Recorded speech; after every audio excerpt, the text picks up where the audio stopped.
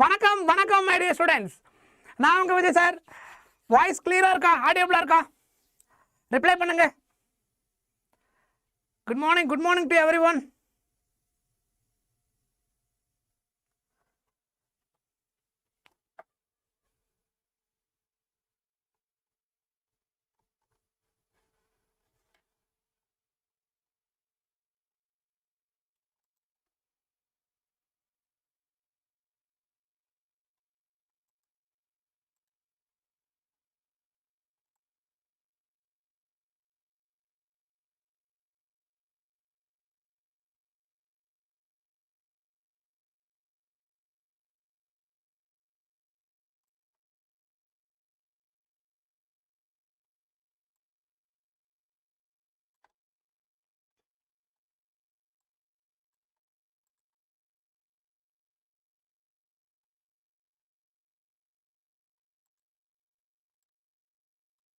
S, good morning.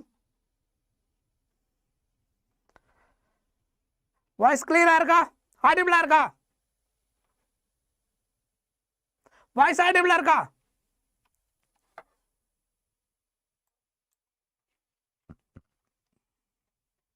Good morning Sri. Good morning.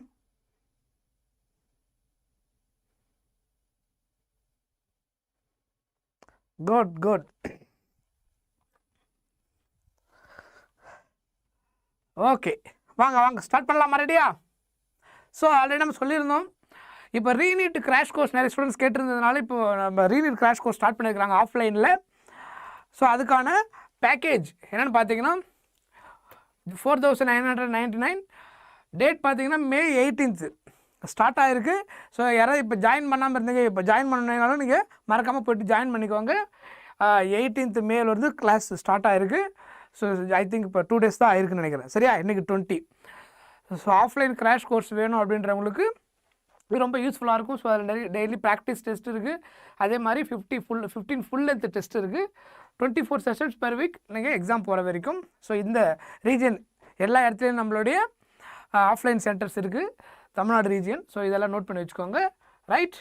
So அதுக்கப்புறம் already நமக்கு தெரியும் ஆல் இந்தியா டெஸ்ட் சீரியஸ் நம்மளுடைய வேதாந்தில் போயிட்டுருக்கு. ஸோ நம்ம லைவ் தானே, கீழே அப்படியே போயிட்டு ஃபஸ்ட்டு என்ன பண்ணுங்கள், டெஸ்ட் சீரிஸ் நம்மளுடைய ஃப்ரீ டெஸ்ட் சீரிஸ் பாருங்கள், ரீநீட் கிராஷ் கோர்ஸ். அதில் போய்ட்டு ஜாயின் நவ் அதை கிளிக் பண்ணிங்கன்னா பை நவ் இருக்கும். பை நவ் மெயில் ஐடி, உங்கள் மெயில் ஐடி என்ட்ரு பண்ணணும். ஸோ நான் ஆல்ரெடி என்னுடைய மெயில் ஐடி இருக்கிறதுனால கண்டினியூ வித் கூகுள்னு கொடுத்துட்றேன். ரைட். ஸோ இங்கே வந்தீங்கன்னா ரீநீட் 2026 ஃப்ரீ கிராஷ் கோர்ஸ் இதை இருக்குது பாருங்கள். இதை கிளிக் பண்ணிங்கன்னா ஸோ இதில் அப்கமிங் டெஸ்ட்டு என்னென்னலாம் இருக்குது, மை டெஸ்ட். ரைட். அதுக்கப்புறம் எஸ், இதில் வந்துட்டு ஏற்கனவே நீட் டெஸ்ட் சீரிஸ் போயிட்டுருக்கு. கிட்டத்தட்ட எந்த டேட்லேருந்து ஸ்டார்ட் ஆகிருக்குன்னு பார்த்து வச்சுக்கோங்க. ரைட். 18th May வந்துட்டு 12 o'clock வந்துட்டு அந்த டெஸ்ட் சீரிஸ் யாராவது அட்டன் பண்ணாமல் இருந்தீங்கன்னா மறக்காமல் அட்டன் பண்ணிக்கோங்க. So that is also very important thing. அதுக்கப்புறம் உங்களுக்கு ஏதாவது டவுட் இருந்துச்சுன்னா நம்மளுடைய வேத ஆப்பில் நீங்கள் என்ன பண்ணிக்கலாம், உங்களோட வாட் எவர் டவுட் சப்ஜெக்ட் ரிலேட்டடாக எது இருந்தாலும் இதில் நீங்கள் போய்ட்டு டைப் பண்ணிங்கன்னா உங்கள் டவுட்டுக்கு என்ன டவுட் இருக்கோ அதுக்கேற்ற ஆன்சர் உங்களுக்கு ஈஸியாக கரெஸ்பாண்டிங்காக இந்த ஆப்பில் வந்து ப்ராப்பராக உங்களுக்கு கிடைக்கும். ஸோ இதை மறக்காமல் யூஸ் பண்ணிக்கோங்க. Right.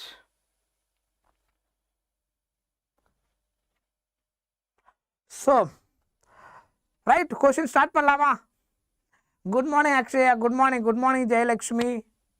Good morning Sathya Suresh. Good morning Kamalakannan.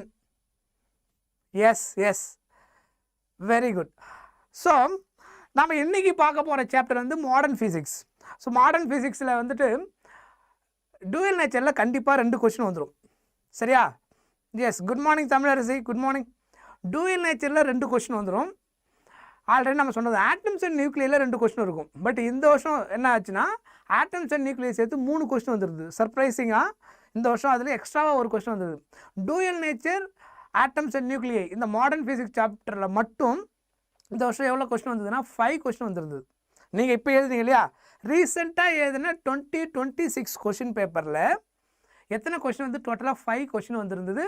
2 questions from dual nature of radiation matter, 3 question atoms and nuclear 2 சேர்த்து 3 கொஷின் வந்துருந்தது. ஸோ இந்த மாதிரி சில நேரத்தில் எக்ஸ்ட்ராவாக சில கொஷின்ஸ் வந்துடும். பட் மினிமம் 4 கொஷின் டூயல் நேச்சரில் கண்டிப்பாக 2 கொஷின் வந்துடும். டூயல் நேச்சர் ரொம்ப சிம்பிள் கான்செப்டும் சிம்பிள், ஃபார்முலா உங்களுக்கு limited formula, de Broglie wave length, Einstein photoelectric equation, kinetic energy, இந்த மாதிரி பேசிக் ஃபார்முலாஸை பேஸ் பண்ணி தான் கொஷின் இருக்குமே. அப்போ ஸ்டாப்பிங் பொட்டன்ஷியல்னா என்ன, ஒர்க் ஃபங்க்ஷன்னா என்ன, வேவ் லென்த்து கொடுத்துட்டு எனர்ஜி எப்படி கண்டுபிடிக்கிறது, ஃபோட்டான் எனர்ஜி, ஃப்ரீக்வன்சி கொடுத்தாங்கன்னா ஃபோட்டான் எனர்ஜி எப்படி கண்டுபிடிக்கிறது, டி ப்ராக்லி வேவ் லென்த்து அதனுடைய ஃபார்முலா எப்படி கனெக்ட் பண்ணுறது, டி ப்ராக்லி வேவ் லென்த்லேயும் மொமெண்டம் கூட எப்படி கனெக்ட் பண்ணுறோம், எனர்ஜி கூட எப்படி ரிலேட் பண்ணுறோம், ஸ்டாப்பிங் பொட்டன்ஷியல் கூட டி ப்ராக்லி வேவ் லென்த் எப்படி ரிலேட் பண்ணுறோம், இந்த மாதிரி இன்டர்லிங்க்டு ஃபார்முலாஸ் கிளியராக தெரியணும். இது தெரிஞ்சிருந்தாலே போதும், இதிலேருந்து எல்லா கொஸ்டினும் நீங்கள் ஈஸியாக ஆன்சர் பண்ணிட முடியும். ஸோ வாங்க இப்போ உங்களுக்கு 2026 கேட்ட கொஸ்டின் பாருங்கள். இது என்ன கேட்டிருக்கிறாங்க, இது மாதிரி லிஸ்ட்டு கொடுத்தாங்க, மேட்ச் த ஃபாலோவிங் கேட்டுட்டாங்க. ரொம்ப simple question. Is equal to H nu, B வந்து diffraction and interference, C lambda is equal to H by P, D வந்து காம்ப்ளெக்ஸ் எஃபெக்ட். இந்த காம்ப்ளெக்ஸ் எஃபெக்ட் நீங்கள் அதிகமாக கேள்விப்பட்டிருக்க மாட்டீங்க, பட் மற்ற எல்லாமே உங்களுக்கு தெரிஞ்ச மாதிரி தான் இருக்கும். கரெக்டாக? Yes, good morning Karthikeyan, good morning. இதில் இஸ் ஈக்குவல் டு ஹெச் இன் யூனா நமக்கு ஆல்ரெடி தெரியும். இதனுடைய answer energy of photon, energy of photon. கரெக்டா? அப்போ ஏவுக்கு 4 கன்ஃபார்மாக சொல்ல முடியுமா? ஏவுக்கு 4 கன்ஃபார்மாக சொல்ல முடியும். ரைட்?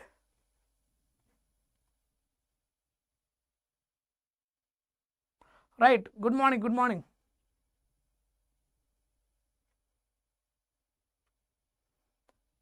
ஓகே ஓகே, உங்கள் நேம் ஃபாத்திமாவா? ஓகே, ஆதின்னு கால் பண்ணுமா? Okay, good morning, good morning, fine fine. Right, diffraction interference, diffraction interference okay நமக்கு தெரிஞ்சது. ஃபஸ்ட்டு நல்லா கான்ஃபிடென்ட்டாக வாங்க. Lambda is equal to H by P, இது என்ன வந்துடும், டி ப்ராக்லி வேவ் லென்த்துக்கு ஈக்குவலாக வந்துடும். ஸோ ஏவுக்கு 4, சிக்கு 1, இதை நம்ம கன்ஃபார்மாக சொல்ல முடியும். ஏவுக்கு 4, சிக்கு 1. ஸோ இந்த ஆப்ஷனில் வந்தீங்கன்னா ஏவுக்கு 4, சிக்கு 1 எங்கே இருக்குது பாருங்கள். ஏவுக்கு 4, சிக்கு 1 எதில் வந்திருக்கு செக் பண்ணிங்களா? ஆன்சர் வந்ததா? ஏவுக்கு 4, yes, option D is the answer. Correct, option D is the answer. So அப்போ பிக்கு என்ன வருங்க, பிக்கு 3. டைஃப்ராக்ஷன் அப்படின்றது எதில் இங்கே நம்ம ஸ்டடி பண்ணுறோம், இன்டர்ஃபரன்ஸ் அண்ட் டைஃப்ராக்ஷன் கேஸ் வந்து வேவ் நேச்சர் ஆஃப் லைட்டை பற்றி ஸ்டடி பண்ணும்போது ஸ்டடி பண்ணுறோம். காம்ப்ளெக்ஸ் எஃபெக்ட் அப்படின்றது என்ன அப்படின்னா பார்ட்டிக்கல் நேச்சர் ஆஃப் லைட்டை கன்ஃபார்ம் பண்ணுற அந்த மெத்தட் எஃபெக்ட்டுக்கு பேர் தான் காம்ப்ளெக்ஸ் எஃபெக்ட். அது நமக்கு ரொம்ப டீட்டெயிலாக நீங்கள் பார்த்துருக்க மாட்டீங்க, பட் நமக்கு 2 தெரிஞ்சிருந்தால் போதும். மீதி நம்ம எல்லாத்தையும் தெரிஞ்சுக்கணும் அவசியம் கிடையாது. இல்லை, மேட்ச் த ஃபாலோவிங் கேஸை பொறுத்த வரைக்கும் நம்ம கன்ஃபார்மாக அட்லீஸ்ட் ஒரு 4 கேஸில் 2 கன்ஃபார்மாக தெரிஞ்சால் பண்ணிடலாம். மோஸ்ட்லி அது கரெக்டாக இருக்கும். சில நேரத்தில் 2 கேஸில் கரெக்டாக வந்தோன்னா இன்னொன்று எனக்கு தெரிய வேண்டியதாக இருக்கும். இதை வச்சு நீங்கள் ஈஸியாக ஆன்சர் பண்ண முடியும். ரைட், இது எல்லா எக்ஸாமில் கரெக்டாக அட்டன் பண்ணிக்கலாம். Very good. ஸோ இந்த கொஷின் எக்ஸாமில் எல்லோரும் அட்டன் பண்ணியிருக்கீங்க. டூயல் நேச்சரில் வரக்கூடிய கொஷின் எல்லாமே சிம்பிள், எல்லா வருஷமுமே ரொம்ப ரொம்ப சிம்பிள். 2025 நம்ம என்ன பார்த்துருக்கோம், அதை நம்ம இப்பயும் பார்க்க போகிறோம். அதில் வந்த கொஷினுமே சிம்பிள் கொஷின் தான். சிம்பிளாக ஒரு கிராஃப் கேட்டிருப்பாங்க, இன்னொன்று டேரெக்டாக ஃபார்முலா பேஸ் பண்ணி கொஷின். இந்த சாப்டரில் வரக்கூடிய 2 கொஷினும் ஈஸியாக ஆன்சர் பண்ண முடியும். அவ்வளோ ஈஸியான சாப்டர், ரொம்ப காம்ப்ளிகேட் இல்லாத, நிறைய ஃபார்முலா இல்லாத ஒரு சாப்டர் இதுவும் கூட. ஒரு லிமிட்டட் ஃபார்முலா, இன்டர்லிங்க் தான். மொத்தமாக ஒரு ஃபியூ ரிலேஷன் கான்செப்ட் மட்டும் தான் நல்லா தெரிஞ்சிருக்கணும். அப்போ தான் உங்களால் ஈஸியாக இதை ஆன்சர் பண்ண முடியும். But it's very simple and easy chapter. Right, அதுக்கப்புறம் எஸ், இது அந்த எக்ஸ்பிளனேஷன், அந்த 4 கேஸுக்கான எக்ஸ்பிளனேஷன், அந்த ஆப்ஷன் இது இல்லையா, அது அந்த ஆன்சர். ரைட், அடுத்தது இன்னொரு கொஷின். சாரி, இந்த கொஸ்டின் எத்தனை அட்டன் பண்ணீங்க? For a metal of work function 6.6 electron volt, which of the following wavelength incident radiation does not give rise to photoelectric effect அப்படின்னு சொல்லி கொடுத்துருக்கிறது வேவ் லென்த். அப்போ நம்ம என்ன கண்டுபிடிக்கணும்னா, லிசன், இந்த கேஸில் ஒர்க் ஃபங்க்ஷன் கொடுத்துட்டாங்க. ஒர்க் ஃபங்க்ஷன்றது என்னது, மினிமம் ரெக்கவர்டு எனர்ஜி. ஒரு மெட்டல்லேருந்து எலக்ட்ரானை எஜெக்ட் பண்ணுறதுக்கு தேவையான மினிமம் எனர்ஜிக்கு பேர் தான் ஒர்க் ஃபங்க்ஷன். அந்த மினிமம் எனர்ஜி கொடுக்கறதுக்கு எது வேணும், அதற்கான minimum frequency, threshold frequency. So அது மினிமம் ஃப்ரீக்குவென்சின்னு சொல்லலாம். அதர்வைஸ் அதை வேவ் லென்த் சொன்னால் minimum wave length. So threshold frequency otherwise we can use threshold wavelength. threshold frequency னு சொல்லலாம், இல்லைனா threshold wavelength. அப்போ மினிமம் wavelength என்னன்னு நம்ம கண்டுபிடிச்சிட்டோம் அப்படின்னா இந்த கேஸுக்கு ஆன்சர் முடிஞ்சது. நான் சொல்கிற பாயிண்ட் புரியுதா? இப்போ ஒர்க் ஃபங்க்ஷனுடைய ஃபார்முலா என்னன்னு பாருங்கள். ஒர்க் ஃபங்க்ஷன் நம்ம ஜென்ரலாக யூஸ் பண்ணுற சிம்பிள் 5 ஒர்க் ஃபங்க்ஷனுடைய சிம்பிள் 5 அது எதுக்கு equal h nu naught. Work function is also energy. Energy is equal to h nu. Energy E equal to h nu. இதை இருங்க இன்ஃபார்ம் பண்ணுறேன், 1 second.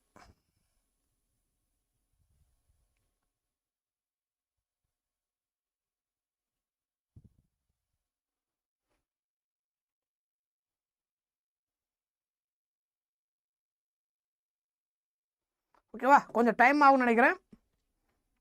Right, 5 equal to h nu naught. இப்போ இதில் நமக்கு என்ன வேணும்? ஆப்ஷனில் எல்லாம் என்ன கொடுத்துருக்குறாங்கன்னு பாருங்கள். ஆப்ஷனில் கொடுத்துருக்குது எல்லாம் wave length.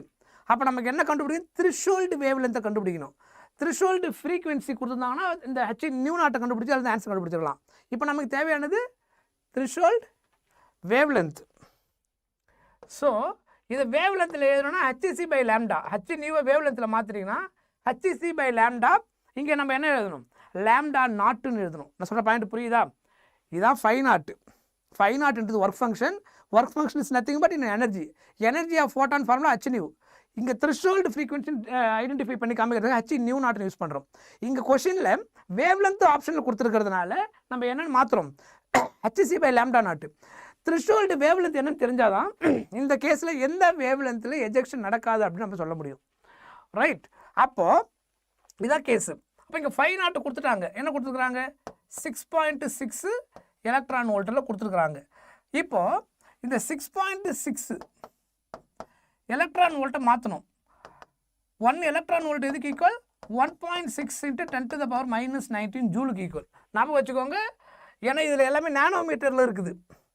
So electron volt நம்ம SI யூனிட்டில் தான் மாற்றி ஆகணும். 1 எலக்ட்ரான் வோல்ட்டுன்றது 1.6 × 10⁻⁻19 ஜூலுக்கு ஈக்குவல். இதை எப்பயுமே ஞாபகம் வச்சுக்கணும். 1 எலக்ட்ரான் வோல்ட் ஈக்குவல் டு 1.6 × 10⁻⁻19 ஜூலுக்கு ஈக்குவல். சொல்கிறது புரியுதா? கரெக்ட். அப்போது h வந்துட்டு என்ன கொடுத்துருக்குறாங்க? 6.6 × 10⁻⁻34. இல்லை நீங்கள் இந்த ஃபார்முலா ரீஅரேஞ்ச் பண்ணிட்டு அதுக்கப்புறம் கூட சப்ஸ்டிட் பண்ணிக்கலாம். இதை உங்களுக்கு ஈஸியாக வேணும் அப்படின்னா இன்னும் எப்படி எழுதிக்கலாம்? ஃபஸ்ட்டு லேம்டா நாட்டை இங்கே கொண்டு வந்துடுங்க. அதுக்கப்புறம் இதை கொண்டு வந்தால் hc டிவைடட் பை 6.6 × 1.6 × 10⁻⁻19 10⁻⁻19 அப்படின்னு கிடைக்கும். இப்போ சப்ஸ்டிட் பண்ணுங்க என்னோட வேல்யூவை. h உடைய வேல்யூ 6.6 × 10⁻⁻34. c உடைய வேல்யூ 3 × 10⁸ டிவைடட் பை 6.6 × 1.6 6.6 × 10⁻⁻34 × 1.6 × 10⁻⁻19 சாரி 34 இல்லை, மேலே தானே 34. 6.6 × 1.6 × 10⁻⁻19 கரெக்டா? அவ்வளோதான். இதை சால்வ் பண்ணுங்க. இதை சால்வ் பண்ணால் என்ன வேல்யூ வரும்?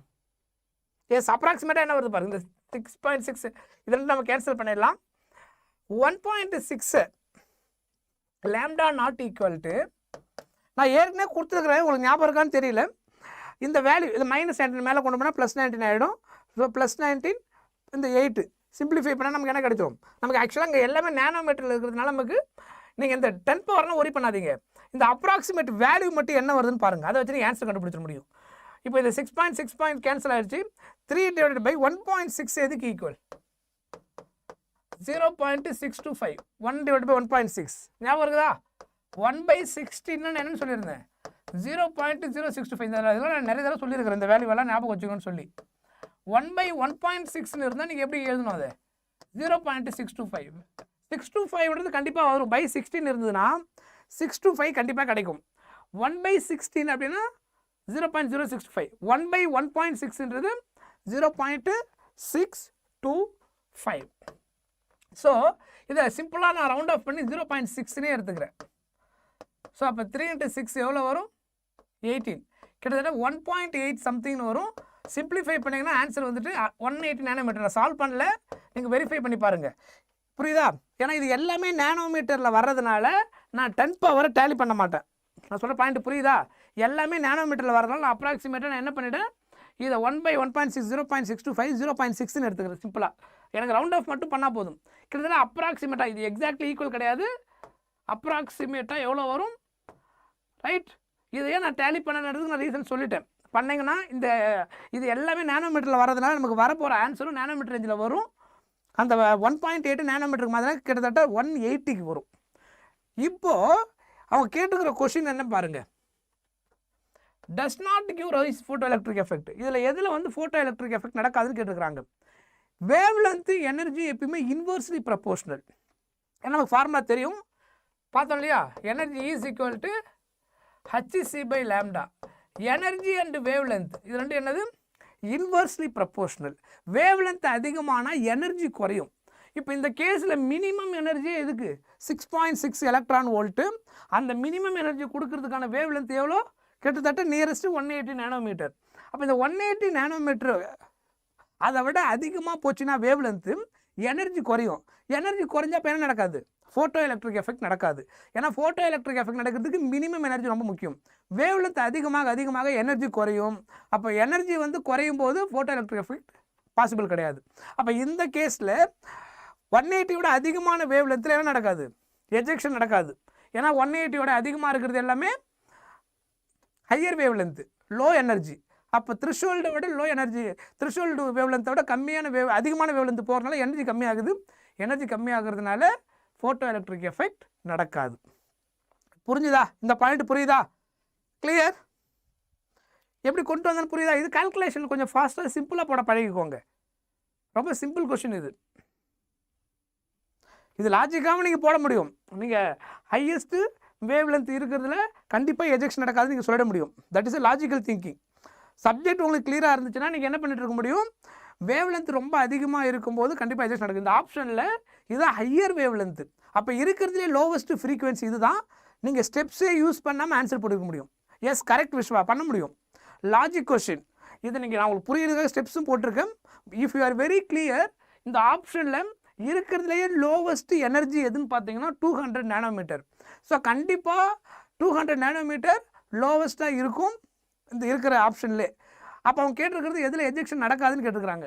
ஸோ அதனால் ஹையஸ்ட்டு வேவ் லென்த்ன்றதுனால இருக்கிற லோவஸ்ட் எனர்ஜி இது தான். ஸோ அப்போ இதில் தான் பாசிபிளாக இருக்க முடியாது. ஏன்னா இதெல்லாம் கம்பேர் பண்ணும்போது, இந்த 4 ஆப்ஷனை கம்பேர் பண்ணும்போது, எஸ், அதை வச்சு நீங்கள் ஆன்சர் போட முடியும். லாஜிக்கல் திங்கிங்கில் போட முடியும். உங்களால் அதை யோசிக்க முடியல அப்படின்னா you can do this. Yes, correct, போடலாம். லாஜிக் ஒன்றும் கிடையாது. என்ன சொன்ன இல்லையா? வேவ் லென்த் அதிகமாக எனர்ஜி வந்துட்டு குறையும். இல்லை இருக்கிறதுலேயே ஹையஸ்ட்டு வேவ் லென்த் இது தான். லோவஸ்ட்டு எனர்ஜி இருக்கிறதுல இதுதான். எனர்ஜி வைஸ் பார்த்தா இதான் லோவஸ்ட்டு. அவங்க எதில் நடக்காதுன்னு கேட்டுருக்குறாங்க. அப்போ இந்த 4ல் லோவஸ்ட் எனர்ஜியாக இது இருக்கிறதுனால ஒரு ஆப்ஷன் தான் இருக்க முடியும். ஏன்னா இந்த கேஸ் படி இது எப்போ நம்ம வேறு இதெல்லாம் வெரிஃபை பண்ண வேண்டியதாக இருந்திருக்கும் அப்படின்னா, 2 ஆப்ஷன் ஏடி பிசி பிடி அந்த மாதிரி காம்பினேஷன் ஆப்ஷன் கொடுத்துருந்தாங்கன்னா இது நீங்கள் ஒர்க் அவுட் பண்ணி தான் அப்போ செக் பண்ணணும். அந்த மாதிரி காம்பினேஷனில் கொடுத்துருந்தாங்கன்னா. பட் இந்த கேஸில் ஒரே ஒரு கண்டிஷன் மட்டும் இருக்கிறதுனால நோ நீட், ஈஸியாக நீங்கள் ஆன்சர் சொல்லிட முடியும். ஸோ லாஜிக்காக ஒரு லோவஸ்ட்டு எனர்ஜி தான் லோவஸ்ட்டு ஹையஸ்ட் வேவ் லென்த்தாக இருந்திருக்கும். ஃப்ரீக்வன்சியாக இருந்தால் டைரக்ட்லி ப்ரப்போர்ஷனலாக இருந்திருக்கும். கிளியர்? இந்த ஐடியா கிளியராக புரிஞ்சுதா? எஸ், ஆட் அதிகமாக வருதா? இப்போதைக்கு ஒன்றும் பண்ண முடியாது. ஏன்னா யாரும் அவைலபிள் இல்லை. இன்னும் அட்லீஸ்ட் ஒரு 1 hour 2 hour ஆகும். அவங்க அவைலபிள் ஆனாங்கன்னா மெசேஜ் பண்ணியிருக்கிறேன். அவைலபிளாக இருந்தாங்கன்னா அதை ஸ்டாப் பண்ண சொல்கிறேன். Right, good. வாங்க அடுத்த கொஸ்டின் போயிடலாம். 2025 question. de Broglie wavelength of an electron orbit n equal to 2 state of hydrogen atom is close to அப்படின்னு கேட்டிருக்கிறாங்க. இது ரொம்ப சிம்பிளான கொஸ்டின் தான். இது ஆக்சுவலாக de Broglie wavelength கூட நம்ம இன்டர்லிங்க் பண்ணி ஆகணும். எப்படி இன்டர்லிங்க் பண்ணி சால்வ் பண்ணுவீங்க, அதான் இந்த கேஸு.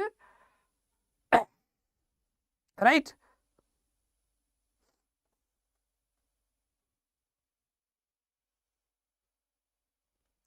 இது எப்படி இன்டர்லிங்க் பண்ணுவீங்க? இது வந்து இன்டர்லிங்க் சாப்டர் ஆக்சுவலாக ஒன்லி டியூவல் நேச்சர் மட்டும் கிடையாது, இந்த போர்ஸ் கேஸ்லையும் சேர்ந்து வந்திருக்கும். L equal to angular momentum L equal to NH/2π.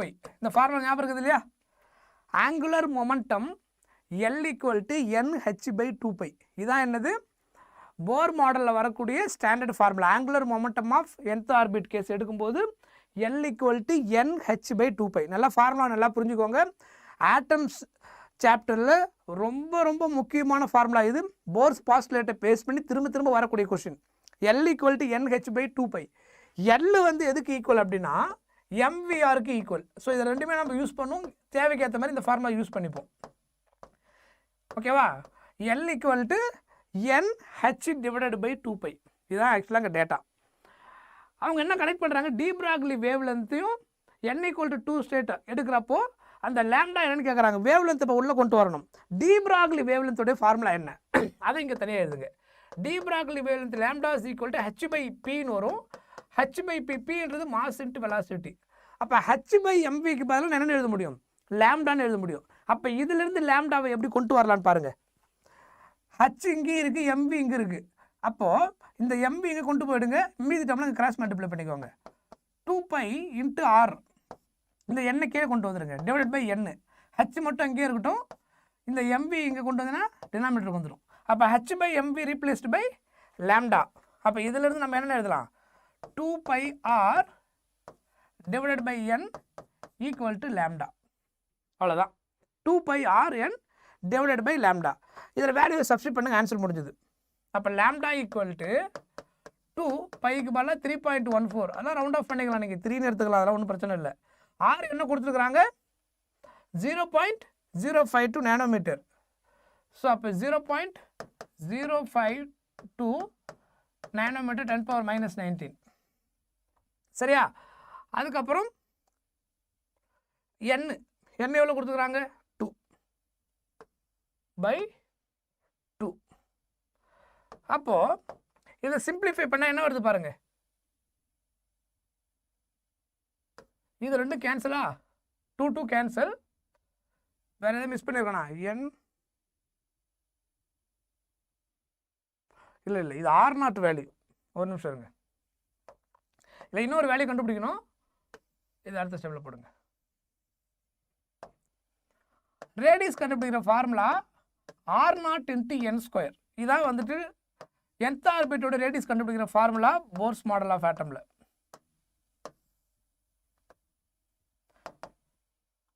இந்த ஃபார்முலா ஞாபகம் இருக்குதா? Sometimes we have to use A0. A0ன்றது ஸ்டாண்டர்ட், அது கான்ஸ்டன்ட் ரேடியஸ். ஓகே, அது வந்து ஸ்டாண்டர்டு.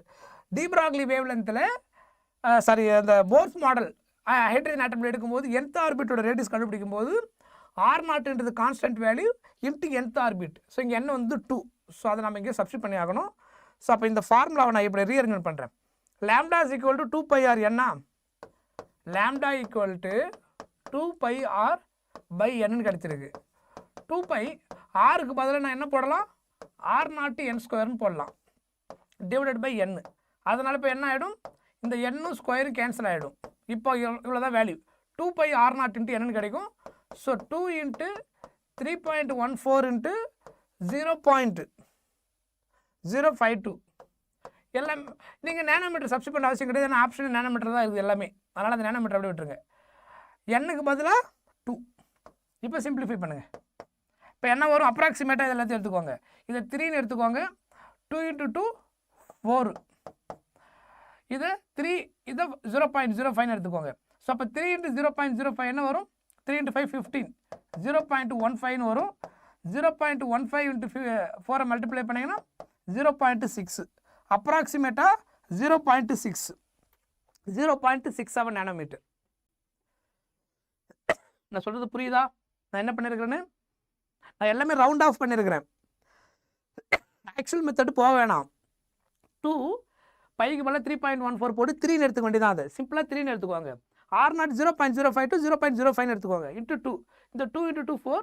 இது 3 × 0.05 எடுத்தீங்கன்னா 5 × 3 15. 2 டெசிமல் பாயிண்ட் இருந்தாலும் 0.15. 15 × 4 60. 0.60 வரும். So approximately 0.6. The answer is not exactly approximate நமக்கு நியரஸ்ட் ஆன்சர் வந்தால் போதும்.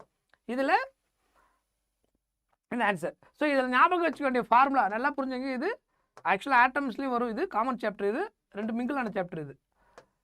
இது ஒரு ஃபார்முலா. இல்லைன்னா L ஈக்குவல் டு இதை நீங்கள் இப்படி யூஸ் பண்ணிக்கலாம். அப்புறம் இந்த ஃபார்முலா இது nth ஆர்பிட்டோடைய ரேடியஸ் கண்டுபிடிக்கிறதுக்கான ஸ்டாண்டர்ட் ஃபார்முலா. nth எனர்ஜி லெவலுடைய ரேடியஸ் கண்டுபிடிக்கிறது R equal to R0 n square. R equal to R0 n square. இந்த R0 கான்ஸ்டன்ட் 0. இது கொஸ்டினில் கொடுத்துருவாங்க, நீங்கள் மெமரைஸ் பண்ண அவசியம் கிடையாது. போர் ரேடியஸ் அதுக்கு பேர் 0.052 nanometre. It's standard value, it's constant value.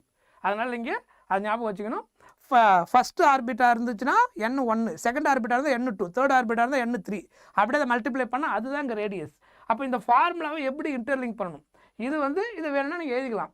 D Broglie வேவ்லென்த்தையும் force nth ஆர்பிட்டையும் நீங்கள் கனெக்ட் பண்ணிங்கன்னா டெரைவ்டு ஃபார்முலா இதுதான். இதை ஞாபகம் வைக்க முடிஞ்சால் டேரெக்டாக ஞாபகம் வச்சுக்கலாம். இதுவே ஆக்சுவலாக nth ஆர்பிட்னு கேட்கும்போது R டேரெக்டாக கொடுக்கலன்னா இந்த ஃபார்முலா யூஸ் பண்ணும்போது ஆன்சர் உங்களுக்கு என்ன கிடைக்கும்? 2πr0n கிடைக்கும். 2πr0n. இது டெரைவ் பண்ணுறதா, இது எல்லாமே நீங்கள் டக்குன்னு டெரைவ் பண்ணிக்கலாம். So lambda is equal to 2πr/n. Or இதே ஃபார்முலா வேறு எப்படி எழுதலாம்? Lambda equal to 2πr0.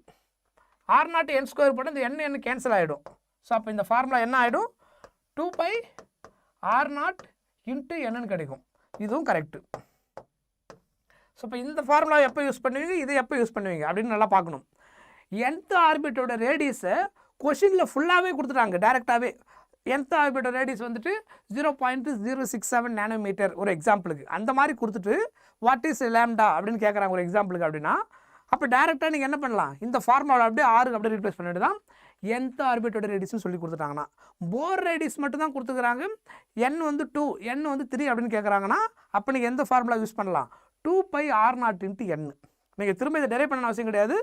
டேரெக்டாக டி பிராக்லி வேவ்லென்த் கேட்குறாங்க, nth ஆர்பிட்டு கேட்குறாங்க அப்படின்னா this formula is much better. 2πr0 × n. சொல்கிற பாயிண்ட் புரியுதா? 2πr0 × n அப்படின்னு நீங்கள் அப்படியே யூஸ் பண்ணி ஆன்சர் கெட் பண்ணிக்கலாம். This is effective formula for this case. So ஞாபகம் வச்சுக்கோங்க, de Broglie wavelength for nth orbit formula. இப்போது இதை நீங்கள் புது ஃபார்முலா ஞாபகம் வச்சுக்கோங்க, 2πr0 × n. புரியுதா? ஞாபகம் வச்சுக்க முடியும் இல்லையா? 2πr0 × n.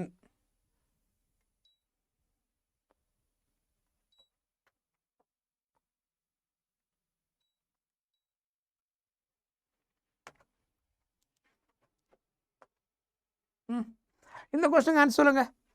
ஃபார்முலாவை தயவு செஞ்சு நல்லா ஞாபகம் வச்சுக்கோங்க. ஃபார்முலா தெரிஞ்சாலே உங்களுக்கு ரொம்ப ஈஸியாக இருக்கும்.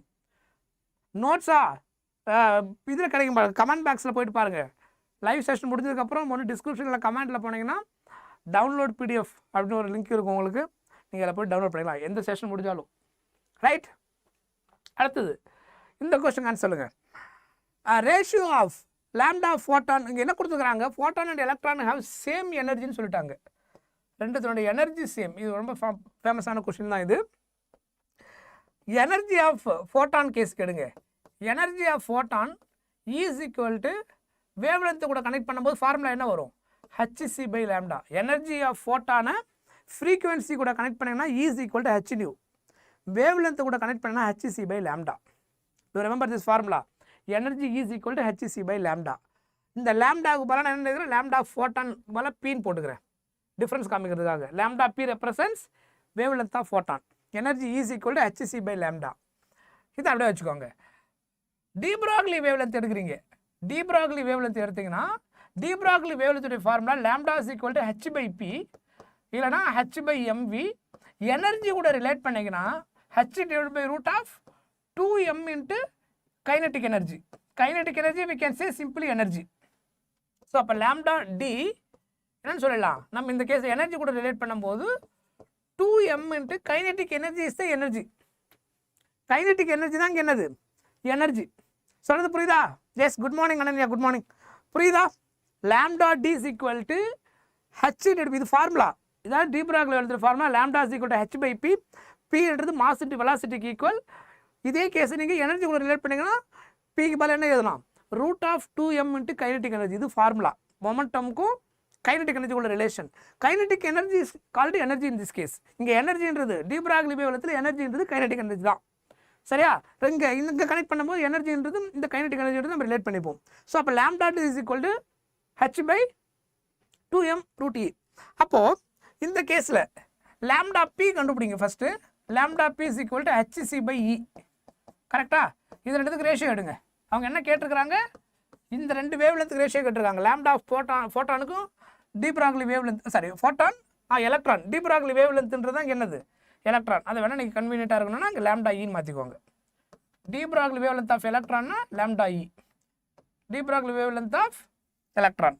அப்போ இதில் எடுத்து டிவிசிபிள் பண்ணிங்கன்னா lambda B by lambda E. hc/e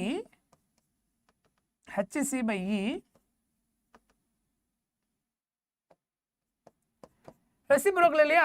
இதை டிவிசிபிள் பண்ணும்போது ரெசிப்ரோக்கில் போய்டும். √2me பை ஹெச்னு வரும். அப்போ இதை கேன்சல் பண்ணுங்க. H cancel. இந்த ஈயும் இந்த √e கேன்சல் பண்ணிங்கன்னா √e இதையும் கேன்சல் பண்ணால் √eன்னு வரும். தெரியும் இல்லையா? அது √2 √2 எழுதுவோம். x √x √x எழுதுவோம். இப்போ இந்த e நம்ம எப்படி எழுதலாம்? √e. அப்போ இதில் இருக்கிற ஒரு √e கேன்சல் ஆகிடும். ரிமைனிங் எது மட்டும் கிடைக்கும்? √e மட்டும் கிடைக்கும். அப்போ ரிமைனிங் இருக்கிற ஆன்சர் என்ன வருது பாருங்க. c √2m by √e. So இது ரெண்டுமே ஒரு ரூட்டில் வர்றதுனால ஒரே ரூட்டில் போட்டுக்கலாம்.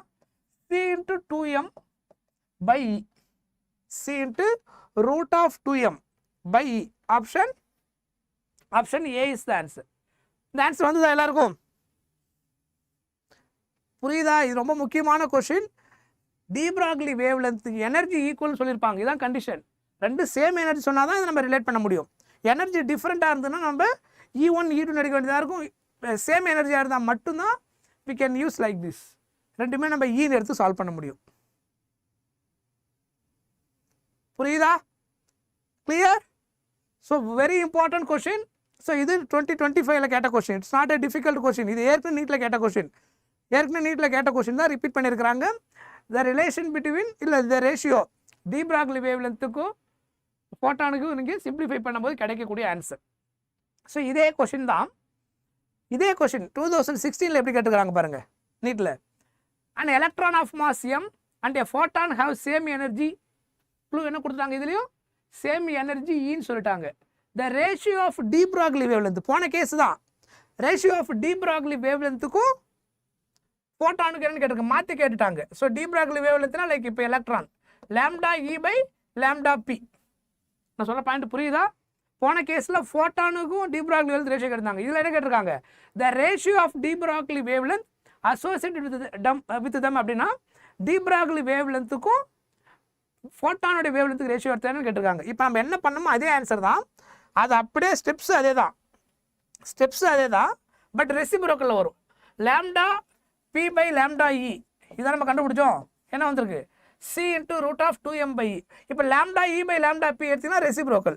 ஸோ அப்போ 1/c இ மேலே போட்டு 2m கீழே வந்துடும். ஸோ இப்போ ஆன்சர் வந்துட்டு 1/c √e/2m √e/2m. ஸோ இங்கே ரூட்டுக்கு பாருங்க என்னென்னு கொடுத்துட்டாங்க. ரூட்டை எப்படி எழுதலாம்? ஹோல் பவர் 1/2 எழுதலாம் இல்லையா? Root we can write whole power 1/2. So 1/c e/2m whole power 1/2. Right? Answer வந்துதா? கிளியர்? எஸ். ஸோ இது ரெண்டும் ஒரே கொஸ்டின் தான். கொஸ்டின் பெரிய சேஞ்சஸ் எதுவுமே கிடையாது. ஸ்டெப்ஸ் எல்லாமே ஒன்று தான். ரேஷியோ கேட்டுற இது lambda B by lambda E கேட்டாங்க. இங்கே lambda E by lambda P de Broglie வேவ்லென்த்துக்கும் ஃபோட்டான் வேவ்லென்த்துக்கு ரேஷியோ. அதுக்கப்புறம் ரூட்டுக்கு பதிலாக ஹோல் பவர் 1/2. ஸோ ஒரே டைப் ஆஃப் கொஸ்டின் தான், ஒரே சின்ன சேஞ்சஸ். இதுதான் பேட்டர்ன். இதெல்லாம் ஒரு pattern type of question. So இதை மாதிரி கேட்கும்போது நீங்கள் கிளியராக சால்வ் பண்ண தெரியணும். சில நேரத்தில் டி பிராக்லி வேவ்லென்த்தோட கம்பேர் பண்ணால் என்ன வரும் அப்படி கேட்டாலும் இந்த லாம்டா பி கிராஸ் மல்டிப்ளை பண்ணிக்கணும். சப்போஸ் இப்படி கேட்டாங்கன்னா இதனோட வேல்யூ எதுக்கு ஈக்குவல் அப்படின்னா இது எப்படி கொடுத்துருவாங்க? சில கேஸில் லாம்டா பி மேலே கொடுத்துருவாங்க. Lambda B by C √e/2m அப்படி கொடுத்துருவாங்க. So de Broglie wavelength photon wavelength கூட கம்பேர் பண்ணால் எப்படி இருக்குன்னு கேட்கும்போது. ரைட்? குட். ஸோ அதே மாதிரி 2025 கேட்ட இன்னொரு கொஸ்டின். ஸோ உங்க எல்லாரும் தெரிஞ்சிருக்கும். இதுவுமே ரொம்ப ஈஸி கொஸ்டின், ரொம்ப சிம்பிளாக கேட்டிருந்தாங்க. Which of the following options represents the variation of photo electric current with property of light shown in figure. So intensity photo electric effect. So இது ஆக்சுவலாக correct. Intensity photo electric effect, electric current, photo electric current என்னவா இருக்கும்? directly proportional to intensity of light.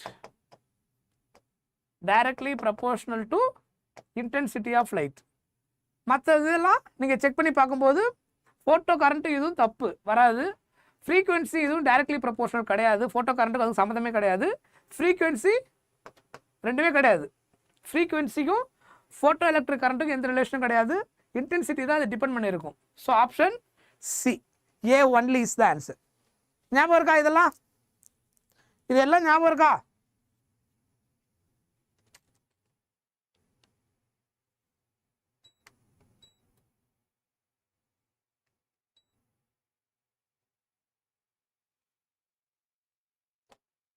Good. So இந்த question answer சொல்லுங்க. An electron and an alpha particle are accelerated by the same potential difference. Let lambda e and lambda alpha denote de Broglie wavelengths அப்படின்னு சொல்லிட்டாங்க. lambda eயும் lambda alphaவும் denote the de Broglie wavelength of the electron and the alpha particle respectively அப்படின்னு சொல்லி கேட்டிருக்கிறாங்க. So அப்போ இதில் எப்படி நீங்கள் இதில் எது வந்துட்டு வேவ்லென்த் வைஸ் நீங்கள் கம்பேர் பண்ணும்போது எது கிரேட்டர் எது ஸ்மாலர் அப்படின்னு சொல்லி கேட்டிருக்கிறாங்க.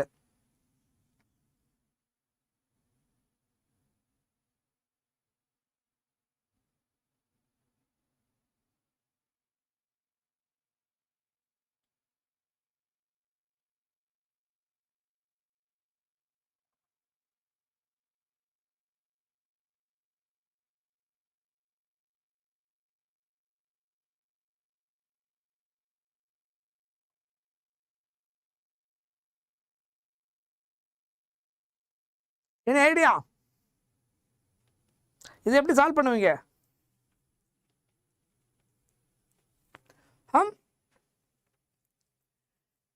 நீங்கள் வேவ்லென்த் எடுக்கும்போது இங்கே என்ன நடக்கும் அப்படின்றத பாருங்க. இந்த ஃபார்முலா நான் சொல்கிறேன், உங்களுக்கு கனெக்ட் பண்ண முடியாதுன்னு பாருங்க. டி ப்ராக்லி வேவ்லென்த்தோடைய formula lambda is equal to h by p. So h by pக்கு பதிலாக நம்ம என்ன எழுதலாம்? மாஸ் இன்டு வெலாசிட்டி எழுதலாம். எனர்ஜி கூட ரிலேட் பண்ணும்போது root of 2m into energy, கரெக்டா? Otherwise kinetic energy root of 2m into energy, right? அப்போ இந்த எனர்ஜி E இருக்கு பாருங்க, 2m இன்ட்டு இந்த கேஸில் பர்டிகுலராக இந்த கேஸில் எனர்ஜிக்கு பதிலாக நம்ம என்ன எழுதலாம்? வெலாசிட்டி பொட்டன்ஷியல் உள்ளே கொண்டு வரதுனால Q இன்ட்டு வின்னு எழுதலாம். இது நம்ம பார்த்துருப்போம், ஞாபகம் இருக்கா? Potential energy U is equal to Q into V. Charge கேஸில் potential energy yes, that also correct. Inversely proportional to root of charge mass. So அதை நம்ம கொண்டு வர போகிறோம். அப்போ இந்த கேஸில் என்ன நடக்கும்? U is equal to QV நம்ம பார்த்துருப்போம். ஏன்னா இது எனர்ஜி ரிலேட்டட், ஆல்ஃபா பார்ட்டிகல் எலக்ட்ரான்றது எனர்ஜி ரிலேட்டட். ஸோ ரெண்டு இந்த கேஸில் சார்ஜ் ரிலேட்டட், ரெண்டு சார்ஜ் நம்ம கம்பேர் பண்ணும்போது ஈஸியாக ஆன்சர் கொண்டு வர முடியும். ஸோ அப்போ 2m QV இந்த கேஸில் அப்போ லேம்டா, இதுக்கு ரீசன் அதுதான். ஏன் QVன்னு போட்டிருக்கோன்னா எனர்ஜி, தட் இஸ் எனர்ஜி. இங்கே potential energy we can use energy. Lambda directly proportional, inversely proportional to root of m into Q. இதில் பொட்டன்ஷியல் என்னன்னு சொல்லிட்டாங்க? சேம் பொட்டன்ஷியல் சொல்லிட்டாங்க. பொட்டன்ஷியல் சொன்னதுனால இந்த ஃபார்முலா உள்ளே கொண்டு வரும். எல்லாம் புரிஞ்சுங்க. நம்ம என்ன கேஸுக்கு எது தேவையோ அதை நம்ம கொண்டு வரோம். இந்த கேஸில் பொட்டன்ஷியலுக்கு ஏற்ற மாதிரி நம்ம இந்த ரிலேஷனை கொண்டு வந்திருக்கிறோம். Lambda inversely proportional to 1/√m into Q அப்படின்னு நமக்கு கிடைக்கும். இதுதான் நமக்கு கிடைச்சது. மற்றெல்லாம் கான்ஸ்டன்ட் ப்ரொபோர்ஷனல் எடுக்கும்போது. அப்போ இந்த கேஸில் lambda E by lambda alpha எடுங்க. ஆல்ஃபாவுக்கும் இதுக்கும் ரேஷியோ எடுத்தீங்கன்னா என்ன வரும்? இது ரெண்டுமே இன்வெர்ஸ்லி ப்ரொபோர்ஷனல் இல்லையா? இன்வெர்ஸ்லி ப்ரொபோர்ஷனல் எப்படி எழுதுவீங்க? mass of alpha inversely proportional, இது மேலே போயிடும், q alpha by mass of E into QE, charge of electron. கரெக்டா? இதில் ஆல்ஃபாவுடைய மாஸ் வந்து என்னவா இருக்கும் அப்படின்னா greater than electron mass. கரெக்டா? ஏன்னா ஆல்ஃபாவுடைய மாஸ் வந்து எலக்ட்ரான் மாஸை கம்பேர் பண்ணும்போது கிரேட்டர். இட் இஸ் ஹீலியம், தெரியும் இல்லையா? அப்போ இது ரொம்ப ரொம்ப கிரேட்டர். அப்போ இதை நம்ம நெக்லிஜிபிளாக எடுத்துடலாம். இதை கம்பேர் பண்ணும்போது it's very very large. So அதனால் இது நெக்லிஜிபிள். வேவ் லென்த்தும் சார்ஜ் உள்ளே கொண்டு வாங்க. Lambda E by lambda alpha root of q alpha by q e. அப்போ இது ரெண்டும் இன்வர்ஸ்லி ப்ரொபோர்ஷனல். எது? சார்ஜும் வேவ் லென்த்தும் இன்வர்ஸ்லி ப்ரொபோர்ஷனல். அப்படின்னா என்ன அர்த்தம்? லாம்டா இக்கு ஆல்ஃபா அங்கே வந்திருக்கு, ஆல்ஃபாவுக்கு இ இங்கே வந்திருக்கு. That is inversely proportional. அப்படின்னா என்ன அர்த்தம்? சார்ஜ் அதிகமாக இருக்கிறதுக்கு வேவ் லென்த்து கம்மி, வேவ் லென்த்து சார்ஜ் கம்மியாக இருக்கிறதுக்கு வேவ் லென்த்து அதிகம். அப்போ இந்த கேஸில் எதனுடைய சார்ஜ் அதிகம்? ஆல்ஃபாவுடைய சார்ஜ் வந்து அதிகம். கரெக்டாக? Number of electron. இதில் என்ன ஆகும்? நம்பர் ஆஃப் சார்ஜ் அதிகம். இதில் என்ன வரும்? லாம்டா ஆல்ஃபா எடுக்கும்போது அப்போ இது கம்மியாகும், இது அதிகமாகும். Because inversely proportional. ஏன்னா ஆல்ஃபாவுடைய சார்ஜ் கிரேட்டராக இருக்கும் எதை சார்ஜை விட? எலக்ட்ரான் சார்ஜை விட. ஸோ தேர்ஃபோர் இதுலேருந்து என்ன கன்க்ளூஷன் கொண்டு வரலாம்? இது ரெண்டு இன்வர்ஸ்லி ப்ரொபோர்ஷனல் அப்படின்றதுனால lambda e greater then lambda alpha. சொல்கிற பாயிண்ட் புரியுதா? ஸோ இப்போ என்ன வரும்? Wave length of electron greater than wavelength of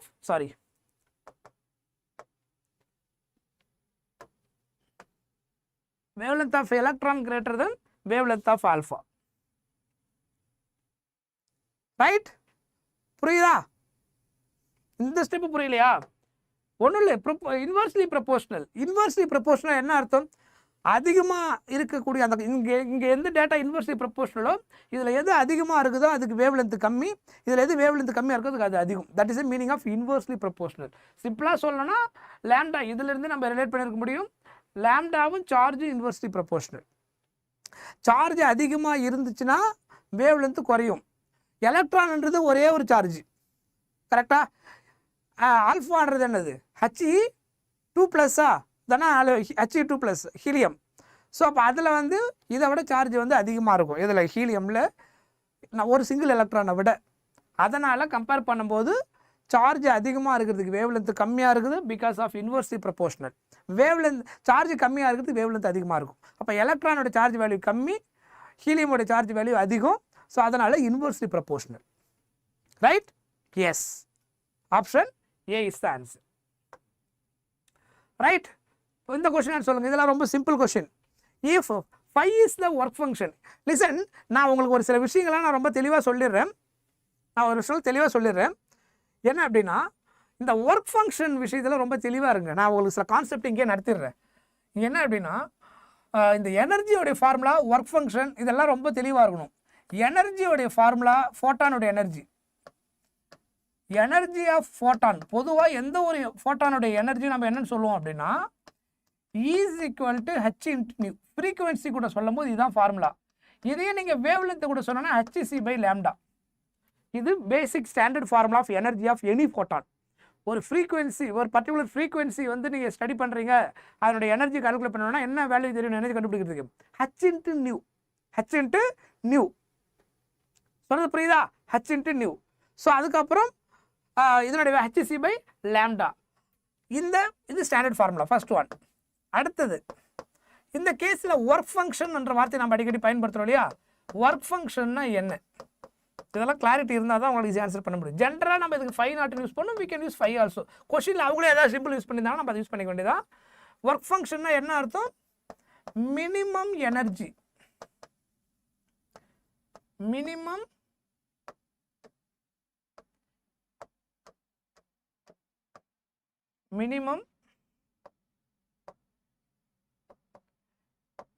recovered energy.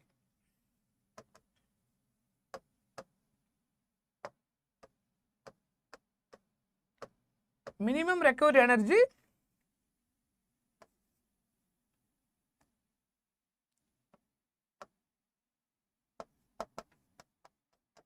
eject the electron from the metal.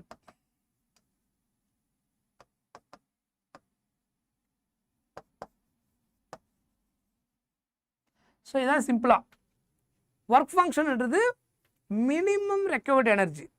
ஒரு மெட்டல்லேருந்து எலக்ட்ரானை ரிமூவ் பண்ணுறதுக்கு தேவையான அட்லீஸ்ட் அப்படின்னு சொல்லுவோம் இல்லையா, குறைஞ்சது இவ்வளோ எனர்ஜி கொடுத்தா தான் அதை ரிமூவ் பண்ண முடியும், அதிலேருந்து வெளியில் எடுக்க முடியும். So eject the electron from the மெட்டலுக்கு தேவையான மினிமம் எனர்ஜி தான் work function.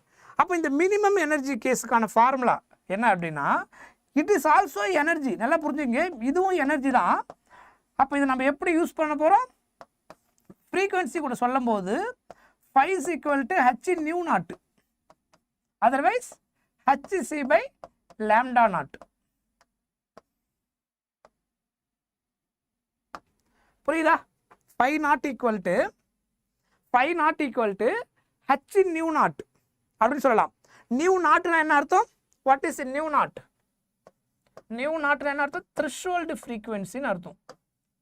Threshold frequency. Lambda நாட்னு சொன்னால் அதே கேஸ் வேவ் லென்த்தில் சொல்லும் போது, ஸோ அப்போ threshold wave length, threshold wave length ரெண்டும் ஒன்று தான். அதே ஒரு வேவுக்கு ஃப்ரீக்வன்சி இருக்கும், வேவ் லென்த் இருக்கும். ஃப்ரீக்வன்சி வச்சு சொல்லும் போது நியூ நாட்னு சொல்ல போகிறோம், வேவ் லென்த் சொல்லும் போது H C by lambda naught. So threshold wave length கேட்குறாங்கன்னா லாம்டா நாட்டை பற்றி கண்டுபிடிக்கணும். Wavelength energy inversely proportional, frequency energy directly proportional. இவ்வளோதான் ஐடியா. அப்போது ஒர்க் ஃபங்க்ஷன்ன்றது phi naught equal to H nu naught. Nu நாட்ன்றது threshold frequency. So still H nu energy தான் அது. Work function also in energy. Work function also called energy. அதுக்கு work ஃபங்க்ஷன்றது minimum energy அப்படின்றதுக்காக நம்ம யூஸ் பண்ணுற simple representation identification phi naught அப்படின்றது minimum energy. Still work function also that is what energy. So அப்போ energy of photon H nu அதே formula தான். H nu நாட்டுன்னு போகிறதுக்கான காரணம் டிஃபரன்ஷியேட் பண்ணி காமிக்கிறதுக்காக த்ரெஷோல்டு ஃப்ரீக்வன்சி. அதுவே வேவ்லேருந்து கூட போகும்போது h c divided by lambda naught. அடுத்த பாயிண்ட் என்ன மெயினானா கைனெட்டிக் எனர்ஜி. கைனெட்டிக் எனர்ஜி ஓகேவா? கைனெட்டிக் எனர்ஜிக்கும் ஸ்டாப்பிங் பொட்டன்ஷியலுக்கு உள்ள ரிலேஷன். இங்கே கைனெட்டிக் எனர்ஜி நம்ம மேக்ஸிமம் கைனெட்டிக் எனர்ஜி யூஸ் பண்ணுவோம். ஸோ மேக்ஸிமம் கைனெட்டிக் எனர்ஜி அப்படின்றது எதுக்கு ஈக்குவல் அப்படின்னா E into V naught. V naught இல்லைன்னா ஸ்டாப்பிங் பொட்டன்ஷியலுக்கு விஎஸ் யூஸ் பண்ணலாம். கைனெட்டிக் எனர்ஜிக்கு ரெண்டு ஃபார்முலா நம்ம ரிலேட் பண்ண போகிறோம். ஒன்று இந்த ஃபார்முலா, இன்னொன்று Einstein photoelectric effect. Kinetic energy KE max equal to EV நாட்டுக்கு ஈக்குவல். சரியா? இது ஸ்டாப்பிங் பொட்டன்ஷியல் கூட ரிலேட் பண்ணும்போது இந்த ஃபார்முலா எப்போ யூஸ் பண்ணுவோம்? வி நாட்ன்றது stopping potential. Sometimes V S use பண்ணுவாங்க ஸ்டாப்பிங் பொட்டன்ஷியல் ஐடென்டிஃபை பண்ணுறதுக்காக. ஸோ நம்ம எப்படினாலும் யூஸ் பண்ணிக்கலாம். But the meaning is important. EV naught that is called stopping potential. Yes, kinetic energy electron volt இருக்கும்போது, ரைட்? அதுக்கப்புறம் அடுத்த ஃபார்முலா ஐன்ஸ்டீன் ஃபோட்டோ எலக்ட்ரிக் ஈக்குவேஷனில் kinetic எனர்ஜிக்கு எழுதும்போது கைனெட்டிக் எனர்ஜி எப்படி கால்குலேட் பண்ணலான்னா, நம்ம கொடுக்குற எனர்ஜி த்ரெஷோல்டு, அதாவது ஒர்க் ஃபங்க்ஷனை விட அதிகமான எனர்ஜி கொடுத்தோன்னா எக்ஸ்ட்ரா எனர்ஜி இருக்கும். அந்த எக்ஸ்ட்ரா எனர்ஜி தான் கைனெட்டிக் எனர்ஜி ஆக்ட் ஆகும். ஸோ அந்த எக்ஸ்ட்ரா எனர்ஜி எப்படி கால்குலேட் பண்ணுறது? கைனெட்டிக் எனர்ஜி ஈக்குவல் டு ஓகேவா எனர்ஜி ஆஃப் கிவன் ஃப்ரீக்வன்சியோடைய அந்த கேஸ்க்கான எனர்ஜி, அதுக்கப்புறம் ஒர்க் ஃபங்க்ஷன். ஸோ அதை நம்ம எப்படி எழுதுவோம் அப்படின்னா ஹச் நியூ மைனஸ் phi நாட்னு எழுதலாம். இது ஒரு ரிலேஷன், ரைட்? கைனெட்டிக் எனர்ஜியோடைய ஃபார்முலா நம்ம கொடுத்த எனர்ஜி அந்த மெட்டல் எலக்ட்ரான் எஜெக்ட் ஆகிறதுக்கான மினிமம் எனர்ஜி, ரெண்டுத்துக்கும் டிஃபரன்ஸ் எடுத்தால் எவ்வளோ எக்ஸ்ட்ரா எனர்ஜி கிடச்சிருக்கோ அதுதான் எதுக்கு ஈக்குவல்? Kinetic எனர்ஜிக்கு equal. நான் சொல்கிற பாயிண்ட் புரியுதா? இப்போ நான் புதுசாக ரிலேஷன் எல்லாமே அப்படி ஒரே ஒரு ஐடியா தான். கைனெட்டிக் எனர்ஜின்றது நம்ம எக்ஸ்ட்ரா எனர்ஜி எவ்வளோ கொடுத்துருக்குறோமோ அதுதான் கன்வெர்ட் ஆகுறது. ஒரு மெட்டல் சர்ஃபேஸில் எலக்ட்ரான் சப்போஸ் இதிலேருந்து எலக்ட்ரானை எனக்கு ரிமூவ் பண்ணுறதுக்கு மினிமம் இவ்வளோ எனர்ஜி தேவைப்படுன்னு ஒன்று இருக்குன்னு வச்சுக்கோங்க. இதான் மினிமம் எனர்ஜி. நான் எக்ஸ்ட்ராவாக கொடுக்கறதுனால என்ன ஆகுது? இவ்வளோ தூரம் ஃபாஸ்ட்டாக வந்துடுது. அப்போ இவ்வளோ முன்னாடி கேஸ்லேயும் வெளியில் வந்துடுது, இந்த கேஸ்லேயும் வெளியில் வந்துடுது. டிஃப்ரென்ஸ் என்ன? வந்த தூரம் வேறு வேறு. அந்த தூரம் அதிகமாக வந்ததுக்கான காரணம் நான் கொடுக்குற எனர்ஜி ஜாஸ்தி ஆச்சுன்னா குறைஞ்ச எனர்ஜி எவ்வளோ தேவையோ அதை விட எக்ஸ்ட்ரா எவ்வளோ கொடுத்துருவோம், அந்த extra energy converted into kinetic energy. அதை கண்டுபிடிக்கிற ஃபார்முலா ஹச் நியூன்றது நம்ம கொடுத்த எனர்ஜி, phi நாட்ன்றது மினிமம் எனர்ஜி. ஸோ இது வந்து சிம்பிளாக நீங்கள் புரியணும் அப்படின்னா இது கிவன் எனர்ஜி, இது கிவன் எனர்ஜி, இது என்னது? Minimum energy. அது ரெண்டுத்துக்கும் டிஃப்ரென்ஸ் எடுத்தால் அந்த மீதி எனர்ஜி தான் கைனெட்டிக் எனர்ஜி. இதுதான் minimum energy, otherwise work function. Work function. ஓகேவா? அதுக்கப்புறம் இதே கேஸில் ஸ்டாப்பிங் பொட்டன்ஷியலை உள்ளே கொண்டு வரீங்க அப்படின்னா கைனெட்டிக் எனர்ஜி வந்து ஈவி நாட்டுன்னு உள்ளே கொண்டு வர முடியும். இது எல்லாம் எலக்ட்ரான் வோல்ட்டில் இருக்கணும். ஈவி நாட்டில் கொண்டு வரேன்னா இது எல்லாமே இதில் மாற்றி ஆகணும், எலக்ட்ரான் வோல்ட்டுக்கு கொண்டு வரணும். ஸோ முதல்ல நான் இதில் இன்னும் சில ரிலேஷன் கொண்டு வந்துடுறேன். Kinetic energy H new work ஃபங்க்ஷனுக்கு பதிலாக நீங்கள் என்ன சில நேரத்தில் யூஸ் பண்ண முடியும், த்ரெஷோல்டு ஃப்ரீக்வன்சி கொடுத்துட்டாங்கன்னா அப்போ கைனெட்டிக் எனர்ஜி எப்படி கண்டுபிடிக்கிறது? Formula phi naught replaced by H nu naught. அதே ஃபார்முலா தான். ஃபை நாட் எதுக்கு ஈக்குவல்? ஹச் நியூ நாட்டுக்கு ஈக்குவல். அப்போ kinetic energy equal to H nu minus threshold frequency கொடுத்துட்டாங்கன்னா கைனெட்டிக் எனர்ஜி கண்டுபிடிக்கிற ஃபார்முலா. ஒர்க் ஃபங்க்ஷன் கொடுத்துட்டாங்கன்னா கைனெட்டிக் எனர்ஜி கண்டுபிடிக்கிற formula இது. Incident frequency, work function, kinetic energy கேட்டாங்கன்னா H nu minus phi naught. இந்த formula use பண்ணிக்கணும். இதை நான் எப்போ யூஸ் பண்ணுவேன்? இன்சிடென்ட் ஃப்ரீக்வன்சி, த்ரெஷோல்டு ஃப்ரீக்வன்சி இந்த மாதிரி டேட்டா ரிலேட்டட் கொடுத்துருந்தாங்கன்னா H nu minus work function replaced by H nu naught because that is equal to H nu naught. Work function data கொடுக்காம த்ரெஷோல்டு ஃப்ரீக்வன்சி மட்டும் கொடுத்துருக்காங்கன்னு அர்த்தம். ஸோ அப்போ இந்த ஃபார்முலா நீங்கள் எப்படி எழுதலாம்? H into nu minus nu naught. This also other formula of kinetic energy.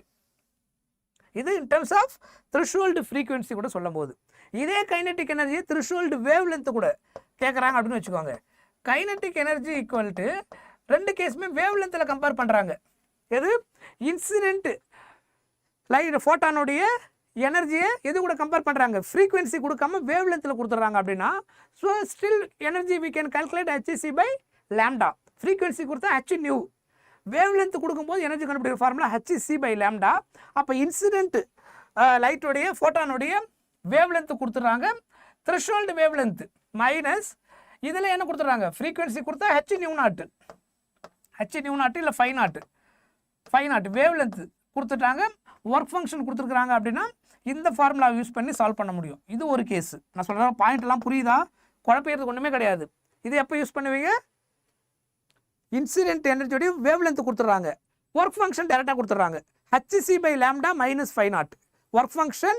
அதுக்கப்புறம் இந்த கேஸ் கொடுக்கும்போது இதே கேஸில் ரெண்டு வேவ் லென்த் கொடுத்துட்றாங்க. இன்சிடென்ட் ஃபோட்டானுடைய wavelength minimum threshold wave length கொடுத்துட்றாங்க. அப்போ இதை எப்படி எழுதுவீங்க? H C by lambda naught. H C by lambda naught. சொல்கிறது புரியுதா? இன்சிடென்ட் ஃபோட்டானுடைய வேவ் லென்த் கொடுத்துட்றாங்க, இந்த எலக்ட்ரான் எஜெக்ட் ஆகுது மினிமம் வேவ் லென்த் கொடுத்துட்றாங்க, that is threshold wave length. ஃப்ரீக்வன்சிக்கு பதிலாக இப்படி கொடுத்துட்டாங்கன்னா ஸோ அப்போ இந்த கேஸில் கைனெட்டிக் எனர்ஜி ஈக்குவல் டு ஹெச்சியை காமனாக எடுத்துக்கலாம். 1 by lambda minus 1 by lambda naught. புரியுதா? எல்லாம் ஒரே கேஸ் தான். கான்செப்ட் தான் மெயின். இங்கே கான்செப்ட் தான் மெயின். இது வேவ் லென்த் கூட. இது எல்லாமே கைனெட்டிக் எனர்ஜி தான். ஒரே ஒரு கேஸ் தான். ஏன்னா கைனெட்டிக் எனர்ஜி ரொம்ப ரொம்ப முக்கியம். இன்னும் இதில் மெயின் ஹெட்டிங்காக நம்ம பார்க்கும்போது ஃப்ரீக்வெண்ட்டாக வரக்கூடிய கொஸ்டின் வந்துட்டு டீப்ராக் லெவலுக்கு ஒரு கொஸ்டினாக இருக்கும். கைனெட்டிக் எனர்ஜி கூட ரிலேட் பண்ண கொஸ்டின்ஸ் இந்த சாப்டரில் அடிக்கடி ரிப்பீட் ஆகிட்டே இருக்கும். ஸோ அப்போ ரெண்டு வேவ் லென்த்து கம்பேர் பண்ணி கொடுத்தாங்கன்னா H C into 1 by lambda minus 1 by lambda naught. அதுக்கப்புறம் அதே கைனெட்டிக் எனர்ஜிக்கு நம்ம என்ன ஃபார்முலா இப்போ பார்த்தோம்? ஹச் நியூ மைனஸ் ஃபை நாட்னு பார்த்தோம் இல்லையா? இதை எலக்ட்ரான் வோல்ட்டு கூட கம்பேர் பண்ணிங்கன்னா E V naught equal to H nu minus phi நாட்னு வரும். சொல்கிறது புரியுதா? இது எல்லாமே எலக்ட்ரான் வோல்ட்டில் கொடுத்துருப்பாங்க எல்லா டேட்டாவையும். ஸோ அப்போ V naught equal to H nu by E minus phi naught by E. இது ஸ்டாப்பிங் பொட்டென்ஷியலுக்கும் அதாவது கைனெட்டிக் எனர்ஜி கூட ஸ்டாப்பிங் பொட்டென்ஷியல் உள்ளே கொண்டு வர relation. So V naught equal to H nu by E minus phi naught by இது Y equal to MX plus C ஃபார்மேட்டுக்கு எழுத முடியும். V naught equal to H by E into nu minus phi naught by இன்னு எழுதலாம். So அப்போ இது எது கூட கம்பேர் பண்ண முடியும் அப்படின்னா கம்பேர் பண்ணிங்கன்னா y equal to MX plus c format கூட கம்பேர் பண்ணிங்கன்னா இது ஒய் எம்எக்ஸ், எக்ஸ் தான் வேரியபிள், ஃப்ரீக்வன்சி தான் வேரியபிள். இங்கே வந்துட்டு ஸ்லோப்பு எம் எதுக்கு equal? Slope m equal to H by இக்கு ஈக்குவல். இதில் கம்பேர் பண்ணி பார்த்தீங்கன்னா எம்முக்கு பதிலாக அங்கே என்ன இருக்குது? H by e. புரியுதா? இந்த சி வந்து minus phi naught by E. Y equal to MX plus c. இது எல்லாமே ஒரே ஒரு ஃபார்முலா தான். கைனெட்டிக் எனர்ஜி அந்த ஒரே ஒரு கேஸை வச்சு தான் சால்வ் பண்ணுறேன். ஏன்னா இந்த work function kinetic energy, stopping potential, அதுக்கப்புறம் threshold wave length threshold frequency இது கூடலாம் ரிலேட் பண்ணும்போது கனெக்ட் பண்ண தெரியணும். இப்போ இந்த கொஷின் பாருங்கள், இஃப் கொஷினை பாருங்கள், phi is the work function. இப்போ நீங்கள் ஈஸியாக ஆன்சர் பண்ண முடியும். phi is the work function of photosensitive material in electron voltனு சொல்லி கொடுத்துட்டாங்க. And light wave length of numerical value, லைட்டோடைய வேவ் லென்த் கொடுத்துட்டாங்க. lambda is equal to hc/E, incident on its energy above the threshold value, instant maximum kinetic energy of photoelectron ejected அப்படின்னு சொல்லி கேட்டிருக்கிறாங்க. It is related to stopping potential. So அப்போ நான் கொடுத்த அதே formula தான். கைனட்டிக் எனர்ஜி ஆஃப் ஃபோட்டோ எலக்ட்ரானுக்கு கூட ரிலேட் பண்ணுறாங்க. ரைட், கைனட்டிக் எனர்ஜியோடைய ஃபார்முலா வேவ் லென்த்து கூட சொல்லும்போது என்ன சொல்லியிருந்தேன், hc/λ மைனஸ் φ0. கொஷினை நல்லா பாருங்கள். Kinetic energy equal to hc/λ minus φ0. ஏன்னா கொஷினில் ஒர்க் ஃபங்க்ஷன் சொல்லி கொடுத்துருக்காங்க. ஒர்க் ஃபங்க்ஷனை டேரெக்டாக கனெக்ட் பண்ணிட்டாங்க.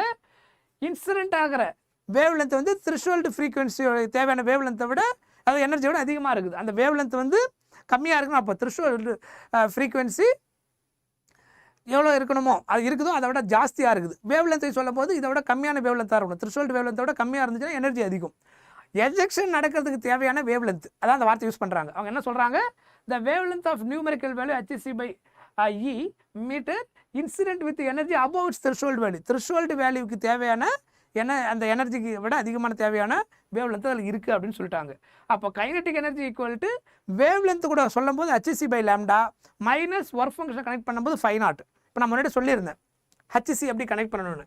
அவங்க லாம்டா கொடுத்துட்டாங்க. என்ன கொடுத்துருக்காங்க, hc/E அப்படின்னு சொல்லி கொடுத்துட்டாங்க. ஸோ hc லாம்டாவுக்கு பதிலாக hc/E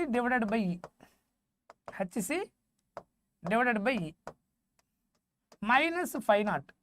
ஸோ அப்போ என்ன ஆகும், hc கேன்சல், இந்த E எங்கே போய்டும், மேலே போய்டும், மைனஸ் φ0. ஸோ அப்போ E மைனஸ் φ0க்கு பதிலாக இங்கே ஃபைன்னு கொடுத்துருக்காங்க. அவங்களே ஃபைன் மென்ஷன் பண்ணிட்டாங்க இல்லையா. எஸ், இது அவங்க ஃபைன்னு சொல்லிட்டாங்க. So you will take 5. So option C is the answer. E minus 5, C is the answer. E minus φ0 அப்படின்றது நம்ம ஜென்ரலாக யூஸ் பண்ணுறது. இங்கே ஒர்க் ஃபங்க்ஷனுக்கு ஃபைன்னு ரெப்ரசென்ட் பண்ணியிருக்கிறாங்க. ஸோ அப்போ ஃபைன்னு எடுக்கும்போது ஆன்சர் என்ன வரும், E மைனஸ் 5. சொல்கிறது புரியுதா, எப்படி ரிலேட் பண்ணுறேன்னு? ரொம்ப சிம்பிள் கொஷின். ஃபார்முலா ஒரே ஒரு ஃபார்முலா, கைனட்டிக் எனர்ஜின்றது. கைனட்டிக் எனர்ஜின்றது எக்ஸஸாக எவ்வளோ எனர்ஜி இருக்குது, த்ரெஷோல்டு ஃப்ரீக்வன்சியோட எக்ஸ்ட்ரா எனர்ஜி கொடுக்கும்போது அதனால் கன்வெர்ட் ஆகக்கூடியது. ஸோ ஒர்க் ஃபங்க்ஷன் அதை விட எக்ஸ்ட்ரா நம்ம கொடுக்குறது difference kinetic energy. Wave length, work function, threshold frequency, அதுக்கப்புறம் இன்சிடென்ட் ஃப்ரீக்வன்சி இல்லை wave length, incident wave length, threshold wave length, இந்த மாதிரி ஒர்க் ஃபங்க்ஷன், இந்த மாதிரி வேவ் லென்த், இது எல்லாமே கைனட்டிக் கூட கனெக்ட் பண்ணக்கூடிய ஃபார்முலா. ரைட், புரியுதா? ஒரே ஐடியா தான், ரொம்ப சிம்பிள். திரும்ப இதிலே தான் கொஸ்டின் கேட்டிருப்பாங்க. இன்கேஸ் இதுக்கு முன்னாடி யாருக்காவது கிளியராக புரியாமல் இருந்தால் இப்போ நான் கொடுத்துருக்க இந்த நோட்ஸ் இதை நீங்கள் பார்த்தீங்கன்னா ரொம்ப கிளியராக புரியும். இதில் நான் எல்லாமே என்ன மீனிங் தெளிவாக உங்களுக்கு எழுதியிருக்கிறேன். இந்த ஃபார்முலா எப்படியெல்லாம் யூஸ் பண்ணுவோம், ஒரே ஃபார்முலா திரும்ப எப்படியெல்லாம் கனெக்ட் பண்ணுவோன்றது நாங்கள் மென்ஷன் பண்ணியிருக்கிறேன். ரைட். அடுத்த கொஸ்டின் வாங்க, 2024 question. The graph which shows the variation of 1/λ² and its kinetic energy. Kinetic எனர்ஜிக்கும் கிராஃப் எப்பவுமே கிராஃப் பிளாட் பண்ணும்போது நான் சொல்லியிருக்கேன் ஏற்கனவே, 2 பாயிண்ட் எப்பயுமே மைண்டில் இருக்கணும். கிராஃப் பிளாட் பண்ணும்போது எக்ஸ் ஆக்சிஸ், ஒய் ஆக்சிஸ், இது ரெண்டுத்தில் எது எக்ஸ் ஆக்சிஸில் வந்திருக்கு, எது ஒய் ஆக்சிஸில் வந்திருக்குதோ அந்த கிவன் ஈக்குவேஷனில் ரைட் ஹேண்ட் சைடில் என்ன இருக்கணும், எக்ஸ் ஆக்சிஸ் டேட்டா வரணும், லெஃப்ட் ஹேண்ட் சைடில் ஒய் ஆக்சிஸ் ஈக்குவேஷன் அதை டெரைவ் பண்ணி மாடிஃபை பண்ணணும், கொண்டு வரணும். அப்போ தான் கிராஃபை கம்பேர் பண்ண முடியும். இப்போ இந்த case related to de Broglie wave length.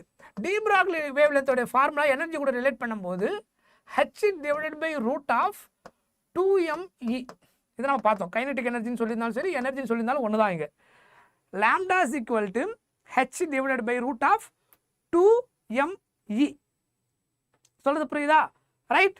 அப்போது இந்த கேஸில் h/2me wavelength inversely proportional to root of e. Mass வந்து ஃபிக்ஸ்டு, மாஸ் மாற போகிறது இல்லை.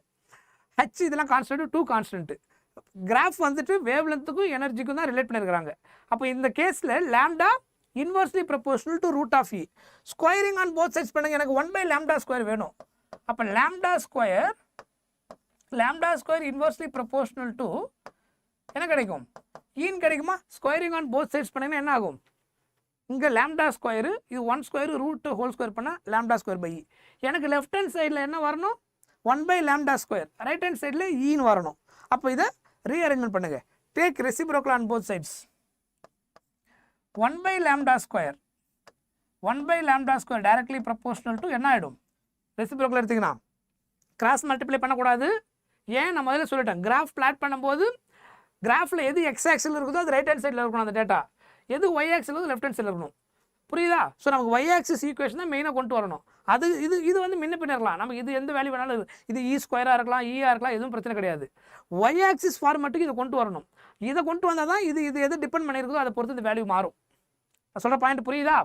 அப்போ 1 பை லாம்டா ஸ்கொயர் கொண்டு வரதான் நம்மளுடைய எய்ம். அந்த ஈக்குவேஷன்லேருந்து எனர்ஜிக்கு இதுக்கு ரிலேட் பண்ணும்போது எனர்ஜி வேல்யூ அதுக்கேற்ற மாதிரி என்ன வருதோ அதுக்கு பவர் வேல்யூ அதுக்கேற்ற மாதிரி நம்ம ப்ரொபோஷனலாയിട്ട് ரிலேட் பண்ணிக்க முடியும். இப்போது இந்த ஈக்குவேஷன் இருக்குது பாருங்கள், 1 பை லாம்டா ஸ்கொயர்ன்ற வேல்யூ இதில் என்ன வேல்யூ போகிறோம் அதை தான் டிபெண்ட் பண்ணியிருக்கும். நல்லா புரிஞ்சுங்க. லாம்டா ஸ்கொயர் வேல்யூ நம்ம லாம்டா வேல்யூ தனித்தனியாக சப்ஸ்டிட் பண்ண மாட்டோம். ஏன்னா இது ஒய் ஆக்சிஸ், இதுக்கு பேர் வந்து டிபெண்ட் காம்பனண்ட். எது? 1 பை லாம்டா ஸ்கொயர். இது இண்டிபெண்டன்ட் காம்பனண்ட். இது சிம்பிளாக 1 பை லாம்டா ஸ்கொயர் கம்ப்ளீட்டாக ஒய் மாதிரி அர்த்தம். இதில் எந்த சேஞ்சும் வராது. இ வேல்யூ 1ன்னு போட்டிங்கன்னா 1 by lambda square 1, E value 10ன்னு போட்டிங்கன்னா 1 பை லாம்டா ஸ்கொயர் 10. சொல்கிற பாயிண்ட் புரியுதா? கிளியர்? ஸோ அப்போ இது ஒய் ஆக்சிஸ் காம்பனண்ட், இது ஃபிக்ஸ்டு. இதில் வர வேல்யூ மாறினா மட்டும்தான் இது மாறுமே தவிர இதில் இதனுடைய வேல்யூ 2ஆக இருந்ததுன்னா இ ஸ்கொயராக இருந்ததுன்னா 1 ஸ்கொயர் போட்டால் 1 2 ஸ்கொயர் அப்போ பேரபோலிக் கிராஃப் கிடச்சிருக்கும். ரூட்டாக இருந்ததுன்னா ரூட்டுக்கு ஏற்ற மாதிரி கிடச்சிருக்கும். ஸோ இந்த வேல்யூவை பொறுத்து தான் இது மாறும். ஸோ இந்த மொத்த 1 by lambda square directly proportional to ஈனா that graph is called straight line, linear கிராஃப்னு அர்த்தம். 1 by lambda square directly proportional to E. புரியுதா? எப்போ வந்து இதோட மீனிங் மாறும்? இ இப்படி கொடுத்துருந்தாங்கன்னா இ இங்கே வந்துடுது லாம்டா ஸ்கொயர் இந்த மாதிரி கொண்டு வரேன்னு வச்சுக்கோங்க. சப்போஸ் நான் இந்த கொஸ்டின் உங்களுக்கு புரியுறதுக்காக சொல்கிறேன். இப்போ இந்த கேஸை எடுத்துக்கோங்க. Lambda square inversely proportional to E வந்துருந்தா இதுக்கு என்ன ஆன்சர் போட்டிருப்பீங்க? இப்போ எனர்ஜிக்கு நீங்கள் எந்த வேல்யூ போட்டாலும் எக்ஸ் ஆக்சிஸில் இ, ஒய் ஆக்சிஸில் என்ன இருக்குது? சப்போஸ் லாம்டா ஸ்கொயர் இருக்குன்னா இந்த கிராஃப் எப்படி வந்திருக்கும்? இப்படி வந்திருக்கும். இந்த பக்கம் என்ன வரும்? இ. இந்த பக்கம் என்ன வரும்? நான் சொல்கிறதுலாம் புரியுதான்னு பாருங்கள். ஒய் ஆக்சிஸில் என்ன போடுவீங்க? Lambda square. லாம்டா ஸ்கொயர் எதை டிபெண்ட் பண்ணிருக்கும்? சப்போஸ் இந்த கேஸுக்கு கிராஃப் கேட்டிருந்தாங்கன்னா இப்போ நம்ம இதுக்கு பார்க்க போகிறோம், அது ஒன்றும் பிரச்சனை கிடையாது. ஒருவேளை இந்த கிராஃபுக்கு எப்படி ஆன்சர் வரும்னு கேட்டிருந்தாங்கன்னா lambda square inversely proportional to ஈனா நீங்கள் போடுற ஒரு எனர்ஜி வேல்யூ இன்வர்ஸ்லி ப்ரொபோஷனல்னாலே ஹைப்பர்போலிக் கிராஃப் வரும். 1 பை இ ஒய் ஆக்சிஸில் lambda square. So lambda square inversely proportional to ஈனா அந்த கிராஃபோட ஷேப் வந்து ஹைப்பர்போலிக் கிராஃபாக இருக்கும். ஸோ அப்போ ரைட் ஹேண்ட் சைடு இருக்கக்கூடிய காம்பனண்ட் தான் வேரியபிள். இதுக்கு ஏற்ற மாதிரி தான் ஒய் ஆக்சிஸ் டேட்டா மாறுமே தவிர இதில் எப்படி இருக்குன்னு நமக்கு பிரச்சனையே கிடையாது. இது 1 பை லாம்டா ஸ்கொயரா, ரூட் லாம்டாவா, சொல்கிறது புரியுதா? லாம்டா ஸ்கொயரா, இது நமக்கு ப்ராப்ளம் கிடையாது. அவங்க என்ன ஒய் ஆக்சிஸ் கட்டுறாங்க அதை கொண்டு வந்ததுக்கப்புறம் ரைட் ஹேண்ட் சைடில் என்ன வருதுன்னு பார்க்கணும். அதனுடைய வேல்யூ பொறுத்து தான் அது டைரக்ட்லி ப்ரொபோஷனலாக இன்வர்ஸ்லியான்றதை பொறுத்து கிராஃப் மாறும். ஸோ அப்போ இந்த கிராஃபுக்கு என்னது? Straight line 1 by lambda square directly proportional to ஈன்னு வந்திருக்கு. அதனால் ஆன்சர் என்ன வரும்? Option D is answer. Graph கொஞ்சம் கவனமாக போகணும். இது காமன் கேஸ் கிராஃபுக்கு. அது எந்த கேஸ் ஃபார்முலா கரெக்டாக தெரிஞ்சால் போகிறோம். எந்த சாப்டரில் கிராஃப் வந்தாலும் நீங்கள் கனெக்ட் பண்ணிக்க வேண்டியதான். Okay right. ஸோ இந்த கொஸ்டினுக்கு ஆன்சர் சொல்லுங்கள். If c is the velocity of light in free space, the correct statement about photon among the following are energy of photon is equal to H nu. Correct. The velocity of photon is c. எதில்? ஏன்னா கொஸ்டினில் தெளிவாக சொல்லிட்டாங்க free space. Free ஸ்பேஸ்ன்னு சொன்னதுனால ஃபோட்டானுடைய velocity என்னது? லைட்டோட speed. The momentum of photon P is equal to H. Yes, momentum of photon ஃபார்முலாவும் correct. Right. H nu by C. அதுக்கப்புறம் if photon electron collision both total energy and total momentum are conserved, that also correct. Photon possesses positive எனர்ஜின்றது wrong. Photon என்னது? Neutral. இது தப்பு. Photon வந்துட்டு என்னது? Neutral. அதுக்கு சார்ஜ்லாம் கிடையாது. ஸோ அப்போ ஆன்சர் வந்துட்டு a b c d. E தப்பு. So a b c d are correct, e is wrong. Very good.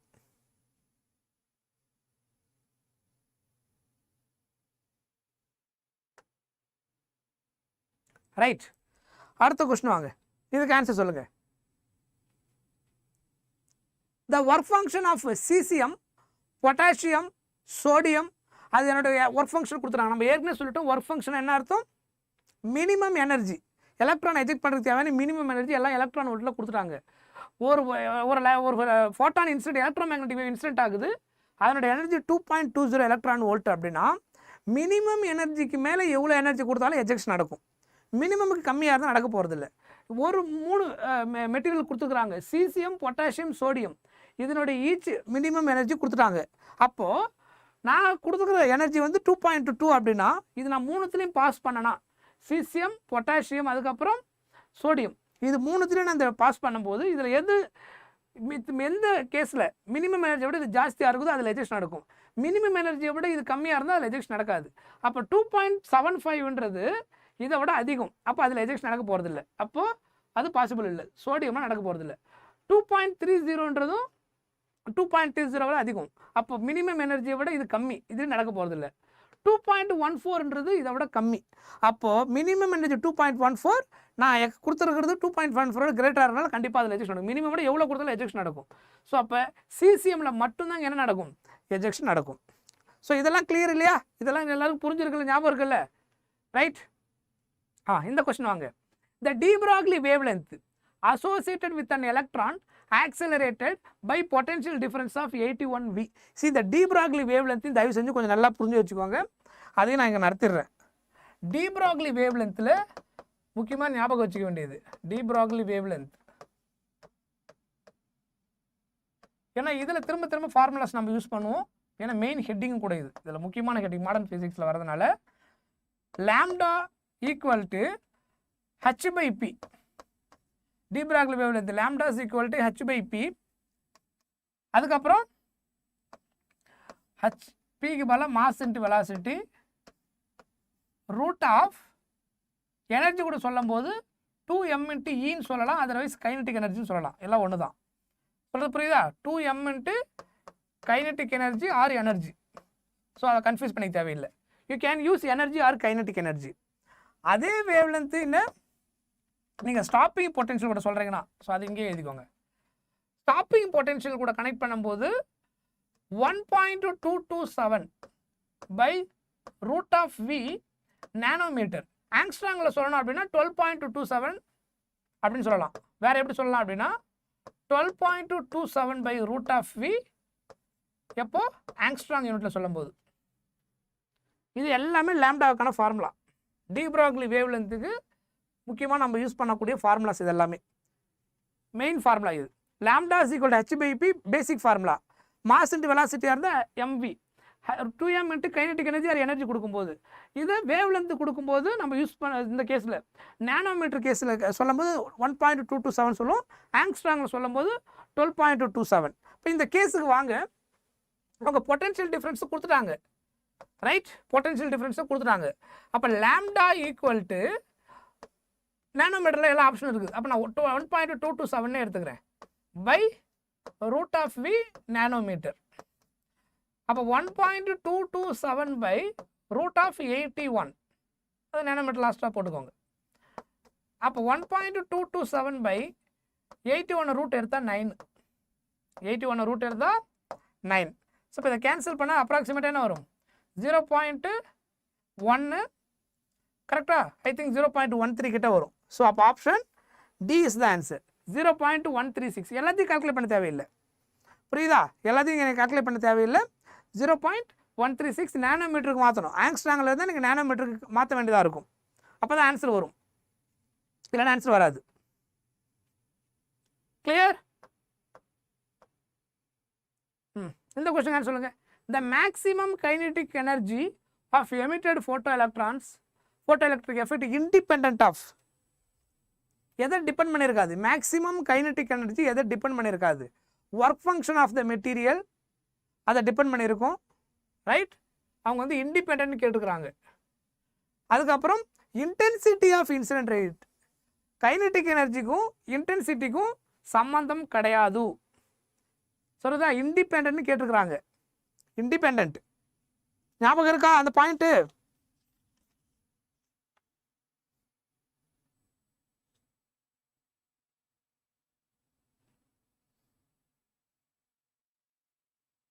To remember see இன்டென்சிட்டின்றது நம்பர் ஆஃப் எலக்ட்ரான் எஜெக்ஷன்ஸ் அதிகமாகும், அதனால் ஃபோட்டோ எலக்ட்ரிக் கரண்ட் இன்க்ரீஸ் ஆகும். இன்டென்சிட்டினால எனர்ஜி இன்க்ரீஸ் ஆகாது.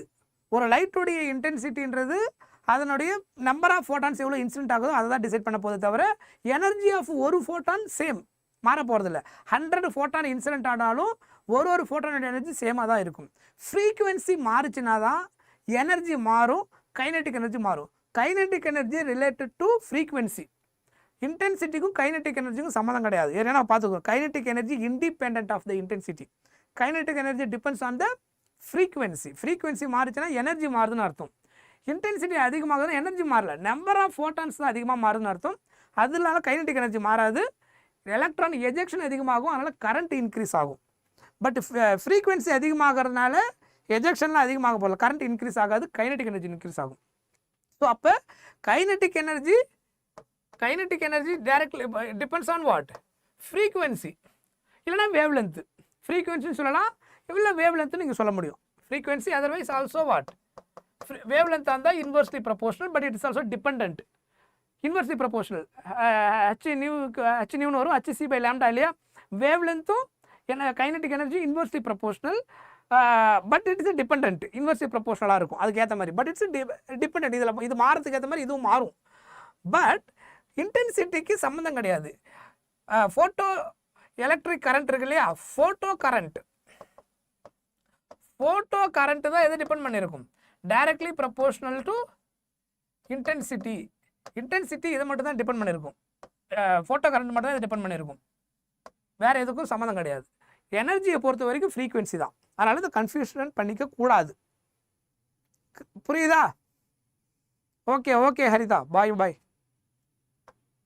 அடுத்தது, the minimum wavelength of X-rays produced by an electron accelerated through potential difference V volts is proportional to.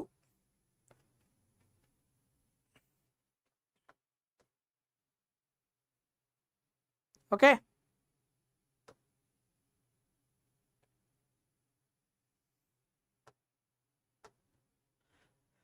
So இவங்க என்ன கேட்டிருக்கிறாங்க?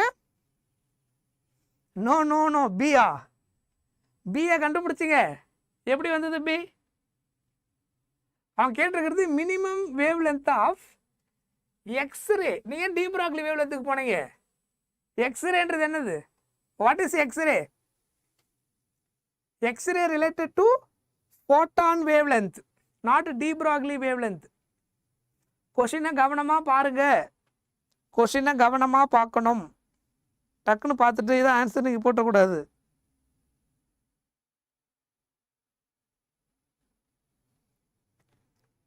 புரியுதா? அவங்க என்ன ரிலேட் பண்ணியிருக்காங்க பாருங்கள். The minimum wave length of எக்ஸ்ரேன்னு சொல்லியிருக்காங்க. ஸோ அப்போ எக்ஸ்ரே கேஸ் உள்ளே கொண்டு வரணும்னா எனர்ஜி ஃபார்முலா ஃபஸ்ட்டு வரணும். Energy is equal to h nu, இல்லைனா வேவ் லென்த் இல்லையா? வேவ் லென்த்து கூட தானே கேட்டிருக்கிறாங்க. பொட்டன்ஷியல் டிஃபரன்ஸ் மினிமம் வேவ் லென்த்னு சொல்லி கேட்டிருக்கிறாங்க. ஸோ அப்போ hc பை லாம்டா. எக்ஸ்ரேன்றது எலக்ட்ரோ மேக்னெட்டிக் வேவ். அந்த கேஸுக்கான minimum wave length of X ray produced electron accelerate ஆகிறதுனால ப்ரொடியூஸ் ஆகுது. It is not related to de Broglie wave length. De Broglie wave லென்த்னு சொல்லியிருந்தா தான் 1/√v. இந்த நீங்கள் தப்பை பண்ணுவீங்கன்றதுனால தான் இந்த ஆப்ஷனில் இந்த கொஸ்டின் இப்படி கொடுத்துருக்குறாங்க. ஏன்னா ஃப்ரீக்வெண்ட்டாக நம்ம இந்த தப்பை பண்ணுவோம். is equal to hc by lambda. எனர்ஜின்றது it is also we can connect with kinetic energy. Potential உள்ள கொண்டு வருதுன்னா EV or EV நாட். சரியா? hc by lambda. ஸோ அப்போ v is equal to hc divided by E lambda. So அப்போ lambda தானே கேட்குறாங்க. அப்போ டேரெக்டாக ஆக்சுவலாக இது அப்படியே உள்ள கொண்டு வந்துடலாம். லாம்டா கூட E கொண்டு வந்துருங்க. lambda is equal to hc by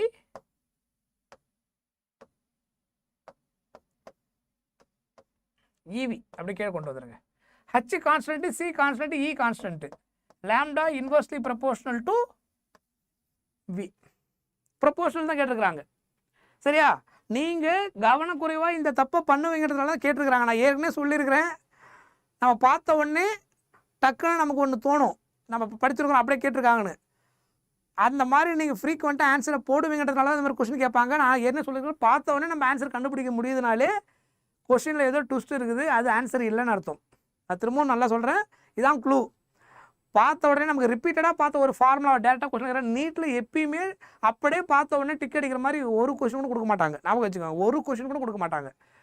சின்ன ட்விஸ்ட் அதில் ஏதாவது இருக்கும், அன்ஃபெமிலியராக இருக்கும். அது உங்களுக்கு வந்து என்னென்னா, நீங்கள் நார்மலாக பார்த்ததெல்லாம் அதில் இருக்கும், பட் அது சின்னதாக ஏதோ ஒரு விஷயத்தை நீங்கள் ஃபோக்கஸ் பண்ணாமல் இருந்திருப்பீங்க, அதனால் ஆன்சர் மாறி இருக்கும். அதை நீங்கள் கவனிக்கலை அப்படின்னா இதை நீங்கள் ஆன்சராக போட்டிருப்பீங்க. இதை அப்படியே கொடுத்து ஆன்சர் கேட்குற மாதிரி கொஸ்டின் கேட்க மாட்டாங்க நீட்லன்னு உங்களுக்கே தெரியும். நீட் எக்ஸாமில் நம்ம பார்த்த உடனே ஒரு கொஸ்டின் ஆன்சர் வர மாதிரி இவ்வளோ ஈஸியாக கேட்பாங்களா அப்படின்னு நமக்கே டவுட் வர வேணுமா? சரியா? உஷாராக இருக்கணும், இன்னும் கவனமாக செக் பண்ணணும் என்ன கேட்டிருக்கிறாங்க. அது எப்படி இவ்வளோ டேரெக்டாக ஒரு கொஸ்டினை கேட்பாங்க அப்படின்னு யோசிச்சிங்கன்னா அப்போ அதில் ஏதோ சின்ன ஒரு சேஞ்சஸ் இருக்கும், ஏதாவது ஒரு சேஞ்சஸ் இருக்கும். ஸோ ஃப்ரீக்வெண்ட்டாக நம்ம பார்க்குற அந்த ஆன்சர் அது இல்லை அப்படின்றது உங்களுக்கு புரியும். நம்ம படித்த அந்த ஃபார்முலாவுடைய இது அப்படியே கேட்கல அப்படின்றத கண்டுபிடிக்க தெரியணும். It is not de Broglie wavelength, அதை முதல்ல புரிஞ்சுக்கணும். ஏன்னா நம்ம டி ப்ராக்லி வேவ்லென்த்துக்கு படித்ததுனால உங்களுக்கு அது தோணும், it's not related to that thing. So 2023 கேட்ட கொஸ்டின் இது. நம்ம எக்ஸாம்பிள் நீங்கள் 3 ஹவர்ஸ்னு எழுதும்போது அந்த இடத்துல பார்க்கும்போது இந்த பாயிண்ட் உங்களுக்கு 1/√v தான் தோணும், ஆன் ஸ்பாட்டில் தோணும் போது. அப்புறமா வரும்போது தான் இது நம்ம இன்னும் கவனமாக பார்த்துருக்கணும், தப்பு பண்ணிட்டோமோ அப்படின்னு. அதனால் ரொம்ப ரொம்ப அலர்ட்டாக இருங்க. ரொம்ப டேரெக்ட் கொஸ்டின் அப்படியே பார்த்த உடனே ஆன்சர் நீட்டில் வராது. அப்படி இந்த மாதிரி டேரெக்டாக உங்களுக்கு தோணுதுனாலே அதை ரீசெக் பண்ணுங்கள். ஏதோ சின்னது இருக்குது கன்ஃபார்ம் பண்ணுங்கள். அது சம்டைம்ஸ் ஏதாவது ஒரு சில கொஸ்டின் இருக்கலாம். எனிவே அதை ஃபஸ்ட்டு வெரிஃபை பண்ணிவிட்டு அப்புறம் கம்ப்ளீட் பண்ணுங்கள். அது ரைட். இந்த கொஸ்டின் ஆன்சர் பாருங்கள். தி light race having photon energy 4.2 electron volt are falling on metal surface having work function 2.2 electron volt. Stopping potential direct case என்னது? Direct case. கைனெட்டிக் எனர்ஜியோட formula என்ன? Incident energy minus work function. இங்கே ரெண்டுமே அவங்களே கொடுத்துட்டாங்க. என்ன கொடுத்துட்டாங்க? லைட் ரேஸ் ஹேவிங் எனர்ஜி அப்படியே கொடுத்துட்டாங்க. இதுதான் hν.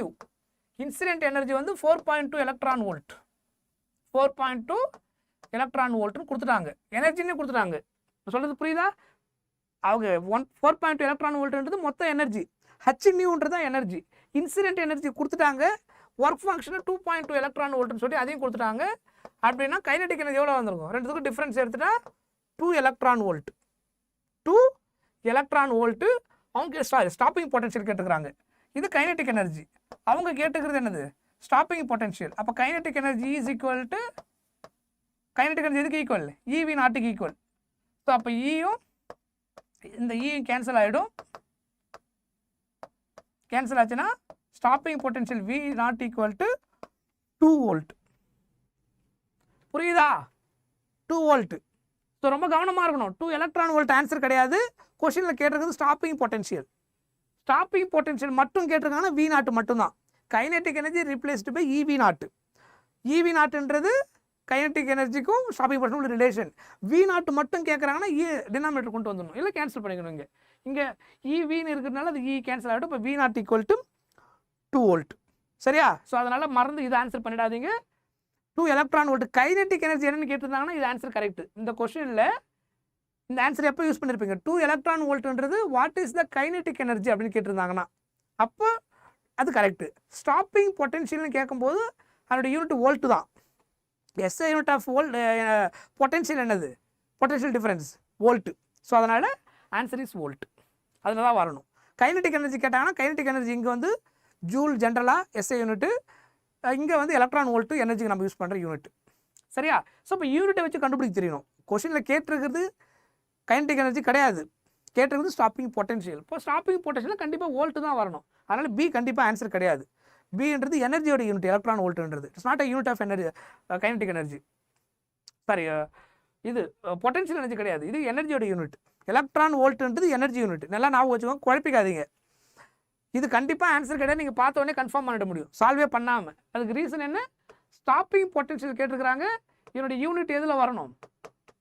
வோல்ட்டில் வரணும். எலக்ட்ரான் வோல்ட்டுன்றது என்னுடைய யூனிட்? Energy unit. எலக்ட்ரான் வோல்ட்டுன்றது யூனிட் ஆஃப் எனர்ஜி, வோல்ட்டுன்றது தான் யூனிட் ஆஃப் பொட்டன்ஷியல். ஸோ இதெல்லாம் க்ளூ, இதெல்லாம் வச்சு நீங்கள் டக்குன்னு கன்ஃபார்ம் பண்ணிடலாம் இது தப்புன்னு. அதனால் நீங்கள் இதில் வெரிஃபை பண்ண அவசியமே கிடையாது. அப்புறம் மீது கண்டிப்பாக 2 தான் வரப்போ டிஃப்ரென்ஸ் எடுக்கும்போது கேன்சல் ஆகிடும். So answer is 2 volt. Got it? புரியுதா? தெளிவாக புரியுதா? எந்த குழப்பமும் இல்லைல்ல? கிளாரிட்டி ரொம்ப முக்கியம், கன்ஃபியூஷன் வச்சுக்கூடாது.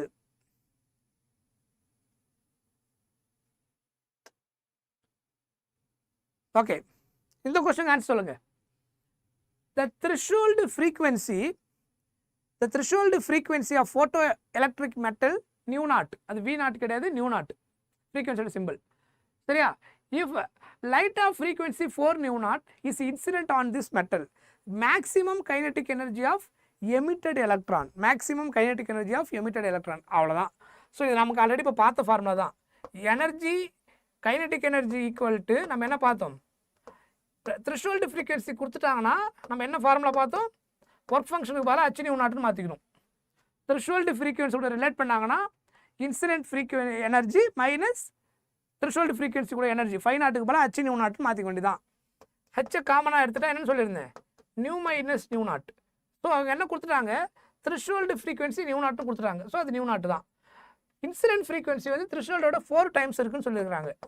ஸோ அப்போ 4 times of nu naught minus nu naught, அப்போ என்ன ஆகும்? 3 டைம்ஸ். அப்போ 3 times of h nu naught. Option D.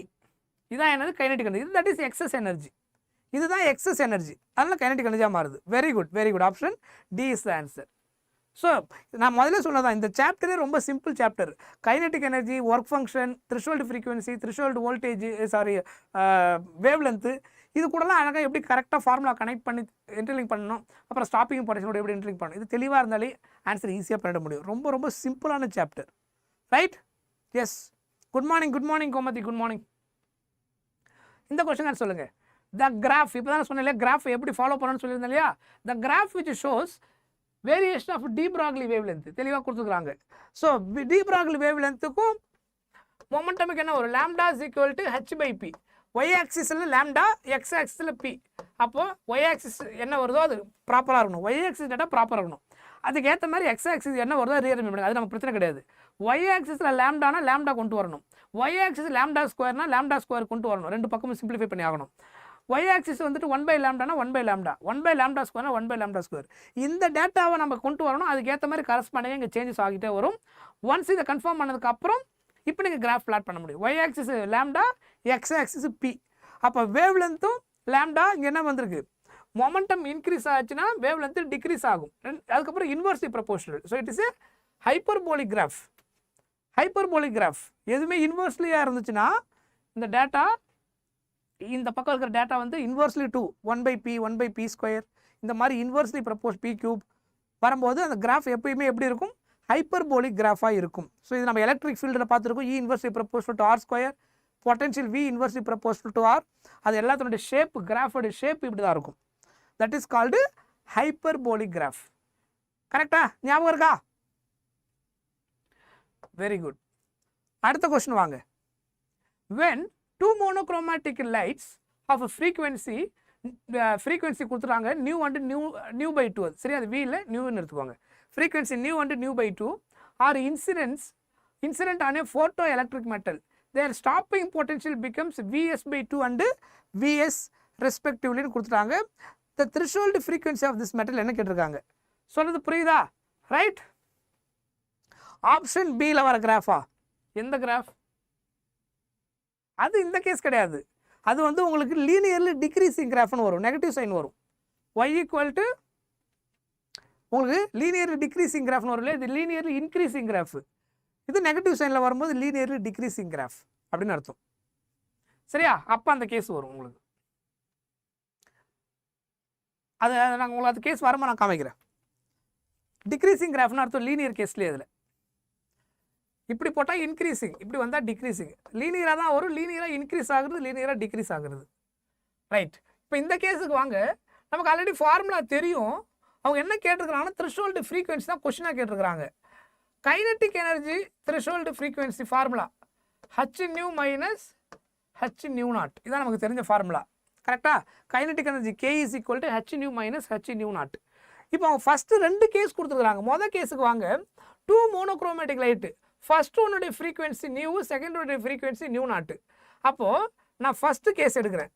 First கேஸுக்கு அதில் ஸ்டாப்பிங் பொட்டன்ஷியல் இந்த ஃபார்முலாவை முதல்ல இப்படி எழுதிக்கலாம். ஸ்டாப்பிங் பொட்டன்ஷியல் கூட எழுதுனீங்கன்னா h nu minus h nu not. இதை கைனடிக் எனர்ஜி மாற்றிக்கலாம். இதான் கேஸு. ஃபஸ்ட்டு கேஸுக்கு வாங்க. ஃபஸ்ட்டு கேஸில் அவங்க என்ன கொடுக்குறாங்கன்னா E ரைட். ஃபஸ்ட்டு கேஸில் ஸ்டாப்பிங் பொட்டன்ஷியல் எதுக்கு ஈக்குவல் சொல்லியிருக்கிறாங்க Vs/2. அப்போ V நாட்டுக்கு பதிலாக நான் என்ன போடலாம் Vs/2ன்னு போடலாம். சொல்கிற பாயிண்ட் புரியுதா? ஸ்டாப்பிங் பொட்டன்ஷியல் ஃபஸ்ட்டு கேஸுக்கு Vs/2. அப்போ ஃப்ரீக்குவென்சி என்னவா இருக்குன்னு சொல்கிறாங்க நியூ. இது ஃபஸ்ட்டு கேஸுடைய ஃப்ரீக்குவென்சி ஸ்டாப்பிங் பொட்டன்ஷியல். செகண்ட் கேஸுக்கான ஃப்ரீக்குவென்சி ஸ்டாப்பிங் பொட்டன்ஷியல். அதான் கொடுத்துருக்காங்க அவங்க ஸ்டேட்மெண்ட்டில். அப்படி தான் கனெக்ட் பண்ணியிருக்கிறாங்க. அப்போது இ நியூ வி நாட்டுன்றது ஃபஸ்ட் ஒன்னுடைய ஸ்டாப்பிங் பொட்டன்ஷியல் Vs/2ன்னு சொல்லியிருக்கிறாங்க. ஹச் ஃப்ரீக்குவென்சி நியூ தான், ஹச் நியூ நாட் அப்படின்னு நமக்கு கிடைக்கும். அப்போ இதுலேருந்து அந்த 2 கிராஸ் மல்டிப்ளை பண்ணிக்கோங்க. EVS equal to 2 times of h nu minus 2 times of h new naught. இது ஈக்குவேஷன் நம்பர் 1. ரைட். செகண்ட் கேஸுக்கு வாங்க. கேஸ் 2க்கு வாங்க. கேஸ் 2ல் ஸ்டாப்பிங் பொட்டன்ஷியல் Vsன்னு சொல்லிட்டாங்க. பட் இன்சிடென்ட் ஃப்ரீக்வன்சி நியூ/2. அப்போ இந்த ஃபார்மேட்டில் எழுதுனீங்கன்னா EVS stopping potential Vs h into frequency என்னன்னு சொல்லியிருக்கிறாங்க நியூ/2 மைனஸ் h நியூ நாட். இது ஈக்குவேஷன் நம்பர் 2. புரிஞ்சுதா? அவங்க என்ன கொடுத்துருக்குறாங்களோ அதான் formula. Kinetic energy stopping potential நமக்கு தெரியும். 2 கேஸாக கொடுத்துருக்காங்க. 2 டிஃப்ரெண்ட் கேஸில் ஃப்ரீக்வன்சி ஸ்டாப்பிங் பொட்டன்ஷியல் என்ன ஆயிருக்குதுன்னு கொடுத்துருக்காங்க. ஃப்ரீக்வன்சி இந்த மாதிரி சேஞ்ச் ஆச்சுன்னா ஸ்டாப்பிங் பொட்டன்ஷியல் மாறுது. அதே மாதிரி இன்னொரு கேஸுக்கு அப்படின்னா அந்த கேஸோட த்ரெஷ்ஹோல்டு ஃப்ரீக்வன்சி என்னவா இருக்கும்? இப்போ இது ரெண்டுமே left hand side EVS, right hand side இங்கே 2 லெஃப்ட் ஹேண்ட் சைடு EVS. அப்போ ஈக்குவேட் பண்ணலாமா? ஃப்ரம் ஈக்குவேஷன் நம்பர் 1 and 2 ரெண்டுத்தையும் ஈக்குவேட் பண்ணுங்க.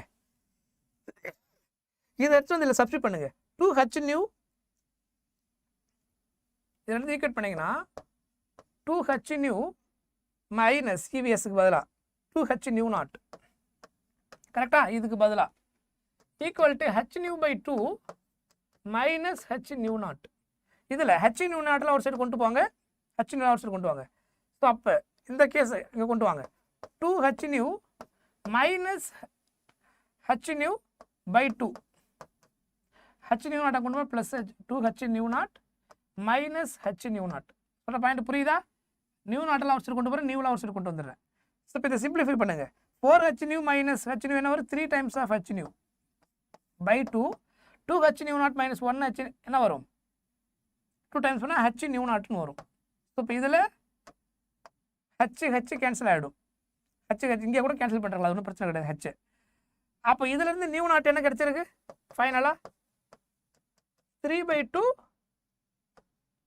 Of nu. 3/2 of nu. 3/2 of nu. புரிஞ்சுதா? ஆன்சர் வந்துதா? 2/3 வந்திருக்கு. 2/3 யாருக்கு 2/3 வந்திருக்கு? செக் பண்ணுங்க, எங்க தப்பு பண்ணிருக்கு பாருங்க. 3/2 வரும். நான் போட்டிருக்க ஸ்டெப்ஸை பண்ணலாம் பாருங்க. எதுவும் புதுசாக நம்ம போடலை. கைனெட்டிக் எனர்ஜியோட ஃபார்முலா நமக்கு தெரியும். h nu minus h new naught. பொட்டன்ஷியலை உள்ளே கொண்டு வரோன்னா அந்த ஃபார்முலாவை கைனெட்டிக் எனர்ஜி போல EV நாட்டு மாற்றணும். இதான் ஃபார்முலா. இவங்க 2 கேஸ் கொடுத்துருக்காங்க. 2 மோனோக்ரோமேட்டிக் லைட்டு. ஃப்ரீக்வன்சி நியூவாக இருக்கும்போது ஸ்டாப்பிங் பொட்டன்ஷியல் நியூ நாட்டு, ஃப்ரீக்வன்சி நியூ/2 இருக்கும் ஸ்டாப்பிங் பொட்டன்ஷியல் நியூஎஸ். ஒரே கேஸுக்கு ஒரே இதில் ஃப்ரீக்வன்சி இப்படி மாறும்போது இவ்வளோ ஸ்டாப்பிங் பொட்டன்ஷியல் சேஞ்ச் ஆகுதுன்னா அப்போ அந்த கேஸோடைய த்ரெஷ்ஹோல்டு ஃப்ரீக்வன்சி என்னவா இருந்திருக்கும்? இந்த நியூ ஃப்ரீக்வன்சி கம்பேர் பண்ணும்போது எத்தனை டைம்ஸ் இருந்திருக்கும்? அவ்வளோதான் கேஸு. ஸோ அப்போ சிம்பிளாக 2 ஈக்குவேஷன் டெரைவ் பண்ணிவிட்டு 2 பக்கமும் EVS சேமாக வருது. ஸோ அப்போ அதை ஈக்குவேட் பண்ணிங்கன்னா சப்ஸ்டிட் பண்ணும்போது நியூவெல்லாம் ஒரு சைடு நியூ நாட்டில் ஒரு சைடு கொண்டு வந்து சால்வ் பண்ணிங்கன்னா ஈஸியாக ஆன்சர் கிடைச்சிடும். Any doubt? கிளியர்?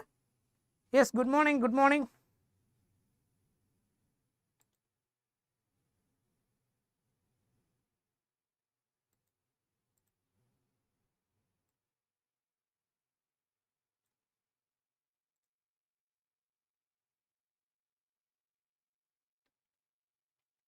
டவுட்டா?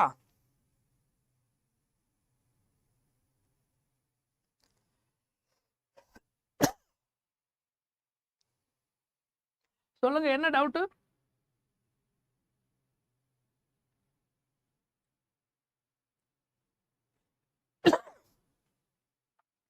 கிரேட்டர் ஃப்ரீக்வன்சி கிரேட்டர் இல்லை இது அந்த மீனிங்கில் கிடையாது. இங்கே பாருங்கள், இது ஃப்ரீக்குவென்சி, இது வந்துட்டு ஃப்ரீக்குவென்சி இங்கே குறையுது. இது அவங்க கம்பாரிசன் கொடுக்குறாங்க. இது வந்து மேத்தமேட்டிக்கல் ரிலேஷன். ஓகேவா? இங்கே நிறைய சில ஐடியல் கேஸ்லாம் வரும். நீங்கள் அதெல்லாம் ரொம்ப டீப்பாக யோசிக்க வேணாம். இந்த கேஸுக்கான நம்ம அந்த ரிலேஷனை டிரைவ் பண்ணால் என்ன வருது அதான் நம்ம இங்கே பார்த்துருக்குறோம்.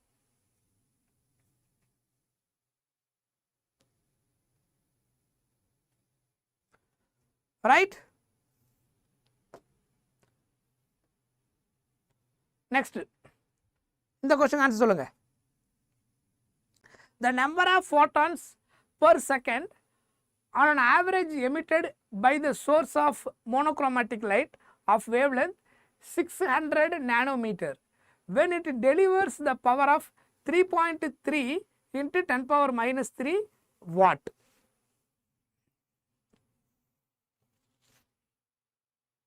எப்படி சால்வ் பண்ணுவீங்க?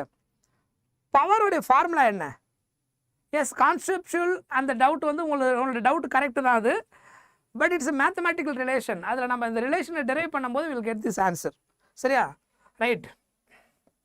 ஏன்னா அதில் நீங்கள் ஃப்ரீக்வன்சி அதிகமாகும், ஸ்டாப்பிங் பொட்டன்ஷியல் அதிகமாகும். That idea is correct. The logical thinking is correct.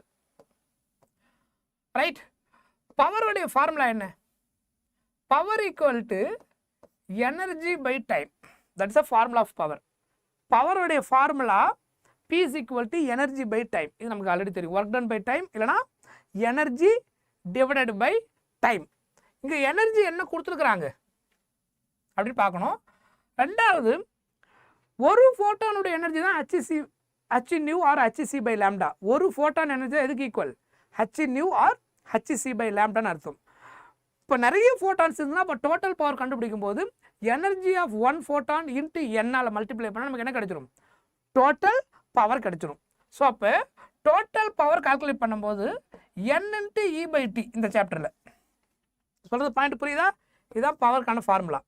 Power P is equal to number of photons into energy of one photon by time. ஏன்னா E equal to H nu by லேம்டான்றது energy of one photon. எல்லா ஃபோட்டானோட energy கிடையாது. அது incident ஆகிற ஃப்ரீக்குவென்சியில் ஒரு ஃபோட்டானோட energy தான் என்னது? அந்த E is equal to H nu அப்படின்றது. ஸோ என்ன கேட்டிருக்கிறாங்க? இந்த number of photons per second கேட்டிருக்கிறாங்க. என்னதான் கொஸ்டினாக கேட்டிருக்கிறாங்க? ஸோ மோனோக்ரோமேட்டிக் வேவ் லென்த் கொடுத்துட்டாங்க லேம்டா. அதுக்கப்புறம் டெலிவர்ஸ் த பவர் அப்படின்னு கொடுத்துட்டாங்க. ஸோ இப்போ நம்ம கால்குலேட் பண்ண வேண்டியது பர் செகண்டுக்கு தான் கேட்டிருக்கிறாங்க. அப்போ T ஈக்குவல் டு என்ன எடுத்துக்க வேண்டியதான்? 1 செகண்ட். பர் செகண்ட் சொன்னாலும் T equal to 1 second. So அப்போ power P is equal to n into energy of ஃபோட்டானுடைய வேவ் லென்த் கூட சொன்ன ஃபார்முலா என்ன எழுதணும்? HC by lambda divided by என்னவா மாறிடும்? 1. ஸோ அப்போ நமக்கு n தானே வேணும் இங்கே. அப்போ கால்குலேட் பண்ணுங்க. n ஈக்குவல் டு இதை கிராஸ் மல்டிப்ளை பண்ணிக்கோங்க. Lambda into power by HC. அதுதான் ஃபார்முலா இந்த கேஸில். Lambda into P by HC.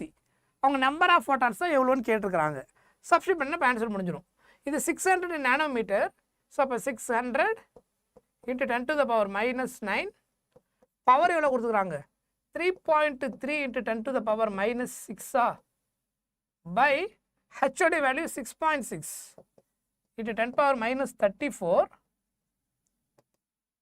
Into சியோட value 3 into 10 to the power 8. 3 into இவ்வளோதான். இது ஃபார்முலா ரொம்ப சிம்பிள் தான். அதுக்கப்புறம் சால்வ் பண்ண ஆன்சர் வந்துடும். ஸோ இதை கேன்சல் பண்ணால் இது 2 டைமு கரெக்டாக. இதில் 0 கேன்சல் பண்ணால் 10 power minus 7 ஆகிடும். 3யும் 2வும் கேன்சல் பண்ணால் 3யும் 2 கேன்சல் பண்ணால் 6 கேன்சல் ஆகிடும். 3 இன்ட்டு 2 6. அதனால் அதுவும் கேன்சல் ஆகிடும். மீதி எது மட்டும்தான் இருக்குது? இந்த 10 power minus 7 minus 6 minus 34 plus 8. அப்போ இதை சிம்பிளிஃபை பண்ணிங்கன்னா ஃபைனலாக ஆன்சர் என்ன வரும்? 10 to the power டேலி பண்ணுங்க 10 power 16 ஆன்சர் கிடைக்கும் உங்களுக்கு. டேலி பண்ணி பாருங்கள் கரெக்டாக வருதான்னு பாருங்கள். செக் பண்ணுங்கள். 10 power 16 வருதா பாருங்கள். பவர் -3 எங்கே போட மாட்டேன் இதுலையா? சாரி.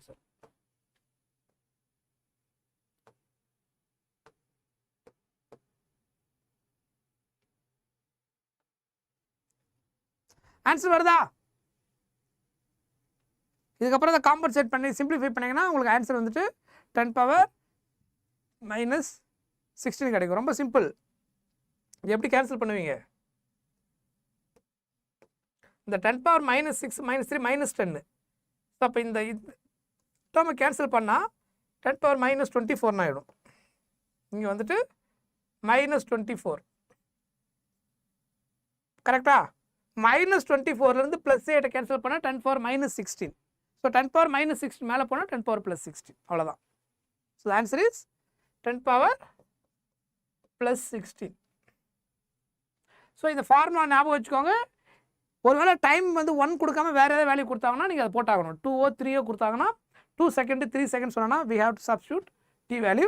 இதே கேஸில் எனர்ஜி லாம்டா கொடுக்காம ஃப்ரீக்வன்சி கொடுத்தாங்கன்னா h/v/ன்னு போட்டு அப்படியே போடணும்.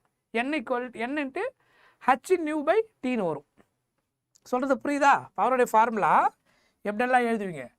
பவர் P = ஒரு ஃபோட்டானுடைய பவர் மட்டும் கேட்டாங்கன்னா என்ன வரும்? Energy by time. Energy by டைம்னா எனர்ஜி எப்படி எழுதலாம்? ஒன்று ஃப்ரீக்வன்சி கூட கொடுக்கும்போது h/v/t, வேவ் லென்த்தில் கொடுத்தாங்கன்னா hc/λ × t, அதாவது லாம்டா என்ன எழுதிக்கலாம்? × tன்னு எழுதிக்கலாம். சொல்கிறது புரியுதா?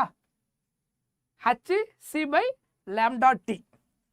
n number of photons incident ஆகுதுன்னு வரும்போது ne/t, ஃப்ரீக்வன்சி கொடுத்தாங்கன்னா n × h/v/t, வேவ் லென்த்தில் கொடுத்தாங்கன்னா n × hc/λ × t. அவ்வளோதான். ஒன்றும் இல்லை, மெமரைஸ் பண்ணுறதுக்கு ஒன்றுமே கிடையாது. பேசிக் ஃபார்முலா நமக்கு தெரியும். அதை அப்படியே யூஸ் பண்ணி n நம்பர் ஒரு ஃபோட்டான் எனர்ஜின்னு வரும்போது இது வந்துட்டு இது ஒன் ஃபோட்டானுக்கு மட்டும் வரும்போது இது n number of ஃபோட்டான்ஸுக்கு.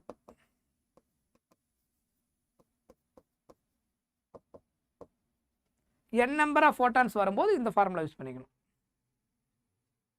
S, good. இந்த கொஸ்டின் ஆன்சர் சொல்லுங்க.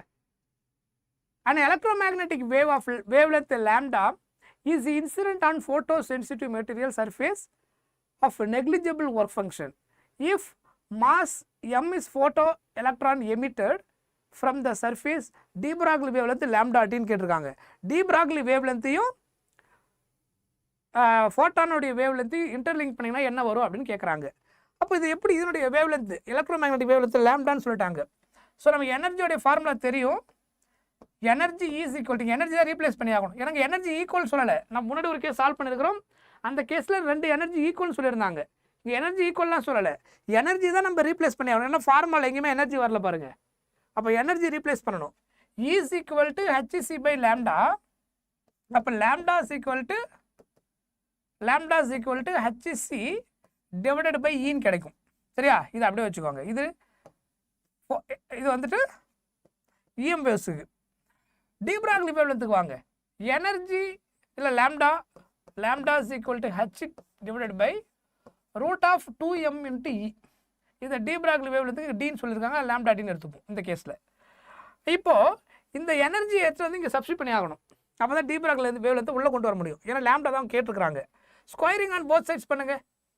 Lambda d² equal to h² divided by root cancel ஆகிடும். ஸ்கொயரிங் ஆன் போத் சைட்ஸ் பண்ணிங்கன்னா lambda d² equal to h² divided by root of என்ன கிடைக்கும்? ரூட் கேன்சல் ஆகிடும் square பண்ணும்போது. இப்போ இதிலிருந்து எனர்ஜியை கண்டுபிடிங்க. இதிலிருந்து எனர்ஜி ரீப்ளேஸ்மெண்ட் பண்ணிங்கன்னா energy is equal to h² by 2me × lambda d². சொல்கிறது புரியுதா? எனர்ஜி இதிலிருந்து எனர்ஜி இது எடுத்து சப்ஸ்டிட் பண்ணணும். இது equation number 1, equation number 2.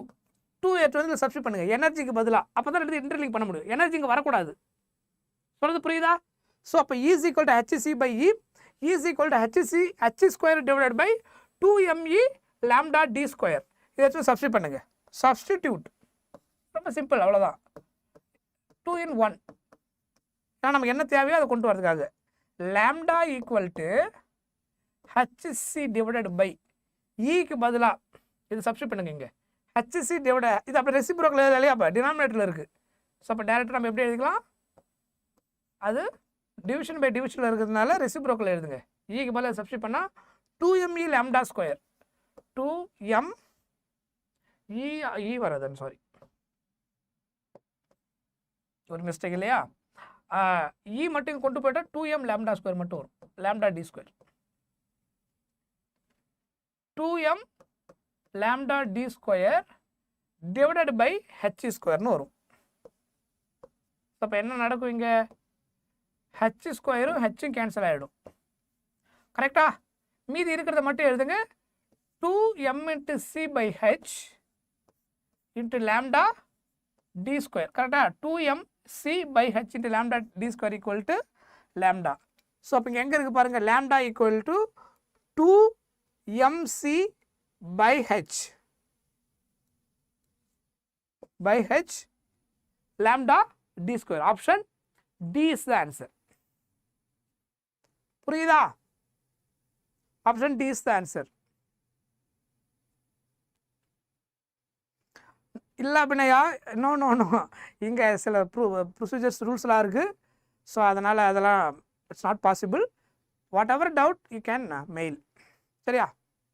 Mail பண்ணுங்க. ரைட். ஸோ புரிஞ்சுதா? முன்னாடி நாம் பார்த்துருக்குறோம் டி பிராக்லி வேவ் லென்த்தையும் அதுக்கப்புறம் அதே மாதிரி இஎம் வேவ்ஸோட வேவ் லென்த், அதாவது ஃபோட்டோனோட வேவ் லென்த் இன்டர்லிங்க் பண்ணும். எனர்ஜி ஈக்குவல்னு சொல்லியிருந்தாங்க ஃபஸ்ட்டு நம்ம பார்த்த கொஸ்டினில். ஸ்டார்டிங்கில் நம்ம பார்த்த ஒரு ஃபியூ கொஸ்டினில் ரெண்டுத்தினுடைய வேவ் லென்த் என்னன்னு சொல்லியிருந்தாங்க, எனர்ஜி என்னன்னு சொல்லிட்டாங்க, சேம்னு சொல்லியிருந்தாங்க. அப்போ எனர்ஜி சேம்னு சொன்னதுனால அதை வச்சு நம்ம அதில் சால்வ் பண்ணியிருப்போம் அந்த கேஸில் எனர்ஜியோட ரிலேட் பண்ணி. இதில் எனர்ஜி சேம்னு சொல்லலை, ஈக்குவேஷனில் எனர்ஜியே வரல. அப்போ வேவ் லென்த் மட்டும் இன்டர்லிங்க் பண்ணுறாங்க. இதனுடைய எனர்ஜி இதில் கண்டுபிடிச்சி எடுத்து நீங்கள் சப்ஸ்டிட் பண்ணணும். Because there is no energy value comes in this expression. அப்போ இதிலிருந்து நீங்கள் சிம்பிளிஃபை பண்ண வேண்டியதாக இருக்கும். பட் இட் புரிஞ்சுதா? ஃபாலோ பண்ண முடியுதா? ரைட். பிரேக் வேணுமா? ஓகே ஓகே வெயிட் பண்ணுங்க. இன்னும் ஒரு ஃபியூ கொஸ்டின்ஸ் பார்த்துருவோம். ஒரு 2 கொஸ்டின்ஸ் பார்த்துருவோம். Then I will give break. Time என்ன ஆகுது? ஓ 8 ஆயிடுச்சா? Okay, good. An electron is accelerated from rest through a potential difference of v volt if the de Broglie wavelength 1.227 டைரக்டாவே அப்படியே கொடுத்துட்டாங்க. அப்போ பொட்டன்ஷியல் டிஃபரன்ஸ் என்னவா இருக்கும்? Potential difference. ஸோ அப்போ de Broglie wavelengthக்கும் பொட்டன்ஷியலுக்கும் ஃபார்முலா என்ன பார்த்துருந்தோம் நம்ம already. 1.227 divided by root of v nanometre. இதான் நம்ம பார்த்த ஃபார்முலா. டி பிராக்லி வேவ் லென்த்துக்கும் பொட்டன்ஷியலுக்கு உள்ள ரிலேஷன். அப்போ வேவ் லென்த் அவங்க கொடுத்துட்டாங்க. வி என்னன்னு கேட்குறாங்க. வேவ் லென்த் எவ்வளோ கொடுத்துருக்காங்க? 1.227 into 10⁻⁻2 நானோமீட்டர் ஈக்குவல் டு, இங்கே நமக்கு ஃபார்முலா ரைட் ஹேண்ட் சைடில் என்ன இருக்குது? இது கொஸ்டினில் கொடுத்துருக்குறது 1.227 root of v into nanometre. Root of v into nanometre. So 1.227 1.227 cancel ஆகிடும். நானோமீட்டர் கேன்சல் பண்ணிடலாம். ரூட் வி கொண்டு வந்துடுங்க, மீதியும் கொண்டு போங்க. ரூட் வி இங்கே வந்துடும் இல்லையா? கிராஸ் மல்டிப்ளை பண்ணால் root of v 1 divided by 10⁻⁻2 கொண்டு 10⁻⁻2 இங்கே வந்துடும் டினாமினேட்டர். அப்போ மேலே போகும்போது என்ன ஆகிடுது? ரூட் வி ஈக்குவல் டு 10 ஸ்கொயர்னு வரும். Squaring on both sides. V தானே கொஸ்டினாக கேட்டுருக்காங்க. அப்போது இங்கே ஸ்கொயரிங் ஆன் போத் சைட்ஸ் பண்ணிங்கன்னா இது ரூட் கேன்சல் ஆகிடும். 10 square of square 10⁻4. So option C is the answer. 10 to the power 4 volt. புரியுதா? ரைட். Yes yes. நீங்கள் மெயில் பண்ணுங்கள். வாட் எவர் டவுட், யாருக்கு எந்த டவுட் இருந்தாலும் நீங்கள் மெயில் பண்ணுங்கள், நான் ரிப்ளை பண்ணுவேன். எஸ், நேற்று கூட ஒரு ஸ்டூடெண்ட் டவுட் கேட்டிருந்தாங்க, நான் ரிப்ளை பண்ணியிருந்தேன். ஐ திங்க் சத்யா சுரேஷ் ஒரு டவுட் கேட்டிருந்தாங்க, நான் மெயில் பண்ணியிருந்தேன். பார்த்தீங்களா? பியர்ஸ்டோன் பிரிட்ஜ் கேஸில் கேட்டிருந்தீங்களே, அன்பேலன்ஸ்டு கேஸில்.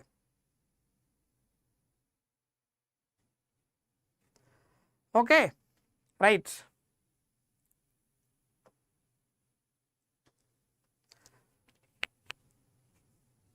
ஒன்றும் பிரச்சனை இல்லை அபிநயா. நீங்கள் 12th ஃபிசிக்ஸை நல்லா படிங்க. 12th ஃபிசிக்ஸை எடுங்க. இப்போ நம்ம பார்க்குற சாப்டருக்கு பாருங்கள். நீங்கள் போர்டு எக்ஸாமுக்கு ஆல்ரெடி படிச்சிருப்பீங்க. 12th ஃபிசிக்ஸு, கரண்ட் எலக்ட்ரிசிட்டி, எலக்ட்ரோஸ்டாட்டிக்ஸு, இப்போ நம்ம ரே ஆப்டிக்ஸ், வேவ் ஆப்டிக்ஸ் நேற்று பார்த்தோம். இன்றைக்கி நம்ம பார்க்குறது டூயல் நேச்சர். இதெல்லாமே சிம்பிளாக தானே இருக்குது. ஃபார்முலாஸ் நல்லா படிச்சுட்டு நிறைய கொஷின்ஸை ப்ராக்டிஸ் பண்ணுங்கள். நல்லா ப்ராக்டிஸ் பண்ணிங்கனாலே உங்களுக்கு ஈஸியாக மார்க் வந்துடும். ஃபிசிக்ஸுக்கு வந்து நீங்கள் ஃபோக்கஸ் பண்ணாமல் இருந்ததுனால தான் உங்களுக்கு மார்க் குறைஞ்சிருக்கும். அதாவது நீங்கள் ஃபார்முலாஸு ப்ளஸ் நிறைய ப்ராக்டிஸ் பண்ணாமல் இருக்கிறதுனால உங்களுக்கு அது கஷ்டமாக இருக்கிற மாதிரி இருக்கும். நிறைய கொஷின்ஸை போடணும், கொஷின்ஸை அண்டர்ஸ்டாண்ட் பண்ணிட்டு போடணும், ஆப்ஷன்ஸ் எப்படி எலிமினேட் பண்ணணும்னு தெரியணும். ஃபிசிக்ஸ் நீங்கள் 12th ஃபிசிக்ஸ் நல்லா படித்தாலே உங்களுக்கு 25 கொஷின்ஸ் இருக்குன்னு அதான் சொல்லிட்டேன் தெளிவாக. 100 மார்க்கும் உங்களுக்கு 12th ஃபிசிக்ஸ் மட்டும் இருக்குது. அப்புறம் ஏன் நீங்கள் பயப்படுறீங்க? அதிலே நமக்கு எல்லாமே ஈஸி தான். கரெக்டாக அதில் ஸ்கோர் பண்ணுறது ஒன்றும் அவ்வளோ கஷ்டமும் கிடையாது.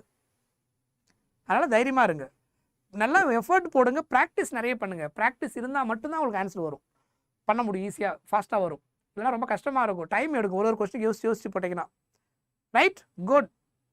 Light of frequency 1.5 times the threshold frequency is incident on a photosensitive material. What will be the photoelectric current? The frequency is halved and the intensity is doubled. கரெக்டா? ஒரு விஷயம் நல்லா பாருங்க, இதற்கு ஈஸி ஆன்சர் கண்டுபிடிச்சிடலாம். எஸ், இந்த question முடிச்சுட்டு I will give the break, don't worry. Light of frequency எவ்வளோ கொடுத்துக்கிறாங்க? 1.5 times the threshold frequency உடைய வேல்யூ கொடுத்துருக்குறாங்க. அதனுடைய 1.5 times of the threshold frequency. அப்போ incident frequency 1.5 times of what? Nu not. So otherwise we can write 3/2 nu நாட்னு எழுதலாம். அது எழுதலாமா? இது ஃபஸ்ட்டு கேஸு. அடுத்தது என்ன பண்ணுறாங்க, அதே மெட்டீரியலில் த்ரெஷோல்டு ஃப்ரீக்வன்சி இப்போ இங்கே எவ்வளோ இருந்துச்சோ, இன்சிடென்டான ஃப்ரீக்வன்சி எவ்வளோ இருந்துச்சோ அதில் பாதி. What will be the photo electric current? The frequency ஹாவ்டு.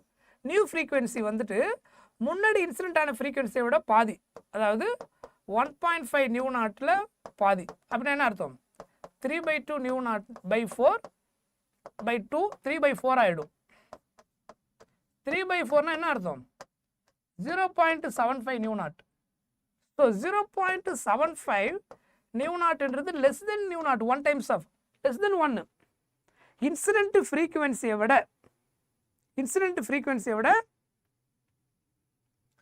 0.5 nu naught less than nu naught. Right, புரியுதா? ரைட், பெயிண்ட் பேட்ச் இருக்கான்னு தெரியல இப்போது. அப்படி எதாவது இருந்துச்சுன்னா அப்டேட் பண்ணுவாங்க. அப்படின்னா அப்படி எதாவது இருந்துச்சுன்னா இவ்வளோ இன்ஃபார்ம், சரியா? உங்களுக்கு அப்டேட் தெரியும் இன்கேஸ் இருந்ததுன்னா. ஏன்னா இப்போ தான் நம்ம கிராஷ் கோர்ஸ் முடிச்சுருந்தோம் இல்லையா? இப்போ திரும்ப அது என்ன ஆச்சுன்னா திடீர்னு வந்ததுனால அது போயிட்டுருக்கு ப்ராசஸ். இன்கேஸ் அந்த மாதிரி எதாவது ஆஃப்லைனில் இருக்குது, பட் நம்ம இதில் இருக்கான்றது இன்னும் தெரியல. Paid batch for online. Right, இது லெஸ் தென். அப்போது கண்டிப்பாக இப்போ என்ன ஆகாது? லைட் இது இன்சிடென்ட்டு மீன்ஸ் லைட் இன்சிடென்ட் ஆச்சுன்னா எஜெக்ஷன் நடக்க போகிறது இல்லை. ஏன்னா த்ரெஷோல்டு ஃப்ரீக்வன்சியை விட கம்மி. ஒன்றும் கிடையாது. இங்கே பாருங்கள், கொஷினை நல்லா படிங்க. லைட் ஒரு ஃபோட்டான் இன்சிடென்ட் ஆகுது, சரியா? இது ஒன்றும் பிரச்சனை இல்லைங்க. பாருங்கள், டயக்ராம் நான் வரைஞ்சி காமிக்கிற பாருங்க. ரஃபாக ஒரு டயக்ராம் எடுத்துங்க. 2 சுச்சுவேஷன், 2 டிஃப்ரெண்ட் ஃப்ரீக்வன்சி எடுக்கிறீங்க. இது வந்துட்டு ஸோ இங்கே வந்துட்டு நிறைய எலக்ட்ரான் இருக்குது, ஓகேவா? இதனுடைய மினிமம் த்ரெஷோல்டு ஃப்ரீக்வன்சி வந்துட்டு ஒரே மெட்டல் தான். த்ரெஷோல்டு ஃப்ரீக்வன்சி நியூ நாட், அது மாறல. Okay, threshold frequency new naught, அதே மெட்டல். அதை விட அதிகமாக இன்சிடென்ட் ஆனால் மட்டும்தான் எஜெக்ஷன் நடக்குமே தவிர கம்மியான எஜெக்ஷன் நடக்க போகிறதில்ல. இப்போது இன்சிடென்ட் ஆகிற ஒரு ஃப்ரீக்வன்சி அது எதுக்கு ஈக்குவல் சொல்கிறாங்க? இன்சிடென்ட் ஃப்ரீக்வன்சி நீங்கள் நியூன்னு எடுத்துக்கோங்க. அது எதுக்கு ஈக்குவலாக இருக்குது? 1.5 times of the nu naught. இதை விட 1.5 டைம்ஸ்னால் 1 விட கிரேட்டர்னு அர்த்தம். நான் சொல்கிற பாயிண்ட் புரியுதா? இது ஃபஸ்ட்டு கேஸு. இதை விட கிரேட்டர். அப்போ இதை விட கிரேட்டராக இருந்துச்சுன்னா 1.5 நியூ நாட் இன்சிடென்ட் ஆச்சுன்னா கண்டிப்பாக என்ன நடக்கும்? எஜெக்ஷன் நடக்கும். ஏன்? 1.5 நியூ நாட்டுன்றது கிரேட்டர் தென் த்ரெஷோல்டு ஃப்ரீக்வன்சின்னு அர்த்தம். 1 டைம்ன்றது 1.5ன்றது அதோட அதிகம் தானே. த்ரெஷோல்டு ஃப்ரீக்வன்சி நியூ நாட்னா அது 1 டைம்ஸ்னு அர்த்தம். 1 டைம்ஸ் ஆஃப் நியூ நாட்டு இந்த கேஸில். 1.5ன்றது 1 டைமை விட ஜாஸ்தி. அப்போது த்ரெஷோல்டு ஃப்ரீக்வன்சியோட அதிகமான ஃப்ரீக்வன்சி எப்போ இன்சிடென்ட் ஆனாலும் எஜெக்ஷன் நடக்கும். அதனால் 1.5 new not greater than nu not. So அதனால் இங்கே என்ன நடக்கும்? எஜெக்ஷன் நடக்கும். அதனால் இங்கே எந்த பிரச்சனையும் கிடையாது. ரெண்டாவது கேஸில் என்ன நடக்குது அப்படின்னா, அவங்க என்ன கொடுத்துக்கிறாங்க? இந்த இன்சிடென்ட் ஆகிற ஃப்ரீக்வன்சி என்னன்னு சொல்லிட்டாங்க, நியூ டேஷ்னு எடுத்துக்கிறீங்க. இதில் பாதி தான், இதனுடைய பாதி இருக்கக்கூடிய ஃப்ரீக்வன்சி இன்சிடென்ட் ஆகுன்னு வச்சுக்கோங்க. முன்னாடி கேஸில் என்ன இன்சிடென்ட் ஆச்சோ அதில் பாதி அப்படின்னு சொல்லியிருக்கிறாங்க. அப்போ அதில் பாதினா 1.5/2னா அப்போ என்ன அர்த்தம்? 0.75 நியூ நாட். இதில் எஜெக்ஷன் நடந்திருக்கும், இதில் எஜெக்ஷன் நடந்து எலக்ட்ரான் வெளியில் வந்திருக்கும், இதில் எஜெக்ஷன் நடக்காது. ஏன்?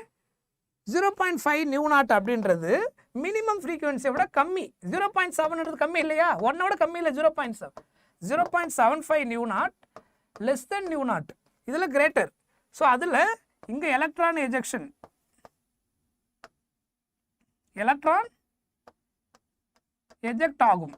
புரியுதா? Electron ejection possible. இங்கே என்ன ஆகாது, எலக்ட்ரான் எஜெக்ட் ஆகாது. லெஸ் தென் மினிமம் எனர்ஜி விட கம்மியாக இருக்குது frequency. So electron ejection not possible. Electron ejection not possible. Electron ejection not possible.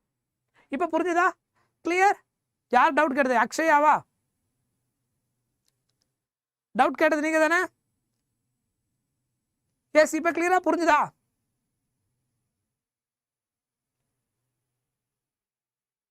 So that is the reason. அப்போ ஆன்சர் என்ன?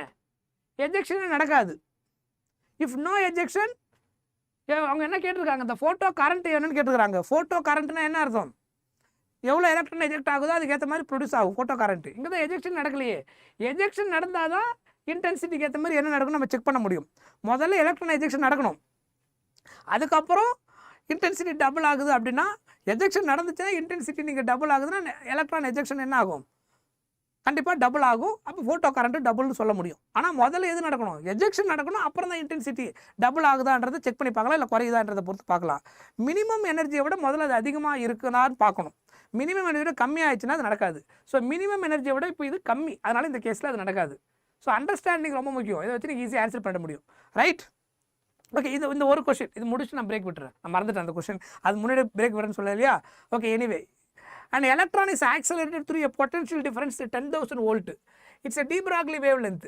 So de Broglie wavelength க்கும் potential ஓட formula என்ன? 1.227 by root v nanometre. இது எவ்வளோ கொடுத்துருக்குறாங்க?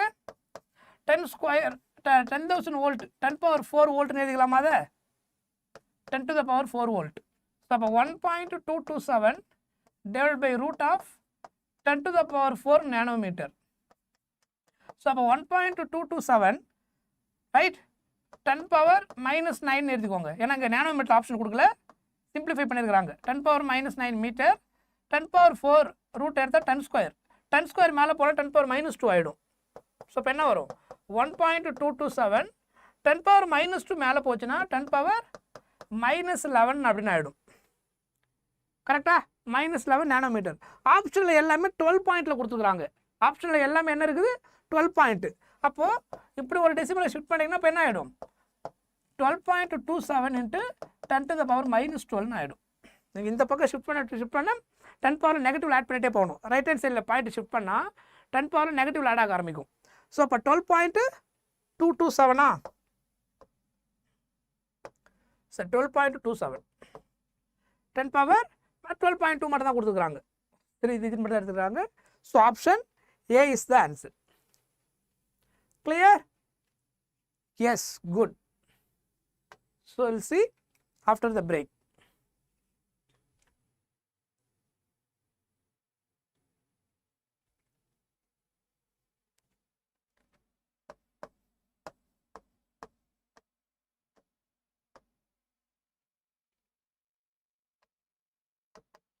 டைம் என்ன ஆகுது? ஸோ சாப்பிட்டு வந்துடுங்க. மார்னிங் எல்லோரும் டிஃபன் சாப்பிட்டு வந்துடுங்க.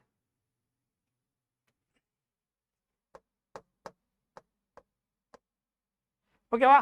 ஸோ போயிட்டு எல்லோரும் கொஞ்சம் சாப்பிட்டு எனர்ஜி ஏற்றிட்டு வந்துடுங்க. Will continue. ஸோ நானும் கொஞ்சம் டிஃபன் சாப்பிட்டு வந்துடுறேன். ஓகே, அதை வந்துட்டு நம்ம மீதி இன்னும் சில கொஸ்டின்ஸ் பார்த்துட்டு ஆட்டம்ஸ் அண்ட் நியூக்ளியை கொஸ்டின் நம்ம பார்த்துருவோம். இன்றைக்கி நம்ம நிறைய கொஸ்டின்ஸ் பார்த்துருவோம். இன்றைக்கி நடத்துகிற கொஸ்டின் நீங்கள் கிளியராக புரிஞ்சுக்கிட்டீங்கனாலே ஆட்டம்ஸ் அண்ட் நியூக்ளியை டியூவல் நேச்சர் நீங்கள் ஆன்சர் பண்ணிடுவீங்க. எந்த கொஸ்டின் காட்டும் மேனேஜ் பண்ண முடியும், உங்களால் ஐடியா கிளியராக உங்களுக்கு கிடைச்சிரும். ஸோ அதனால் மிஸ் பண்ணாமல் வந்துடுங்க, டைமுக்கு ஷார்ப்பாக வந்துடுங்க.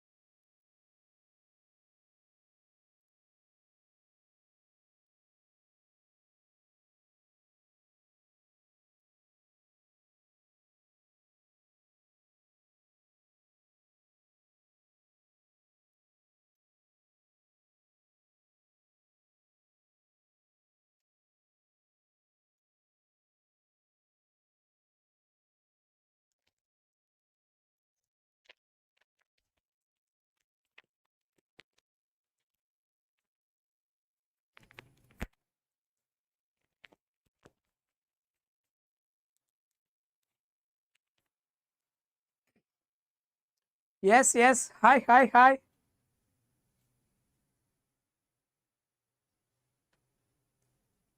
Yes. ரெடியா? கண்டினியூ பண்ணலாமா?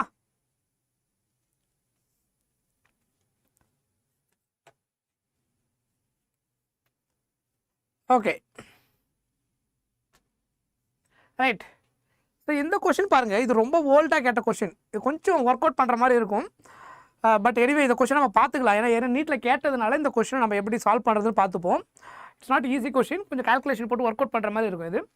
And electron of mass m with an initial velocity v vector equal to v naught I cap enters an electric field E vector கொடுத்துட்டாங்க minus E naught I cap at t equal to 0.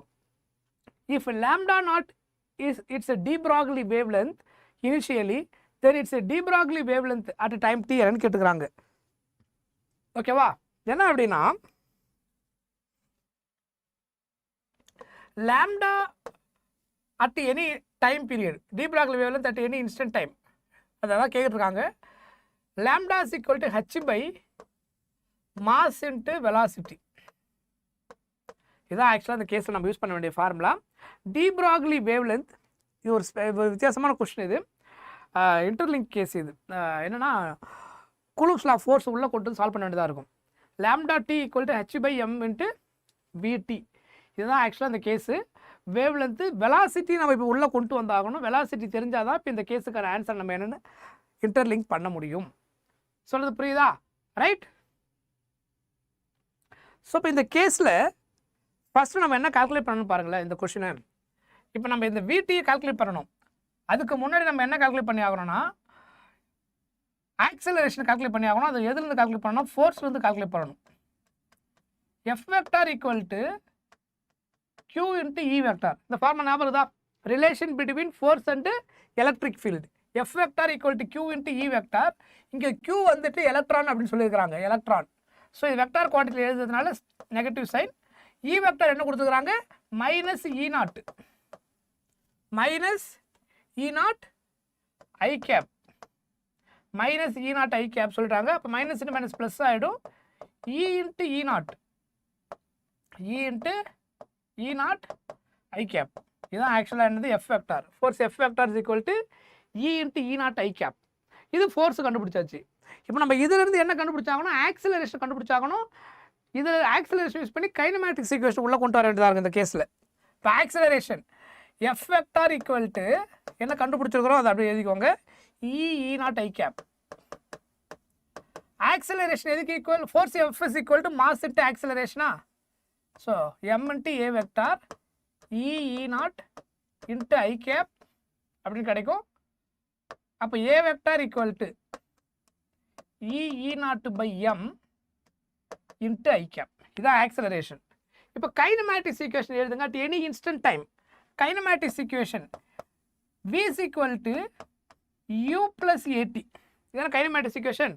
at any instant time acceleration time period அதுக்கப்புறம் u. இதெல்லாம் தெரிஞ்சால் நம்ம use பண்ண வேண்டிய formula என்ன? இதான் ஆக்சுவலாக v is equal to u plus at. Initial velocity அவங்க என்ன சொல்லியிருக்கிறாங்க? v vector equal to v naught I cap. Initial velocity கொடுத்துட்டாங்க. ஸோ அப்போ இதுக்கு பதிலாக இது எல்லாமே வெக்டாரில் எழுதிக்கோங்க. இல்லை வெக்டார் ஃபார்மேட்டில் இருக்குது. v வெக்டார் வந்து v naught I cap. a vector என்ன கண்டுபிடிச்சிருக்கிறோம்? E naught by m. அப்புறம் இங்கே ஒரு t இருக்குது, அந்த t சேர்த்து போட்டுக்கோங்க. Into I cap. ஸோ அப்போ இதிலிருந்து I cap காமனாக எடுத்துக்கோங்க. v naught plus E naught by m into t into I cap equal to v vector. இப்போ மாடுலஸ் ஆஃப் v எடுத்தீங்கன்னா என்ன வரும்? மேக்னிடியூட் எடுத்தீங்கன்னா மேக்னிடியூட் எடுத்து I cap கேன்சல் ஆகிடும். இது மட்டும் கிடைக்கும். v naught plus E naught by m into t கிடைக்கும். v is equal to v naught plus E naught by m into t கிடைக்கும். ஸோ இப்போ ஆக்சுவலாக இதில் எடுத்து சப்ஸ்டியூட் பண்ணால் இதான் அந்த டேர்ம் கிடைக்கும். 1 plus E naught by m into v naught t கிடைக்கும். இது எதில் எடுத்து சப்ஸ்டியூட் பண்ணணும்? லாம்டா டீயில். இதான் velocity at any instant. Therefore lambda t equal to என்ன வந்திருக்கு? h by m into h divided by m vtக்கு பதிலாக இப்போ நம்ம கண்டுபிடிச்ச வேல்யூ இதான். v not plus E naught by m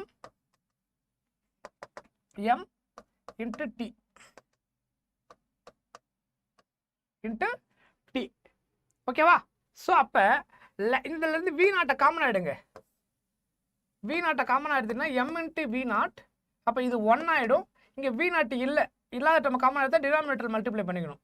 so அப்போ E naught by m into V naught into T அப்படின்னு கிடைக்கும். h by m into V naught lambda is equal to h by mv. இப்போ m V நாட்ன்றதுனால இந்த h by m V நாட்டுக்கு பதிலா lambda not de Broglie wavelength 1 plus E not by m into V naught into T. ஓகேவா? இதான் இந்த கேஸுக்கான answer. சரியா? Right, that is the answer. Option என்ன வரும்? ஏ. lambda not divided by 1 plus E not by mv not into T. So இது வந்து இப்போ recent question கிடையாது, 2018 கேட்ட question.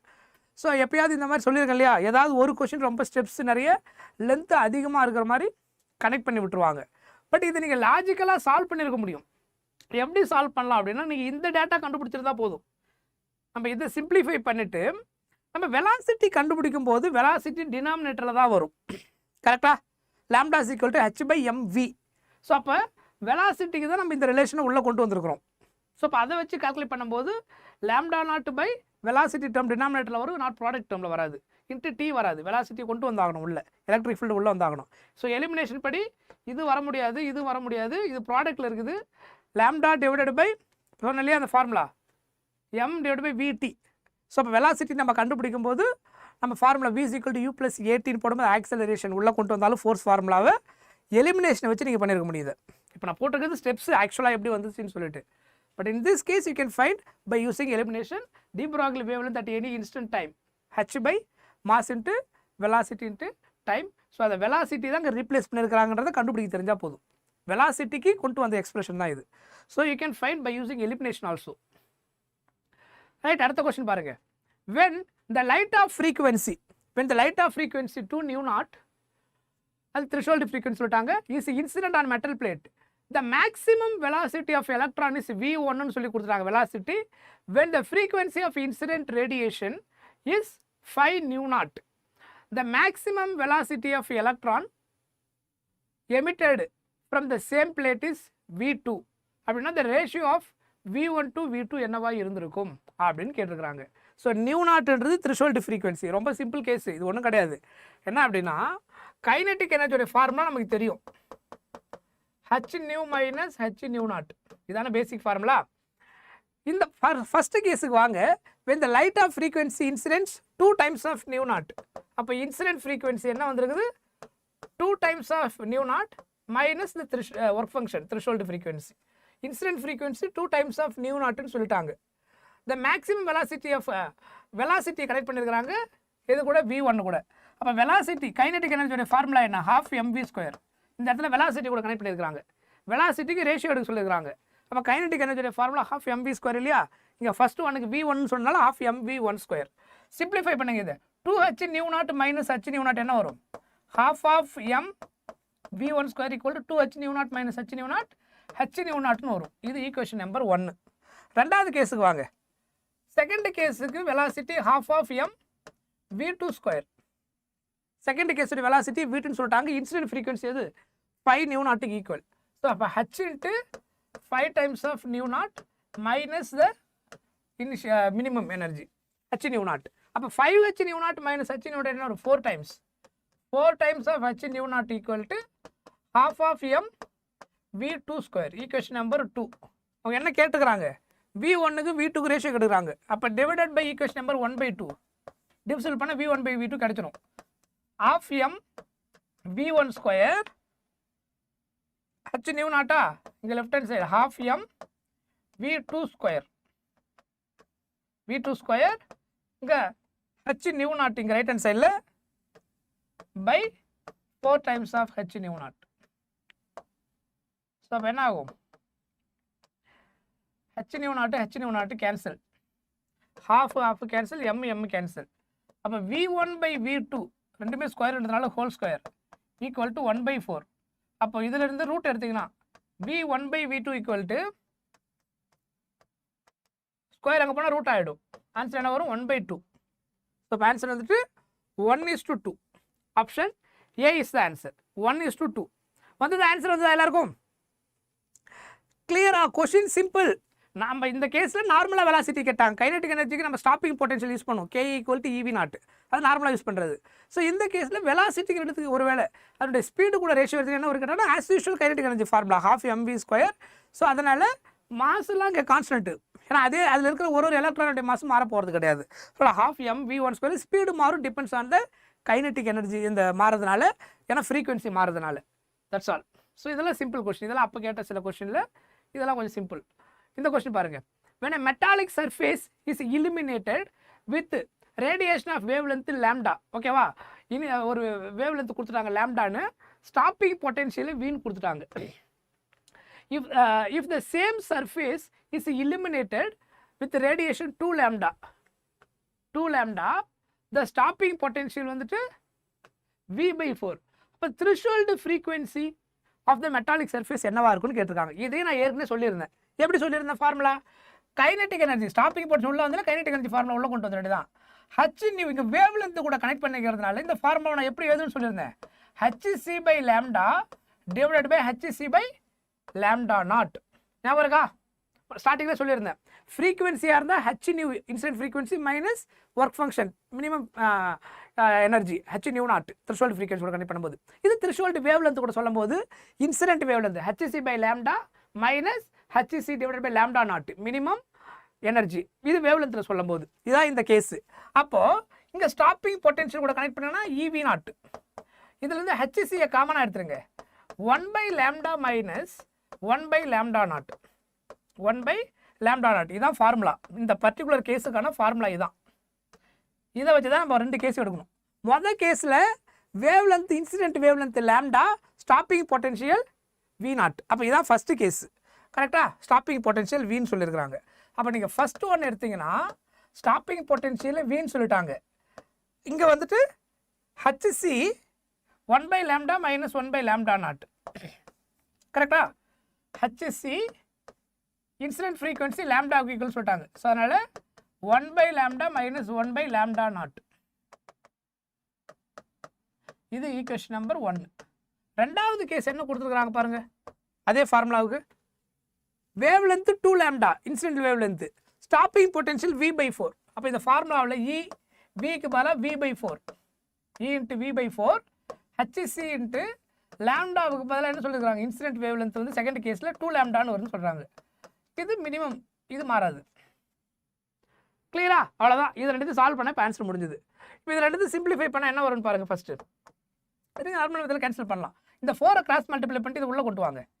EV = 4 times of hc, 4 times of hc 1/2 lambda minus λ0 அப்படின்னு வச்சுக்கோங்க. இதை இதில் சப்ஸ்டிட் பண்ணுங்க. இப்போ EVக்கு பதிலாக இந்த வேல்யூ இங்கே சப்ஸ்டிட் பண்ணுங்க. hc 1/λ minus 1/λ0 equal to 4 times of hc 1/2 lambda minus λ0. புரியுதா? இப்போ இதெல்லாம் கேன்சல் ஆகும் பாருங்க. hc கேன்சல் பண்ணிக்கலாம். இந்த 4 உள்ள மல்டிப்ளை பண்ணிட்டு இந்த λ0 λ ஒரு சைடு கொண்டு போங்க. அவ்வளோதான் ஆன்சர். ஸோ இந்த 4 உள்ள மல்டிப்ளை பண்ணிக்கலாம். 1/λ மைனஸ் 1/λ0. 4 உள்ள மல்டிப்ளை பண்ணால் இந்த 2 கேன்சல் ஆகிடும். 2/λன்னு வரும். 4 உள்ள மல்டிப்ளை பண்ணால் 1 × 2 2 × 2 4 மைனஸ் 4/λ0 மைனஸ் 4/λ0. அப்போ λ0 ஒரு சைடு கொண்டு போயிடுங்க. மைனஸ் λ இது இந்த பக்கம் கொண்டு வந்துடுங்க. லாம்டா அந்த பக்கம் கொண்டு போயிடுங்க. ஸோ அப்போ இதை சப்ஸ்டிட் பண்ணிங்கன்னா 4/λ0 ரைட் ஹேண்ட் சைடு கொண்டு வந்தால் ப்ளஸ் ஆகிடும். கரெக்டாக? இந்த term minus 1/λ0 equal to lambda அந்த சைடு கொண்டு போங்க. லாம்டா கொண்டு போனீங்கன்னா என்ன வரும்? 2/λ மைனஸ் 1/λ. 2/λ மைனஸ் 1/λ. அப்போ டினாமினேட்டர் λ0 சேமா? அப்போ 4 - 1 3. 3/λ0 equal to 2/λ. Take reciprocal. λ0/3 equal to λ/2. கொஸ்டினில் என்ன கேட்டிருக்காங்க? λ0 கேட்டிருக்காங்க. 3/2 λ. So answer is 3/2 lambda 4 time வந்திருக்கா? எங்கே மிஸ் பண்ணிருக்கா பாருங்க நம்பரு V/4. ஆன்சர் கரெக்டாக செக் பண்ணுங்க. 2/3/2 த்ரெஷோல்டு வேவ் லென்த்னு கேட்டிருக்காங்க. எங்கே எரர் வந்திருக்கு பாருங்க, எதை மிஸ் பண்ணியிருக்கிறேன் எல்சிஎம்ல. 4 - 1 3 சாரி இங்கே தப்பு பண்ணிட்டேன். சரி சார், இங்கே 2 - 1 1 ஐம் சாரி, இங்கே எரர். 2 - 1 1 தானே வரும், 1/λ. இப்போ கிராஸ் மல்டி சாரி இங்கே λ/1, தட் இஸ் λ/1. இப்போ கிராஸ் மல்டிப்ளை பண்ணிங்கன்னா λ naught equal to 3 times of லேம்டான்னு கிடைக்கும். λ naught equal to 3 times of λ.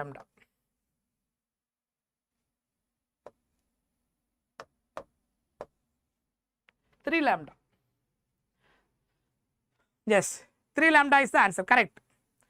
So question நான் சொன்னதுதான். முன்னாடி நம்ம பார்த்தது frequency வச்சு நம்ம பார்த்தோம், ஒர்க் ஃபங்க்ஷனை வச்சு பார்த்தோம், இது வேவ் லென்த்தை வச்சு. ஐடியா ஒன்று தான். சிம்பிளாக கைனெட்டிக் எனர்ஜியோட ஃபார்முலாவை initial incident energy minus minimum energy subtract பண்ணால் அது ஃபார்முலா. வேவ் லென்த்து கொடுத்தாலும் வேவ் லென்த்து, ஒர்க் ஃபங்க்ஷன் கொடுத்தா ஒர்க் ஃபங்க்ஷன், ஃப்ரீக்வன்சி கொடுத்தா ஃப்ரீக்வன்சி, என்ன கொடுத்துருக்குறாங்களோ அதை வச்சு நீங்கள் சிம்பிளிஃபை பண்ணாலே ஈஸியாக ஆன்சர் வந்துடும்.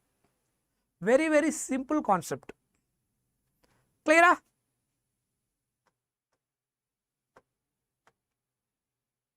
இந்த question answer சொல்லுங்க. If the kinetic energy of the particle is increased 16 times, 16 times it's a previous value அப்படின்னு சொல்லிட்டாங்க. The percentage change in de Broglie wavelength of the particle, அப்போ எவ்வளோ percentage சேஞ்ச் ஆயிருக்குது, எவ்வளோ percentage சேஞ்ச் ஆயிருக்குன்னு கேட்குறாங்க. எப்படி கால்குலேட் பண்ணுவீங்க? கைனெட்டிக் எனர்ஜிக்கும் de Broglie wavelengthக்குள்ள ரிலேஷன் பாருங்க. First lambda is equal to h divided by root of 2m into ke. இதெல்லாம் நம்ம பார்த்த formula, root of 2m into ke. அப்போ kinetic energy wavelength energy or kinetic energy என்னவா இருக்கும்? Inversely proportional, lambda inversely proportional to root of ke. இப்போ என்ன நடந்திருக்குன்னு பாருங்க, 16 டைம்ஸ் கைனெட்டிக் எனர்ஜி இன்க்ரீஸ் ஆயிருக்குது. அப்போ லாம்டா டேஷ், இது லாம்டா இனிஷியலா, root of 16 times of the initial kinetic energy increase ஆயிருக்குது அப்படின்னு சொல்லியிருக்கிறாங்க. அப்போ சிம்பிளிஃபை பண்ண என்ன வரும்? 1/4 ரூட் ஆஃப் கைனெட்டிக் எனர்ஜின்னு வருமா? 1/4 root of kinetic energy. So அப்போ லாம்டா டேஷ் என்ன ஆயிடும்? ரூட் ஆஃப் கேக்கு பதிலாக லாம்டான்னு எழுதலாம், இனிஷியலாக இருந்தது. 1/4 ஆஃப் ரூட் ஆஃப் கேஇ. ஸோ அப்போ என்ன அர்த்தம்? லாம்டா டேஷ் வந்துட்டு 1/4 0.25, 0.25. இது வந்து இனிஷியல், கரெக்டா? 0.25 கேஇ. ஸோ இது வந்துட்டு சார் டினாமினேட்டரில் வரணும். Sorry sir, 1 second. 0.25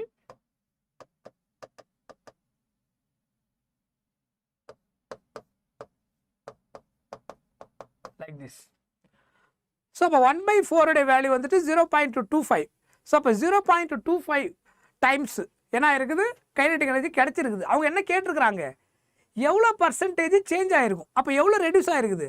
லேம்டாவாக இருக்கும்போது 1/√of KE, lambda dash 16 times மாறும்போது 0.25. அப்போ எவ்வளோ ரெடியூஸ் ஆகிருக்குது?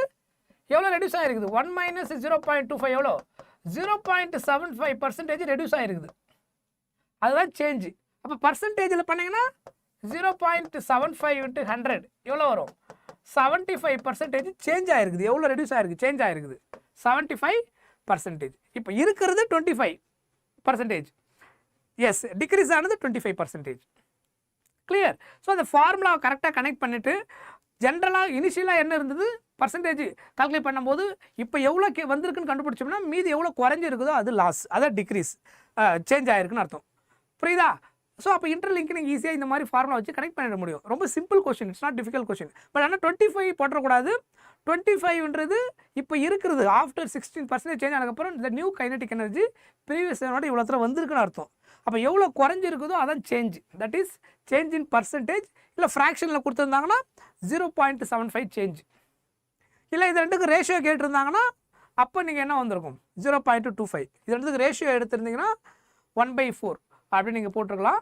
லாம்டா டேஷ் பை லாம்டா அப்படின்னு எடுத்திருந்தீங்கன்னா. ஸோ கொஷின் என்ன கேட்குறாங்களோ அதை அப்படியே இன்டர்லிங்க் பண்ணணும்னா நமக்கு ஈஸியாக ஆன்சர் கிடைச்சிரும். It's very simple question, right? So இதுக்கு முன்னாடி நம்ம பார்த்த டாபிக் என்னது? Dual nature of radiation matter. ஓரளவுக்கு இப்போ எல்லாமே கிளியராக புரியுதா? ஏன் ஒன்னோட மைனஸ் பண்ணுறேன்னு கேட்குறீங்களா? இதுவா? ஒன்னுன்றது டோட்டல், இது ஒன் டைம், இது one time 1 into 1 by root of KE. இது எவ்வளோ? 0.25 times of root of 1 by KE. அப்போ ஒன் டைம்லேருந்து 0.25 சேஞ்ச் ஆயிருக்குன்னா டிஃபரன்ஸ், அதாவது பர்சன்டேஜில் எடுத்தால் 100 minus 25 75. ரேஷியோவில் சொன்னால் 1 பார்ட் தான் ஒரிஜினல். எவ்வளோ ஃப்ராக்ஷன் வந்திருக்கு? 0.25% தான் வந்திருக்கு. அப்போ குறைஞ்சது 0.75. ஸோ அது ஃப்ராக்ஷன் கன்வர்ஷனில் பண்ணும்போது பர்சன்டேஜாக தான் இது 100, அது 25. 100 minus 25 75 போடலாம். இல்லைனா இது 1 பார்ட்டு, இது 0.25 பார்ட்டு. டோட்டல் எப்பவுமே 1 பார்ட்டு, எப்பயுமே பர்சன்டேஜில் 100 சொல்லுவோம், இல்லைனா டோட்டல் 1 பார்ட் அப்படின்னு நம்ம சொல்லுவோம், ரைட்? ஸோ கிளியராக இப்போ நான் நம்ம இது வரைக்கும் டூயல் நேச்சர் ஆஃப் ரேடியேஷன் மேட்டரில் என்ன கான்செப்ட் மெயினாக பார்த்தோமோ அதுதான் பிரைமரி கான்செப்ட். அதில் நீங்கள் தெளிவாக இருந்தீங்கனாலே அதில் கேட்குற எல்லா கொஸ்டினும் ஈஸியாக ஆன்சர் பண்ண முடியும். பேசிக்காக நான் கிளாஸ் பேசிக் நடத்திருக்கிறேன். இன்டென்சிட்டி, ஃப்ரீக்வன்சி, அதுக்கப்புறம் ஸ்டாப்பிங் பொட்டன்ஷியல், இதுக்கெல்லாம் உள்ள ரிலேஷன் பேசிக்காக என்ன, எது ப்ரொபோஷனாலிட்டி, எது டிபெண்ட், எது இண்டிபெண்ட், இதெல்லாம் நம்ம பார்த்துருக்கோம் ஏற்கனவே. அதுக்கப்புறம் கைனெட்டிக் எனர்ஜி ரிலேட்டட் ஃபார்முலா இப்போயும் நான் கொடுத்துருந்தேன், அன்றைக்கி நான் கிளியராக நடத்தியிருந்தேன். அதுக்கப்புறம் டி ப்ராக்லி வேவ் வந்து ரொம்ப முக்கியம்னு சொல்லியிருந்தேன். இதனுடைய வேவ் லென்த்தையும் ஃபோட்டான் வேவ் லென்த்தையும் இன்டர்லிங்க் பண்ணும்போது எனர்ஜி சேம் சொன்னால் என்ன அர்த்தம், இல்லை இது ரெண்டுத்துக்கு ரேஷியோ எடுத்து எனர்ஜி இல்லாமல் வரும்போது இன்டர்லிங்க் பண்ணி எப்படி கொண்டு வரது. அதுக்கப்புறம் டி ப்ராக்லி வேவ் லென்த்தில் ஸ்டாப்பிங் அந்த பொட்டன்ஷியல் கொடுத்துட்டு வேல்யூ கால்குலேட் பண்ணும்போது பொட்டன்ஷியலோ இல்லை வேவ் லென்த்தை கால்குலேட் பண்ணுறது. ஸோ அந்த மாதிரி கேஸ் நம்ம பார்த்துருந்தோம். மொமெண்டம் கூட ரிலேட் பண்ணுறது, அப்புறம் கிராஃப் பார்த்துருந்தோம். இதில் அது ரொம்ப முக்கியம். இதில் இதுதான் மெயின் ஐடியா. இன்றைக்கி இந்த கிளாஸ் கிளியராக பார்த்துருந்தீங்கனாலே கான்செப்ட் ஃபுல்லாக ஒருத்தர் கோத்ரூ பண்ணிவிட்டு இப்போ நம்ம இன்றைக்கி நடத்தின எல்லா கொஸ்டின் நீங்கள் ஃபுல்லாக கோத்ரூ பண்ணிங்கனாலே உங்களுக்கு கிளியராக ஐடியா கிடச்சிரும். டூயல் நேச்சரில் கொஸ்டின் எப்படி வரும், எப்படி சால்வ் பண்ணணும், கிராஃப் எப்படி இருக்கும், ஓரளவுக்கு ஒரு கிளாரிட்டி கிடச்சிரும், ஐடியா கிடச்சிரும். That's a basic thing. அவ்வளோதான் டூயல் நேச்சரில் இருக்கிறது. ஸோ இப்போ நம்ம அடுத்தது பார்க்க போகிறது atoms and நியூக்ளியை chapter.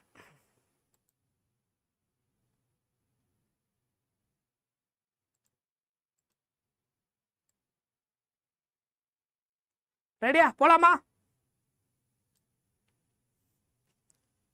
Ready?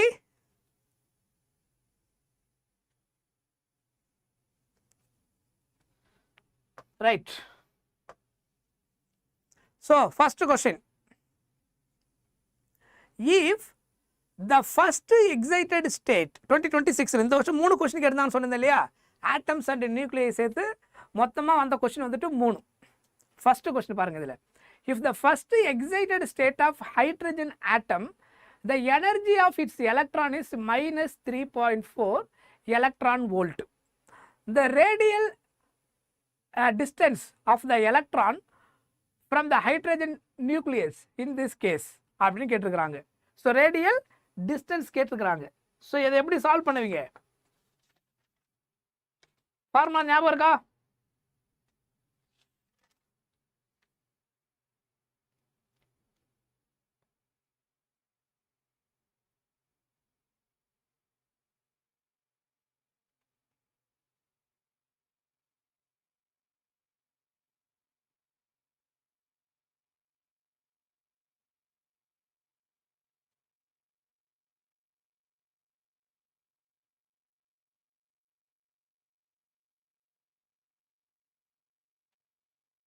Do you remember the formula?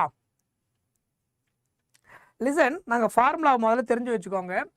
இது வந்து டோட்டல் எனர்ஜி கண்டுபிடிக்கிறதுக்கான formula. Hydrogen atom case total energy நீங்கள் கண்டுபிடிக்கணும் அப்படின்னா energy E equal to minus K E square by 2r, minus K E square by 2r. இது வந்துட்டு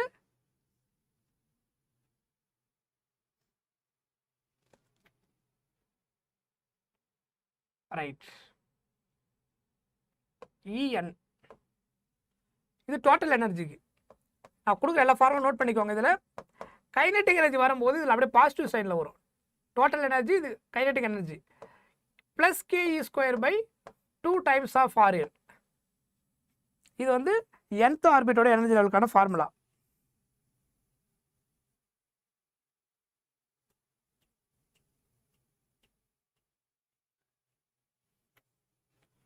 potential energy. ஆக்சுவலாக இங்கே கரெக்டாக என்ன வரும் அப்படின்னு பார்த்தீங்கன்னா ஒரிஜினல் ஃபார்முலாவில் Z சேர்ந்து வரும். ஜென்ரல் ஃபார்முலா படி பார்த்தீங்கன்னா KZ E ஸ்கொயர், இதுதான் general formula. KZ E square potential energy of the nth orbit equal to KZ E square by 2RN. RN மட்டும் வரும். KZ E square by RN. இதுதான் general formula, nth ஆர்பிட்டோட energy கண்டுபிடிக்கிற formula. இந்த formula note பண்ணிக்கோங்க. nth ஆர்பிட்டோடைய total energy கண்டுபிடிக்கிற formula minus KZ E square by 2RN. Kinetic energy கேட்டாங்கன்னா kinetic energy total energy opposite சைனில் இருக்கும். இங்கே மைனஸ் இருக்கும், இதில் ப்ளஸ் வரும். KZ E square by 2 times of R1. இது ரெண்டுமே ஆப்போசிட் சைனில் இருக்கும். பொட்டென்ஷியல் எனர்ஜி வந்து KZ E square by RN. இதில் ஹைட்ரஜன் வரும்போது Z வேல்யூ வந்து நமக்கு என்ன கிடைக்கும்? அட்டாமிக் நம்பர் என்னது இதில் வந்துட்டு Z ஈக்குவல் டு 1. ஸோ இப்போ ஹைட்ரஜன் வர்றதுனால இது ஜென்ரலாக எனி கேஸ்க்கு ஹைட்ரஜன் சொல்லும் போது Z ஈக்குவல் டு 1. அப்போ இந்த ஃபார்முலா என்னவா மாறும்? E is equal to minus KZ E square divided by 2R. R என்ன R1 போட்டுக்கலாம் நீங்கள். கைனட்டிக் எனர்ஜியோட formula K is equal to plus K Z 1 ஆகிடுங்க. அது வராது. K E square by 2R. இங்கே மைனஸ் இது plus K E square by 2R.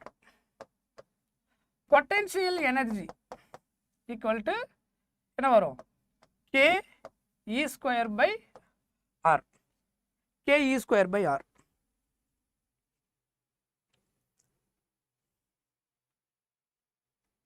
புரிஞ்சுதா? ஆப்போசிட் சைன் கைனெட்டிக் எனர்ஜிக்கும் பொட்டென்ஷியல் எனர்ஜிக்கும் ஃபார்முலா ஒன்று.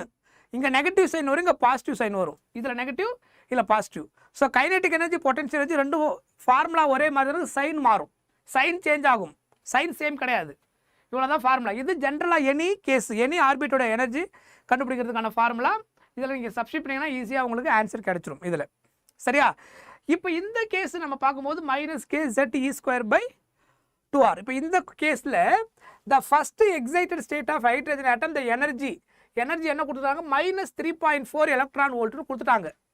த ரேடியல் டிஸ்டன்ஸ் R என்னன்னு கேட்குறாங்க. Hydrogen nucleus in this case இதுதான் கேட்டிருக்கிறாங்க. இந்த R என்னன்றது கொஸ்டினில் கேட்டிருக்கிறாங்க. எனர்ஜி கொடுத்துட்டாங்க. ஸோ மைனஸ் 3.4 எலக்ட்ரான் வோல்ட்டு கொடுத்துட்டாங்க. ஃபஸ்ட்டு டோட்டல் எனர்ஜி ஃபார்முலா எழுதிக்கோங்க. இங்கே ஃபார்முலா தெரிஞ்சால் போதும், ஈஸியாக நீங்கள் ஆன்சர் போட்டுடலாம். இது minus K E square by 2R. கேன்றது இங்கே என்ன தெரியுதா? 1/4 பை எப்சிலான் நாட். அந்த K இது பை 2R. எனர்ஜி கொடுத்துட்டாங்க. இதுதான் E. E வந்துட்டு என்ன கொடுத்துட்டாங்க? Minus 3.4 electron volt. So minus 3.4 கரெக்டா? மைனஸ் 3.4 இங்கே எலக்ட்ரான் வோல்ட் மாற்றி ஆகணும். 1.6 × 10⁻−19 ஜூலுக்கு. எலக்ட்ரான் வோல்ட்ன்றது SI யூனிட் ஆஃப் எனர்ஜி கிடையாது. கரெக்டா? எலக்ட்ரான் வோல்ட்ன்றது SI யூனிட் ஆஃப் எனர்ஜி கிடையாது. ஸோ அதனால் நம்ம அதை கேர்ஃபுல்லாக சிம்பிளிஃபை பண்ணி ஆகணும். ரைட்?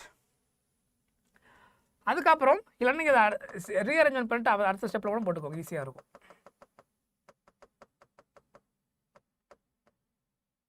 இதிலிருந்து R equal to minus K E square by இன்னு போட்டுக்கோங்க. அப்புறமா சால்வ் பண்ணிக்கோங்க.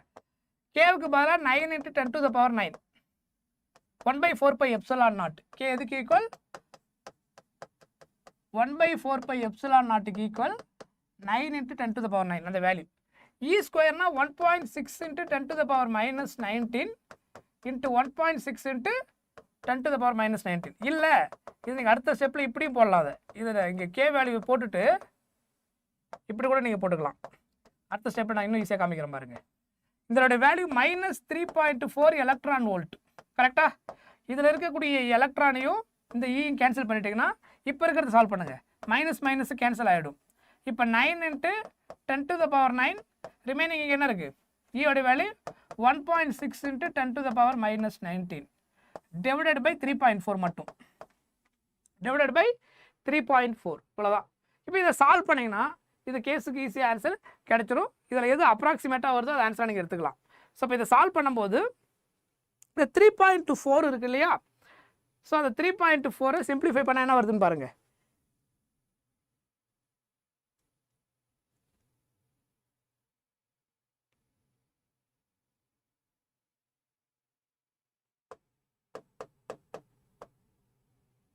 அப்ராக்சிமேட்டாக என்ன வருது? ஏதோ ஒரு வேல்யூ மிஸ் ஆயிருக்கா? இங்கே ஒரு 2 இருந்துச்சு இல்லையா, அந்த 2 மிஸ் ஆயிருக்கு. 2e r மட்டும் தான் நாங்கள் கொண்டு போயிருக்கிறோம். அப்போ இன்ட்டு 2 இருக்கும். இப்போ சால்வ் பண்ணுங்க. இதை கேன்சல் பண்ணால் என்ன ஆகும் பாருங்க. 2 கேன்சல் பண்ணிட்டா இது 0.8 கரெக்டா? இந்த 3.4 இருக்கு பாருங்க. Yes correct. 3.4 இருக்குல்லையா, அது 3ன்னு எடுத்துங்க. இதை கேன்சல் பண்ணால் 3 டைம்ஸ் ரவுண்டிங் ஆஃப் பண்ணிக்கோங்க. ரொம்ப அப்ராக்சிமேட் வேலை அக்யூரேட் வேலை தேவையில்லை. 3.4 5க்கு மேலே இருந்தால் கொஞ்சம் கிட்ட கொண்டு போய் 4ன்னு எடுத்துக்கலாம். ஸோ 3.4 நான் என்ன எடுத்துக்கிறேன், அசம்ஷன் 3ன்னு எடுத்துக்கிறேன். ஸோ அப்போ இதை 3ன்னு எடுத்தா இதை கேன்சல் பண்ணும்போது 3 × 3ன்னு கிடைக்கும். 8 × 3 அப்போ எவ்வளோ? 24. 2.4 அப்படி கிடைக்கும். கரெக்டாக? 0.8 × 3 8 × 3 24 ஒரு டெசிமல் பாயிண்ட். அப்போ ஆன்சர் என்ன வரும்? 2.4 × 10⁻⁻10. ஸோ அப்ராக்சிமேட்டாக எழுதுனீங்கன்னா என்ன வரும்? 2.4 × 10⁻⁻10. ஸோ இங்கே 2.1ன்னு இருக்கும். 2.1 × 10⁻⁻10. 2.1 × 10⁻⁻. v வந்துட்டு யூனிட்டில் வர்றது, அதுக்கு ஜூலு கன்வெர்ட் ஆகிடும். 3.6 × எலக்ட்ரான் வோல்ட் எழுதும்போது v is not a value. 1.6 × 10⁻⁻19 ஜூலுக்கு வரும். அதனால தான் நான் அதை கேன்சல் பண்ணிட்டேன். எஸ்ஐ யூனிட்டில் இது இங்கே ஆக்சுவலாக வருன்றதுனால கேன்சல் பண்ணிடுறேன். உங்களுக்கு அது கன்ஃபியூஷனாக இருந்துச்சுன்னா இதை 1.6 × 10⁻⁻19 × 1.6 × 10⁻⁻19 இங்கே என்ன போடுங்க, எலக்ட்ரான் வோல்ட் ஜூலுக்கு மாற்றினீங்கன்னா 1.6 × 10⁻⁻19 ஜூல் அப்படின்னு வரும். சரியா? அது உங்களுக்கு புரியுறதுக்காக இங்கே போட்டிருக்கு v is not a value. புரியுதா? இந்த இ கேன்சல் பண்ணுறதுக்கு ஈஸியாக இருக்குமேனு போட்டுட்டேன். ஸோ யூனிட் தேவைப்படாது இங்கே. வித் எலக்ட்ரான் வோல்ட் இல்லைனா கன்ஃபியூஷனாக இருந்தால் அடிச்சுக்கோங்க, அவ்வளோதான். 3.4 × இ தான் 1.6 × 10⁻⁻19 ஜூலுக்கு ஈக்குவல். இப்போ புரியுதா? கிளியர்? இது ஃபார்முலா, அப்படியே ஃபார்முலா தான் ஆட்டம்ஸ் அண்ட் நியூக்ளியில் வரக்கூடிய nth ஆர்பிட்டில் அந்த எனர்ஜி பைண்டிங் எனர்ஜி கேஸ் வரும். ஆக்சுவலாக energy, kinetic energy, potential energy இதெல்லாம் நம்ம இதில் பார்ப்போம். நியூக்ளியில் பைண்டிங் எனர்ஜி வந்துடும். ரைட்? ஸோ இப்போ எனர்ஜி இந்த nth கேஸு இதில் வந்துட்டு எனர்ஜி எவ்வளோ இருக்கும், கைனடிக் எனர்ஜி எவ்வளோ இருக்கும், பொட்டன்ஷியல் எனர்ஜி எவ்வளோ இருக்கும். இதில் வந்து ஹைட்ரஜன் சொன்னதுனால, ஏன்னா கொஸ்டினில் இங்கே தெளிவாக ஹைட்ரஜன் ஆட்டம் சொல்லிட்டாங்க, அதனால Z = 1 அப்படின்னு நம்ம எடுத்து, ஸோ அந்த ஒரு கேஸில் இருக்கக்கூடிய total energy, kinetic energy, potential எனர்ஜியோடைய ஃபார்முலா தான். ஃபார்முலா மட்டும் கிளியராக இருந்திருந்தாலே இந்த கொஸ்டினுக்கு நீங்கள் ஆன்சர் பண்ணிருக்க முடியும். அப்ராக்சிமேஷன் ஈஸியாக போட தெரியணும்.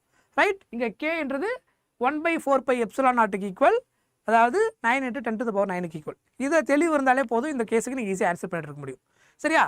எனிவே இப்போ ஞாபகம் வச்சுக்கோங்க, இது அதெல்லாம் இங்கேயே கொடுத்துட்டாங்க. ஈயோடைய வேல்யூ 1/4πε0 1 எலக்ட்ரான் எல்லாமே கிளியராக கொடுத்துட்டாங்க. ஃபார்முலாவை மட்டும் எழுதுனா உங்களுக்கு ஈஸியாக ஆன்சர் வந்துடும்.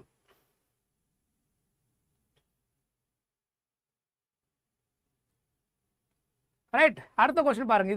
இதில் ஒரு தியரி பேஸ்டு கொஸ்டின் கேட்டிருந்தாங்க. இது வந்து நியூக்ளியில் வரக்கூடிய கொஸ்டின். என்ன கேட்டிருக்காங்க பாருங்க. 4 ஸ்டேட்மெண்ட்ஸ் ஆர் கிவன். என்ன கொடுத்துருக்காங்க? The volume of nucleus is proportional to a⁻1/3. The volume of nucleus is proportional to a ன்னு கேட்டிருக்காங்க. முதல்ல அது என்னன்னு கண்டுபிடிங்க. இதில் ரேடியஸுக்கும் ரேடியஸ் r = r0 a⁻1/3. இதான் formula. Radius of any nucleus equal to r0, அது constant radius, into a⁻1/3. a⁻1/3. அப்போது வால்யூமுக்கு நீங்கள் உள்ளே கொண்டு போகிறீங்கன்னா வால்யூம் எடுக்கும்போது volume of sphere formula 4/3 πr3. இதான ஃபார்முலா. வால்யூமுடைய ஃபார்முலா என்ன? 4/3 πr3 அப்படின்னு கிடைக்கும். That is volume of the sphere. Radius of nucleus எதுக்கு ஈக்குவல்? r0 a⁻1/3க்கு 4/3 π r replaced by r0 a⁻1/3 whole cube. அப்போ செப்பரேட் பண்ணுங்க. 4/3 π R0 cube a power 1/3 cancel ஆகிட்டு இன்ட்டு ஏன்னு கிடைக்கும். இதுதான் வால்யூம். 4/3 pi R0 மொத்தமாக எல்லாமே கான்ஸ்டன்ட்டு. ஸோ அப்போ velocity directly proportional to what? Mass number. கரெக்டா? ஸோ அப்போ இது வந்துட்டு volume, not velocity, volume. Volume directly proportional to A.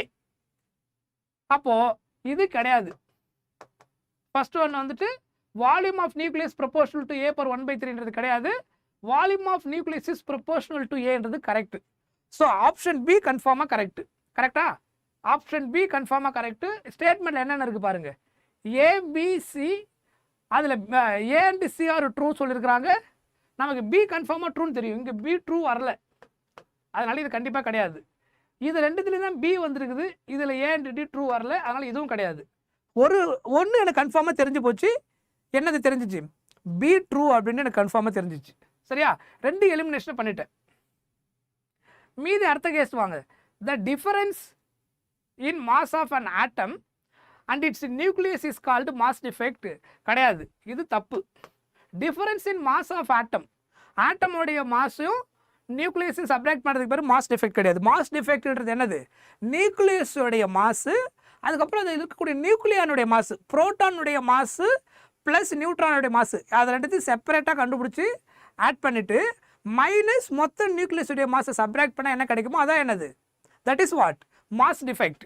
The difference in mass of nucleus and its constituents. கான்ஸ்டிடியூவன்ஸ்ன்றது என்னது? Neutron and புரோட்டானுடைய செப்பரேட் மாஸ், அது எல்லாத்தையோடைய செப்பரேட் மாஸ். அப்போது இது கரெக்டு, இது D correct.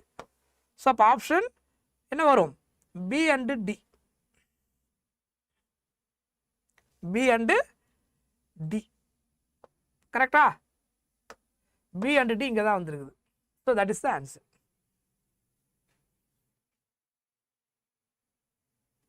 S, very good. புரிஞ்சுதா? ரொம்ப சிம்பிள். இந்த கொஸ்டின் அட்டன் பண்ணிங்களா எக்ஸாமில் எல்லாரும்? நியூக்ளியில் கேட்ட question, very simple question. Basic meaning தெரிஞ்சிருந்தா போதும், பேசிக் சிம்பிள் ரிலேஷன் தெரிஞ்சிருந்தா போதும். R equal to R0 a power 1/3 போட்டு வால்யூம்னா 4/3 pi r cube. ஸோ அதில் ரிலேட் பண்ணிங்கன்னா ஈஸியாக ஆன்சர் வந்துட போகுது. அதுக்கப்புறம் மாஸ் டிஃபெக்ட்னா டெஃபினேஷன் எல்லாருமே படிச்சிருப்பீங்க. ஸோ அப்போ எல்லாருக்குமே கரெக்டாக வந்திருக்கும். ரொம்ப சிம்பிளாக கேட்டிருந்த ஒரு கொஸ்டின் தான் இது. ஸோ அதே நீட்டில் இப்போ நீங்கள் எழுதின கொஸ்டின் 3வது கொஸ்டின், இந்த 2 சாப்டர் ஆட்டம்ஸ் அண்ட் நியூக்ளியிலேருந்து வந்த இன்னொரு கொஸ்டின். மொத்தம் 3 கொஸ்டின் சொல்லியிருந்தேன் இல்லையா? ஸோ இது இன்னொரு question. And unknown nucleus has nuclear density 2.29 into 10⁻17 kg per meter cube. Mass கொடுத்துட்டாங்க 19.926 10⁻27 kg. இஃப் மாஸ் நம்பர் ஏ அப்ராக்சிமேட்டாக என்னவா இருந்திருக்கும் அப்படின்னு கேட்டிருக்கிறாங்க. ஸோ இப்போ இதை எப்படி சால்வ் பண்ணுவீங்க? எப்படி சால்வ் பண்ணலாம்? Same formula. அவங்க என்ன கேட்டிருக்காங்க? மாஸ் நம்பர் ஏ கேட்டிருக்காங்க, டென்சிட்டி கொடுத்துருக்காங்க. அப்போ டென்சிட்டி ஃபர்ஸ்ட் உள்ள கொண்டு வர தெரியணும். நமக்கு ஆல்ரெடி ஃபார்முலா தெரியும். R equal to R0 into a power 1/3. இதான் நமக்கு தெரிஞ்ச ஸ்டாண்டர்ட் ஃபார்முலா. கொஸ்டினில் ரேடியஸ் கொடுக்கல, டென்சிட்டி கொடுத்துருக்காங்க, மாஸ் கொடுத்துருக்காங்க. அப்போ வால்யூமை உள்ள கொண்டு வந்தாகணும். Volume equal to 4/3 pi r cube. இதான வால்யூமுடைய ஃபார்முலா. அதுக்கப்புறம் வால்யூம் டென்சிட்டி கூட எப்படி எழுதலாம்? Volume is equal to rho by எம்மா, density equal to mass by volume. Mass by volume. So அப்போ volume equal to mass by rho. கரெக்டா? Density equal to mass by volume. அப்போ விக்கு பதிலாக நீங்கள் என்ன எழுத முடியும்? Mass divided by density 4/3 pi r கியூபுக்கு பதிலாக நீங்கள் என்ன எழுதலாம்? R0 power R0 into a power 1/3 whole கியூப்னு எழுதலாம். ரைட்? அப்போ இதை சிம்பிளிஃபை பண்ணுங்க இந்த ஈக்குவேஷனை. m divided by rho equal to 4/3 pi 4/3 into pi. இது R0 கியூப் இன்ட்டு a அப்படின்னு கிடைக்கும். ஸோ நம்ம கொஸ்டினில் தேவையான டேட்டா என்னது? மாஸ் நம்பர் ஏ அப்ராக்சிமேட்டாக என்ன வரும் கேட்டிருக்காங்க. அப்போ ஏ மட்டும் வச்சு மீதெல்லாம் இந்த பக்கம் கொண்டு வந்துருங்க. இதை கிராஸ் மல்டிப்ளை பண்ணிக்கோங்க. 3 times of M, 3 cross multiply மீதி எல்லாம் டினாமினேட்டருக்கு வந்துடும். 4 by rho R naught cube equal to A. அவ்வளோதான். இதை அப்ராக்சிமேட்டாக பண்ணி ஆன்சர் முடிஞ்சது. சப்ஸ்டியூட் பண்ணுங்க. இப்போ A equal to 3 into mass என்ன கொடுத்துருக்குறாங்க பாருங்க, 10 பவர்லாம் தூக்கிடுங்க, பவர் வேலையில் எது எடுக்க தேவையில்லை, ஏன்னா அது எப்படி இருந்தாலும் கேன்சல் ஆகுது. வேல்யூவை மட்டும் கான்சன்ட்ரேட் பண்ணுங்க. இந்த 2.29 இருக்கு பாருங்க, புரியுதா? எங்கேயுமே 10 பவர் வரல, அது டேலி ஆகிடும் அப்படின்னு அர்த்தம். 10 பவர் பற்றி நீங்கள் ஒரி பண்ண தேவையில்லை. அப்போ எல்லா கேஸ்லையுமே ஒரே மாதிரி வந்துருக்கு, பவர் வேல்யூ வரவே இல்லை அப்படின்னா don't worry about that all 10 power values. அதெல்லாம் நீங்கள் மறந்துட்டு வேல்யூஸை மட்டும் எடுங்க. 2.29 நான் எப்படி எடுத்துக்கலாம்? 2.29 ரவுண்ட் ஆஃப் பண்ணி 2ன்னு எடுத்துக்க போகிறேன். ரைட், இங்கே 19.9 வந்து நான் 2ன்னு எடுத்துக்கிறேன். நான் சொல்ல பாயிண்ட் புரியுதா? ரவுண்ட் ஆஃப் பண்ண போகிறேன். மாஸ் வந்துட்டு என்ன கொடுத்துருக்குறாங்க? 19.9 இருக்கு இல்லையா, அதை நான் 20ன்னு எடுத்துக்கிறேன். 19.9 அப்ராக்சிமேட்டாக 20ன்னு எடுத்துக்கிறேன். 4 இன்ட்டு இந்த 1/π வேல்யூ எதுக்கு ஈக்குவல்? இதெல்லாம் ஞாபகம் இருக்குதா? இதெல்லாம் நான் ஞாபகம் வச்சு சொல்லியிருந்தேன். பை வேல்யூ 3.14, 1/π வேல்யூ எதுக்கு ஈக்குவல்? 0.318ன்னு வரும். ஸோ அது 0.3ன்னு எடுத்துக்கலாம்னு சொல்லியிருந்தேன். அப்ராக்சிமேட்டாக கன்வீனியண்ட்டாக இருக்கிறதுக்காக நான் அந்த 0.3ன்னு எடுத்துக்கிறேன். 1/π வேல்யூ 0.3. டென்சிட்டி என்ன கொடுத்துக்கிறாங்க? What is the density? 2.29. So அதை நான் 2ன்னு எடுத்துக்கிறேன் டென்சிட்டியை. இன்ட்டு அடுத்து என்ன இருக்குது? R0 கொடுத்துறாங்க. 1.2 × 10⁻−15, 1.2 கியூப். ஸோ அதனால் 1.2 இன்ட்டு 1.2 இன்ட்டு 1.2. புரியுதா? நான் ரவுண்ட் ஆஃப் தான் பண்ணியிருக்கிறேன் ஆன்சர் ஈஸியாக கொண்டு வர்றதுக்காக. இப்போ சால்வ் பண்ணுங்க. இங்கே என்ன ஆகும்? இது 2 கேன்சல் ஆகிடும். இது 5. 0.3 இதையும் கேன்சல் பண்ணால் 0.4. கரெக்டா? அவ்வளோதான். ஸோ மீதி எல்லாமே ஆல்மோஸ்ட் முடிஞ்சுது. ஸோ என்னோட அப்ராக்சிமேட் வேல்யூ என்ன வருதுன்னு பாருங்கள். இது 1.1.1ன்னு வச்சுக்கோங்க. இது 0.4. 5 × 3 15. 5 × 3 15 டிவைடட் பை 0.4ன்னு எடுத்துக்கிறேன். நான் என்ன பண்ணுறேன் தெரியுதா? இதுக்கு மேலே இன்னும் ஈஸியாக இருக்கிறதுக்காக நான் என்ன பண்ணுறேன், 1.21 1.1 எடுத்துக்கிறேன். ஸோ அப்போ 0.4 150/4 எடுத்துலாமா? 10/10 இதை மல்டிப்ளை பண்ணிங்கன்னா இதை கேன்சல் பண்ணுங்கள், என்ன வருதுன்னு பார்ப்போம். 1 டைம் ஏதோ தப்பு பண்ணியிருக்கணும், ஏதோ இன்னொரு வேல்யூ மிஸ் ஆகிருக்கா? சாரி, இது 8 இருக்குது. 0.4 இன்ட்டு இது 1 ஆகிடும். இங்கே 4 × 2 8. அப்போ இங்கே வந்துட்டு 0.8.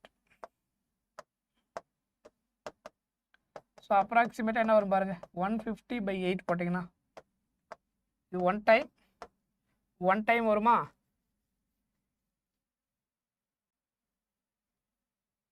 வேறு எது மிஸ் ஆகுது?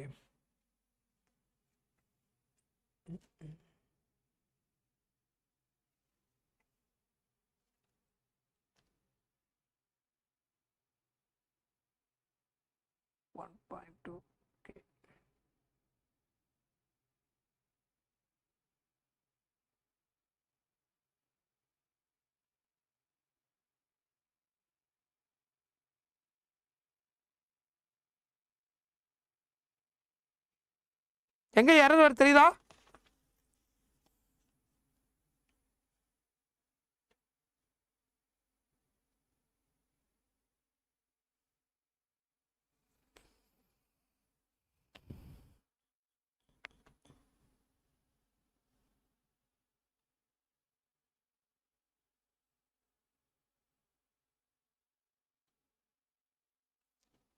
ஓகே. இங்கே இன்னொரு 1.2 கேன்சல் பண்ணியிருக்கலாம். இங்கே வந்து எரர். இங்கே ஒரு 3 இருக்கு இல்லையா, இதையும் 12 கேன்சல் ஆகும்ல. 0.4. ஓகே, இதுக்கப்புறம் அப்ராக்சிமேட்டாக எடுத்தீங்கன்னா 12 வரும். செக் பண்ணி பாருங்கள். 5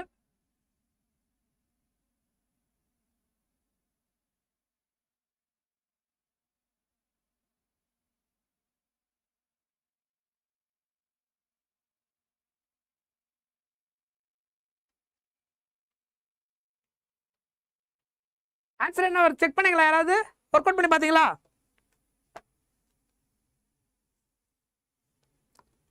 ட்ரை பண்ணிங்களா?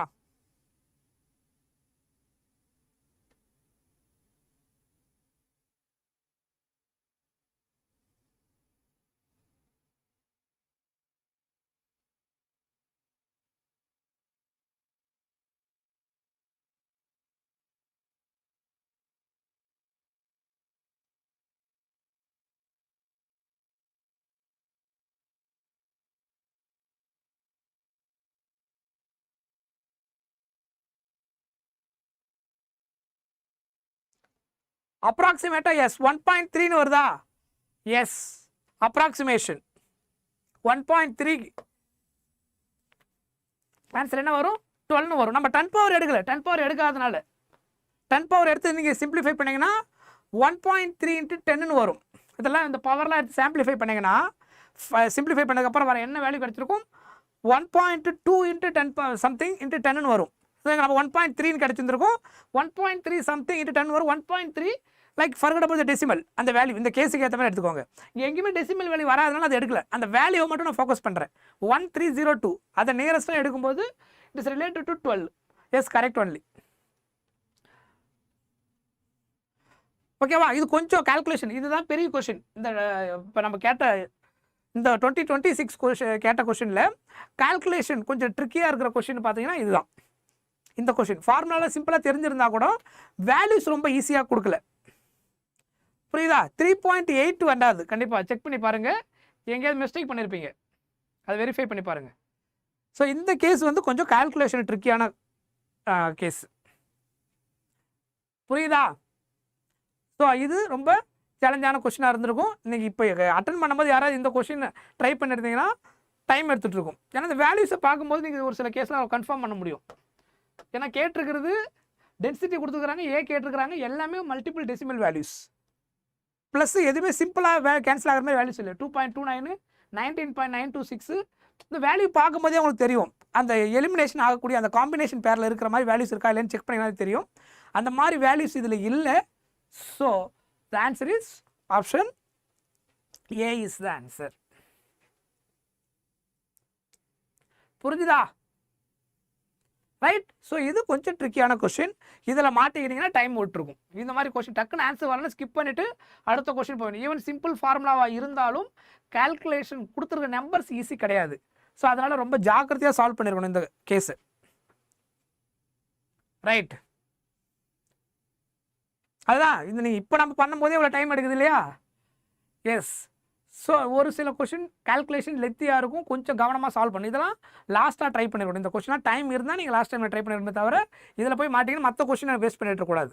வேல்யூஸை பார்க்கும்போது தெரியும் நமக்கு. நான் சொல்கிற நம்பர்ஸ் நீங்கள் பார்க்கும்போது டிஃப்ரெண்ட் டெசிமல் வேல்யூஸ் ரொம்ப ட்ரிக்கியாக இருக்கிற மாதிரி இருக்கும். ஃபார்முலா நமக்கு தெரியும், டேரெக்டாக அப்படியே சப்ஸ்டிட் பண்ணுற மாதிரி ஃபார்முலாவாக அது இல்லை. டெரைவ் பண்ணி பண்ணுறது மல்டிபிள் டெசிமல் வேல்யூஸ் வரும்போது உங்களுக்கு இந்த பிரச்சனை இருக்கும். சரியா? பிரேக்ஃபாஸ்ட்டா? சாப்பிட்டாச்சு. எஸ். ரைட். இந்த கொஸ்டினுக்கு வாங்க. A particle of mass m is moving around the origin with a constant force F, pulling it towards the origin. If a Bohr model is used to describe its motion, the radius of nth orbit, the particle's speed v in the orbit depends on n. என்னன்னு கேட்டிருக்கிறாங்க. இது ஆக்சுவலாக Bohr's model case. Velocity, radius இதெல்லாம் உள்ளே கொண்டு வந்திருக்கிறாங்க. ஆக்சுவலாக இந்த கேஸை நீங்கள் கொஞ்சம் யோசிச்சீங்கன்னா ஈஸி ஆன்சர் கண்டுபிடிச்சிடலாம். ஆங்குலர் மொமெண்டம் ஃபார்முலா நமக்கு தெரியும், NH/2π. இதுதான் என்னது formula for angular momentum formula for Bohr's model கேஸில். L = NH/2π. L வந்து எதுக்கு ஈக்குவல் என்ன சொல்லியிருந்தேன் நான்? MVR = NH/2π. இதுதான் போர்ஸ் மாடல் கேஸில் கனெக்ட் பண்ண வேண்டிய ஃபார்முலா. L = NH/2π. L எதுக்கு equal? L also equal to MVR. Linear velocity relate பண்ணும்போது MVR NH/2π. இப்போ என்ன கேஸுன்னு பாருங்கள். இதில் a particle of mass m moving around the origin with constant force. Force அவங்க என்னன்னு சொல்லியிருக்கிறாங்க? Constant force pulling towards the origin. Bohr மாடலை use பண்ணி எக்ஸ்பிளைன் பண்ணாங்கன்னா எந்த ஆர்பிட்டுடைய பார்ட்டிகல்ஸும் ஸ்பீடும் ரிலேட் பண்ணிங்கன்னா இதில் எப்படி கனெக்ட் பண்ணுவீங்க, இல்லை எந்த ரேஷியோ கரெக்டாக இருக்கும் அப்படின்னு கேட்டுருக்குறாங்க. இங்கே ஃபோர்ஸ் கான்ஸ்டன்ட்னா இங்கே என்ன ஃபோர்ஸ் இருக்கும்? ஆக்சுவலாக சார்ஜ் வந்துட்டு ரிவால்வ் ஆகுது இல்லையா? அப்போ அங்கே இருக்கக்கூடிய ஃபோர்ஸுக்கு பேர் என்னது? Centripetal force. சென்ட்ரிபெட்டல் ஃபோர்ஸுடைய ஃபார்முலா mv²/r. புரியுதா? கான்ஸ்டன்ட் ஃபோர்ஸோட ஃபார்முலா, சென்ட்ரிபெடல் ஃபோர்ஸோட ஃபார்முலா mv²/r. ஃபோர்ஸ் கொஸ்டின்ல என்னன்னு சொல்லிட்டாங்க? கான்ஸ்டன்ட்னு சொல்லியிருக்காங்க. ஃபோர்ஸ் கான்ஸ்டன்ட்னா அப்ப f க்கு பதிலா mv²/r, அதுவும் என்னது? கான்ஸ்டன்ட். கரெக்ட்டா? அப்போ வெலாசிட்டிக்கும் மாஸ் கான்ஸ்டன்ட், இது கான்ஸ்டன்ட்டா இருக்கிறதுனால ப்ரொபோர்ஷனல்ல எழுதுங்க. v directly proportional to r. கரெக்ட்டா? v directly proportional to v², இல்லனா r directly proportional to v² னு எழுதிக்கலாம். ரிலேட் பண்ணீங்கனா, இத கிராஸ் மல்டிப்ளை பண்ணீங்கனா r வந்து directly proportional to v², r directly proportional to v² அப்படினு கிடைக்கும். இப்போ இந்த கேஸுக்கு வாங்க, vr directly proportional to n. எதுல? இந்த கேஸ்ல. தெரியுதா? மாஸ் h 2π எல்லாமே கான்ஸ்டன்ட். இந்த கேஸ்ல வெலாசிட்டி r, அப்புறம் இங்க n.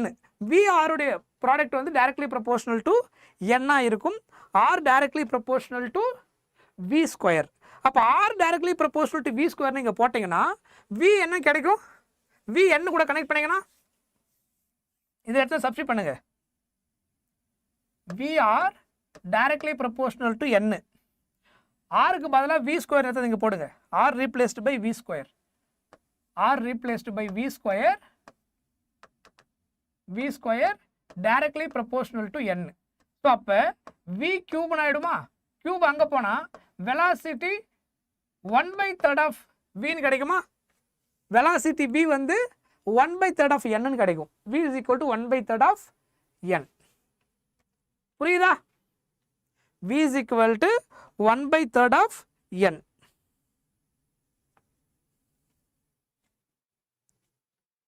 கரெக்ட்? ஸோ அப்போ எங்கே இருக்கு பாருங்க, v directly proportional to 1/3 இங்கே வந்திருக்குதா? இங்கேயும் 1/3 வந்திருக்குது. அப்போ இது ரெண்டும் ஆப்ஷன் கிடையாது. அடுத்து r கண்டுபிடிங்க. r directly proportional to v². இந்த கேஸ் முடிஞ்சது. r directly proportional to v²னா v என்ன கண்டுபிடிச்சிரு? n கூட கனெக்ட் பண்ணும்போது இந்த கேஸில் v வந்து n power 1/3 whole square. So அப்போ r directly proportional to multiply பண்ணினா n power 2/3. r directly proportional to n power 2/3. அப்போ எங்கே வந்திருக்கு பாருங்க, r directly proportional to n power 2/3. புரிஞ்சுதா? கிளியர்? ஒன்றும் கிடையாது, இது வந்து ஃபார்முலா. இங்கே பாருங்க, கொஷினில் போர்ஸ் மாடல் உள்ளே கொண்டு வரும்போது nth ஆர்பிட் வந்தாலே இதுதான் ஃபார்முலா. L = NH/2πன்றது என்னது? போர்ஸ் மாடலுடைய ஆங்குலர் மொமெண்டம், nth ஆர்பிட்டோட ஆங்குலர் மொமெண்டம் உடைய ஃபார்முலா. இது ஃபார்முலா. L = NH/2πன்றது ஃபார்முலா. அதில் ஆங்குலர் மொமெண்டம் உடைய ஸ்டாண்டர்ட் ஃபார்முலா என்னது? mvr, லீனியர் வெலாசிட்டி கூட ரிலேட் பண்ணும்போது வரக்கூடிய ஃபார்முலா mvr = NH/2π. இது செப்பரேட்டாக இந்த கேஸுக்கான ஃபார்முலா. எது? nth ஆர்பிட் கேஸில் போர்ஸ் மாடலுடைய ஆங்குலர் மொமெண்டமுக்கான ஃபார்முலா L = NH/2π. L வந்து mvr-க்கு ஈக்குவல். ஸோ இது என்ன ஏற்கனவே முதல்ல சொல்லிட்டேன், இதுதான் ஃபார்முலான்னு. போர்ஸ் மாடல் வரும்போது ஞாபகம் வச்சுக்க வேண்டிய மெயின் ஃபார்முலா இது. இது Bohr's model case, angular momentum கேஸுக்கு. அதுக்கப்புறம் இந்த கேஸுக்கு வாங்க, இது ஸ்பெஷல் கே. Particle of mass m moving around the origin, force கான்ஸ்டன்ட்டாக இருந்துச்சுன்னா என்ன நடக்கும்னு ஸ்பெஷலாக ஒரு கேஸ் கேட்குறாங்க. இது போர் மாடலில் ஸ்டாண்டர்ட் ஃபார்முலா. ஃபோர்ஸ் கான்ஸ்டன்ட்னா இங்கே என்ன ஃபோர்ஸ் இருக்கும்? Mass m is moving around the origin, சுற்றி வருதுன்னு சொல்லிட்டாங்க. அரவுண்ட் த ஆரிஜின் என்ன அர்த்தம்? சுற்றி வருது. அப்படின்னா அங்கே என்ன force? Centripetal force. Centripetal force mv²/r. கான்ஸ்டன்ட்னு சொன்னதுனால அந்த ஃபோர்ஸ் எதுக்கு ஈக்குவல்? கான்ஸ்டன்ட்டுக்கு ஈக்குவல்னா எஃப்க்கு பல mv²/r. அப்போ ப்ரொபோர்ஷனாலிட்டி கான்ஸ்டன்ட்டாக இருந்துச்சுன்னா என்ன அர்த்தம்? இங்கே எதுவும் வேரியபிள் கிடையாதுன்னு அர்த்தம். அப்போ இங்கே எது மட்டும்தான் வேரியபிள்? இதை கிராஸ் மல்டிப்ளை பண்ணால் v² directly proportional to r, இல்லைனா r directly proportional to v². சொன்னது புரியுதா? இதை கிராஸ் மல்டிப்ளை, இது கான்ஸ்டன்ட், இது வேரியபிள் கிடையாதுன்னு அர்த்தம். ஃபோர்ஸ் இந்த பக்கம் கான்ஸ்டன்ட்னா என்ன அர்த்தம்? வேரியபிள் கிடையாதுன்னா இது ரெண்டும் ப்ரொபோர்ஷனாலிட்டியில் இருக்குன்னு அர்த்தம். இதை கிராஸ் மல்டிப்ளை பண்ணால் மாசும் கான்ஸ்டன்ட். ஸோ vr தான் இப்போ variable, r directly proportional to v² அப்படின்னு கிடைக்கும். அதை எடுத்துகிட்டு வந்து இதில் சப்ஸ்டிட் பண்ணால் என்ன வரும்னா கனெக்ட் பண்ண சொல்லியிருக்காங்க. என்ன ரிலேஷன் வரும்னு? mvr NH/2π mass constant, n வந்து வேரியபிள், h2π கான்ஸ்டன்ட். அப்போ வேரியபிள் எது? Velocity, radius n. அதனால இங்கே vr மீது எல்லாம் கான்ஸ்டன்ட் இருந்தாலும் டைரக்ட்லி ப்ரொபோர்ஷனல் டு n. இதுதான் ஐடியா. அப்போது r டைரக்ட்லி ப்ரொபோர்ஷனல் டு v²னா இங்கே ஆருக்கு பதிலாக நீங்கள் வின்னு சப்ஸ்டிட் பண்ணிங்கன்னா விக்கும் எண்ணுக்கு என்ன ரிலேஷன் கிடச்சிரும். அதுக்கப்புறம் திரும்ப இதில் வியோடைய வேல்யூ எண்ணு கூட ரிலேட் பண்ண சப்ஸ்டிட் பண்ணால் ஆருக்கு எண்ணுக்கு என்ன ரிலேஷன் கிடச்சிரும். அதை தான் இங்கே பண்ணியிருக்கிறேன். ஆருக்கு எண்ணுக்கு என்ன கேட்டிருக்காங்க, விக்கு எண்ணுக்கு என்ன ரிலேஷன் கேட்டிருக்காங்க. புரிஞ்சுதா? ரைட். இந்த question, the spectral series which corresponds to the electronic transition from n2 equal to 5 6 4 to the level n14. அப்போ n2 some other ஏதோ ஒரு ஆர்பிட் இருக்குது, பட் அதனுடைய ஃபைனலாக அது டிரான்சிஷன் ஆகிற ஆர்பிட் எது, ஃபோர்த்து. அப்போ ஃபோர்த் ஆர்பிட்னா எது வரும், n11 சொன்னால் லைமன் சீரியஸ் கரெக்டா, 2 சொன்னால் பால்மர் சீரியஸ், n13 சொன்னால் பாஸ்டன் சீரியஸ் கரெக்டா. அப்போ 4 வரும்போது பிராக்கெட் சீரியஸ். அப்போ என்ன வரும் தெரியும் இல்லையா, ஞாபகம் இருக்கு இல்லையா, இதெல்லாம் எனர்ஜி லெவல் வரும்போது n1 = 1 அப்படின்னா 5 தான் ஃபன் சீரியஸ் வந்து 5ல் வரும். n14 சொல்லியிருக்கிறாங்க, ஃபோர்த் ஆர்பிட் வரைக்கும் வருது அப்படின்னா டிரான்சிஷன் நடக்குதுன்னா 1க்கு வந்துன்னா லைமன் சீரியஸ், n1 = 1 சொல்லியிருந்தாங்கன்னா 2 சொல்லியிருந்தா தான் பால்மர் சீரியஸ். கரெக்ட், கிளியரா? எஸ், இது டைரக்ட் கொஸ்டின். ஸோ அதனால் அது பெருசாக இன்னும் ரொம்ப திங்க் பண்ண தேவையில்லை. இந்த கொஸ்டின் பாருங்க, some energy levels of a molecule are shown in the figure with their wavelengths of transitions, then -2e. ஆக்சுவலாக இந்த டிரான்சிஷன் பாருங்க, இந்த எனர்ஜி லெவல் இருந்து 4e -4e வரைக்கும் வந்திருக்குது, λ3 வேவ்லென்த். அப்போ இங்கேருந்து எவ்வளோ தூரம் வந்திருக்குது, -3e வரைக்கும் வந்திருக்குது, இது λ1 வரைக்கும் வந்திருக்குது கரெக்டா. இப்போ 3 ஈக்குவேஷன் நம்ம கண்டுபிடிக்க முடியும், 3 டிஃப்ரெண்ட் ஈக்குவேஷன் நம்ம இங்கே கால்குலேட் பண்ணலாம். இங்கே எனர்ஜி பாருங்க, இந்த எனர்ஜி டிஃபரன்ஸ் ஃபர்ஸ்ட் λ1 எடுக்கணும்னு வச்சுக்கோங்க, இது -5/2, இது -4e. அப்போ எனர்ஜி டிஃபரன்ஸ் எவ்வளோ வரும் அப்படின்னா, ஆக்சுவலாக டெல்டா கேஇ ஈக்குவல் டு அதனுடைய initial energy minus the final energy. இங்கே வந்து அந்த initial energy minus final energy. சொல்கிற பாயிண்ட் புரியுதா? ஸோ இப்போ இதை நீங்கள் ஈஸியாகவே டேரெக்டாக சிம்பிளாக எழுதலாம், ரொம்ப காம்ப்ளிகேட்டாக யோசிக்க தேவையில்லை. வேவ் லென்த் கூட கனெக்ட் பண்ணும்போது எனர்ஜியோடைய ஃபார்முலா வந்து என்னது, hc/λ ஈக்குவலா hc/ ஃபர்ஸ்ட் கேஸ் எடுங்க λ1, hc/λ1 இதான் எனர்ஜி. இங்கேருந்து இங்கே வரும்போது λ1 வேவ் லென்த் வந்தால் எவ்வளோ எனர்ஜிக்கு ஈக்குவலாக இருந்திருக்கும், hc/λ1க்கு ஈக்குவலாக இருந்திருக்கும். அந்த எனர்ஜி எதுக்கு ஈக்குவல் அப்படின்னா அந்த எனர்ஜி டிஃபரன்ஸ், இங்கேயும் இங்கேயும் எனர்ஜி டிஃபரன்ஸ் தான் hc/λ1க்கு ஈக்குவல். -5e/2 மைனஸ் இதோட எனர்ஜி என்ன, -4e. சொல்றது புரியுதா? டிரான்சிஷன் ரெண்டு எனர்ஜி டிஃபரன்ஸ் எடுக்கணும்.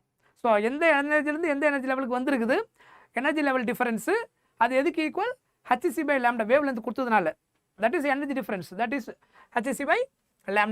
இப்போ இதை சிம்பிளிஃபை பண்ணுங்க, -5e/2 minus into minus plus ஆகிடும் கரெக்டா. இப்போ இதை சிம்பிளிஃபை பண்ணுங்க, -5e/2 சிம்பிளிஃபை பண்ணால் என்ன வேல்யூ வரும், 4 × 2 8, 8 - 3 5 3 ஆகிடும், 3e/2. இதுதான் என்னது, hc/λ1க்கு ஈக்குவல், hc/λ1க்கு ஈக்குவல் அப்படின்னு கிடைக்கும். This is equation number 1. அடுத்தது வாங்க செகண்ட் கேஸ், λ2 எங்கே வந்திருக்கு பாருங்க, -2e -3e. அப்போ அடுத்தது கண்டுபிடிங்க, hc/λ2 எனர்ஜி டிஃபரன்ஸ், hc/λ2. அப்போ இங்கே என்ன வரும், -2e minus of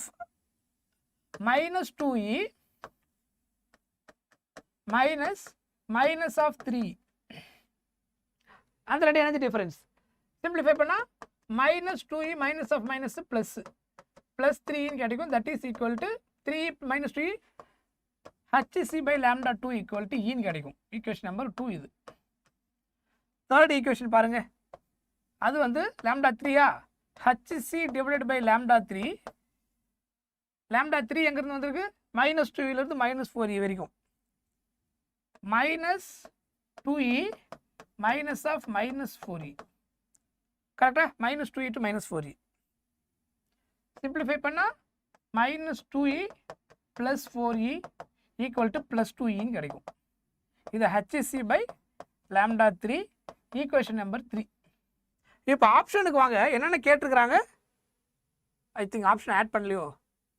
see here, இது ஆப்ஷன். lambda 3 lambda 2 lambda 1 lambda 2 connect பண்ணியிருக்கிறாங்க. இப்போ இந்த கேஸுக்கு வாங்க, lambda 1 lambda 2 ரிலேட் பண்ணால் என்ன ஆகுதுன்னு பாருங்க, lambda 2 lambda 3 ரிலேட் பண்ணால் என்ன ஆகுதுன்னு பாருங்க. அதை பண்ணாலே நம்ம ஆன்சர் கிடைச்சிரும். இந்த lambda 1 lambda 2 பாருங்க, இது lambda 1 இது 3e/2, இங்கே வந்திருக்கு e equal to hc by lambda 2 substitute பண்ணுங்க. Equation number substitute 2 in 1. Second ஈக்குவேஷனை ஃபர்ஸ்ட்ல சப்ஸ்டியூட் பண்ணுங்க. செகண்ட் ஈக்குவேஷனை ஃபர்ஸ்ட்ல சப்ஸ்டியூட் பண்ணீங்கன்னா hc divided by lambda 1 equal to இதெல்லாம் சப்ஸ்டியூட் பண்ணுங்க. hc by lambda 2 e க்கு பதிலா இதை சப்ஸ்டியூட் பண்ணுங்க. hc by lambda 2 3/2 இருக்கு இல்லையா, 3/2 into e க்கு பதிலா hc lambda 2 hc by lambda 2 cancel பண்ணுங்க. hc கேன்சல், கிராஸ் மல்டிப்ளை பண்ணீங்கன்னா உங்களுக்கு என்ன வரும்? lambda 1 equal to 3/2 என்ன அர்த்தம்? 1.5 lambda 2. அப்போ இதில் எது கிரேட்டர்? lambda 1 வந்து 1.5 டைம்ஸ் ஆஃப் lambda 2 அப்படின்னு இருக்குன்னா, அப்போ lambda 1 வந்து கிரேட்டர் தான் என்ன அர்த்தம்? lambda 2 அர்த்தம் தான் மீனிங். lambda 1 உடைய ஆன்சர் வந்துட்டு lambda 2 விட 1.5 டைம்ஸ் இருக்குது, அதை விட அதிகமாக இருக்குது அப்படின்னு அர்த்தம். 1.5 டைம்ஸ்னா இதனுடைய வேல்யூ 1.5 டைம்ஸ் மல்டிப்ளை பண்ண lambda 1க்கு ஈக்குவல். அப்போ எது greater? lambda 1 greater than lambda 2 கிடைக்கும். ஸோ அப்போ lambda 1 கிரேட்டர் தென் lambda 2 எங்கே ஆப்ஷனில் இருக்குன்னு பாருங்க. lambda 1 greater than lambda 2. அடுத்து மீதி ரெண்டு ஈக்குவேஷன் எடுத்தீங்கன்னா என்ன கிடைக்கும்? lambda 2 equal to 2 lambda 3 கிடைக்கும். lambda 2 அதாவது ஈக்குவேஷன் நம்பர் 2 and 3 எடுத்து சால்வ் பண்ணீங்கன்னா இந்த கேஸில் ஒன்று கண்டுபிடிச்சாலே நம்ம கன்ஃபார்ம் ஆகிடும். அது எல்லாத்தையும் கண்டுபிடிக்கணும் அவசியம் கிடையாது. அந்த மூணு கேஸில் any 2 equation is enough to find the answer. நீங்கள் ஈக்குவேஷன் நம்பர் 2 and 3 எடுத்தீங்கன்னா அதே மாதிரி இப்போ நம்ம சால்வ் பண்ண மாதிரி எடுத்து மேலே சப்ஸ்டியூட் பண்ணிங்கன்னா lambda 2 is equal to 2 times of lambda 3 கிடைக்கும். 1 answer is enough இந்த கேஸை பொறுத்த வரைக்கும். அதனால் நம்ம எல்லாத்தையும் போட்டு கன்ஃபியூஸ் பண்ணிட்டு இருக்க வேண்டிய அவசியம் கிடையாது. ரைட், இந்த கொஸ்டின் ஆன்சர் சொல்லுங்கள். Select the correct statements among the following. So இதில் slow neutrons can cause fission in uranium 23592 than fast neutrons. Actually that is correct statement. ஏன்னா ஃபாஸ்ட் நியூட்ரான்னால வரக்கூடிய அந்த எனர்ஜி இருக்கு இல்லையா, அதை நம்ம அவ்வளோ ஈஸியாக கேப்சர் பண்ண முடியாது, ஸ்டோர் பண்ண முடியாது. ஸோ ஸ்லோ நியூட்ரான்லாம் நமக்கு நிறைய benefit. So slow neutron causes fission than fast neutrons. That is correct statement. Alpha rays are helium nuclei. கரெக்டா? That also correct. Gamma rays are fast moving electrons or positrons. இதுவும் correct. இதெல்லாம் என்னுடைய point. அதுக்கு sorry இது beta ray C வந்துட்டு gamma rays are electromagnetic radiation of wavelength larger than x-rayன்றது தப்பு. ஏன்? gamma ray தான் இருக்கிறதுல high frequency, wavelength lowest wavelength. எக்ஸ்ரேவை விட இதனுடைய வேவ்லென்த் என்னவா இருக்கும்? எக்ஸ்ரேவை விட இதனுடைய வேவ்லென்த் கம்மியாக இருக்கும். ஆனால் என்ன சொல்லியிருக்காங்க? gamma rays of electromagnetic radiation wavelength larger than x-ray, frequency தான் larger than x-ray. இருக்கிறதுல highest frequency gamma ray, இருக்கிறதுல lowest wavelength gamma ray because inversely proportional. So D வந்து it's a wrong statement. D correct கிடையாது. D correct கிடையாது. So answer என்ன வரும்? A B C only. புரியுதா? S S, gamma வந்துட்டு lower wavelength high frequency. அதில் வேவ்லென்த்துக்கு போல ஃப்ரீக்குவென்சி சொல்லுறது ஸ்டேட்மெண்ட் கரெக்டாக இருக்கும். காமா வேவ்லென்த் வந்து லார்ஜர் ஃப்ரீக்குவென்சி தென் எக்ஸ்ரேன்னு சொல்லுறதான கரெக்டு. காமாவுடைய வேவ்லென்த்து எக்ஸ்ரேவோட அதிகம் சொன்னால் தப்பு, பிகாஸ் காமாவுடைய வேவ்லென்த் தான் இருக்கிறது ரொம்ப கம்மி. ஸோ அதனால் ஆன்சர் வந்துட்டு ஏ. ரீசன் இருக்குது பாருங்கள். இது அப்புறமா வேணா சார் இது ஐ திங்க் இது அனதர் கொஸ்டின். இது yes another question, another 2024 question. Right, இந்த கொஸ்டின் ஆன்சர் சொல்லுங்கள். ஐ திங்க் சேம் டைப்பா இது? Yes same type of question, similar type of question. இதுக்கு ஆன்சர் சொல்லுங்கள்.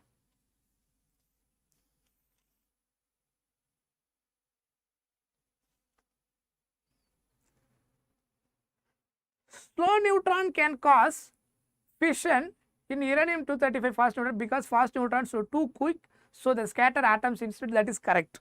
What about that point? That is correct. Alpha rays or helium nuclei is a true statement. Beta rays, I think அதே question நினைக்கிறேன், அது வேற ஒரு ஃபார்மட்ல கேட்டிருக்காங்க, right? Same question தான், சின்னதாக மாடிஃபை பண்ணி கேட்டுக்கிறாங்க. Beta rays are generated when neutron is converted into proton by releasing electron or proton converted into neutron releasing positron. Gamma rays have higher energies compared to X-ray, so they have smaller wavelength. அதுவும் correct தானே? இதில் இதப்பா option என்ன கொடுத்துக்கிறாங்க?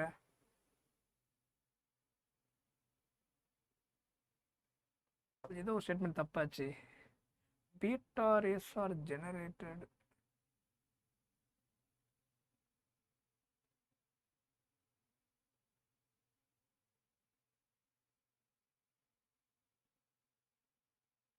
இது correct, ஆக்சுவலா D correct. இது ரெண்டு நம்ம செக் பண்ணணும், இது சியை செக் பண்ணணும். ஸ்டேட்மெண்ட்டாக கொடுத்துருக்குறாங்க.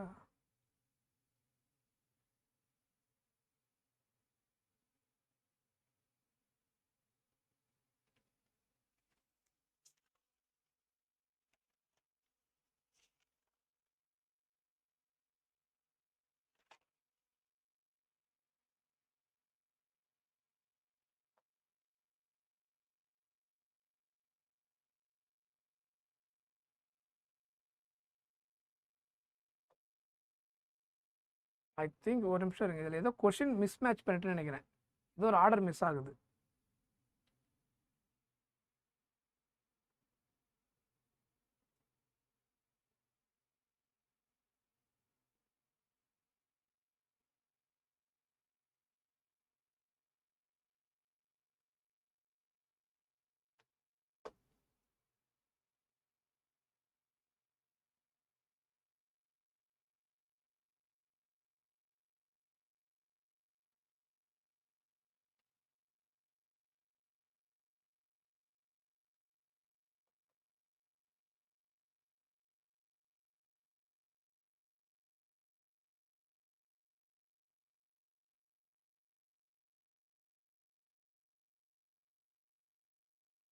ஓகே, ஐ திங்க் ஏதோ கொஸ்டின் நான் மாற்றி இதில் ஆர்டர் போட்டேன் நினைக்கிறேன் அரேஞ்ச்மெண்ட்டில். ஏன்னா இது ஸ்டேட்மெண்ட் பேஸ்டு கொஸ்டின், ஆப்ஷன் இது கனெக்ட் ஆகல.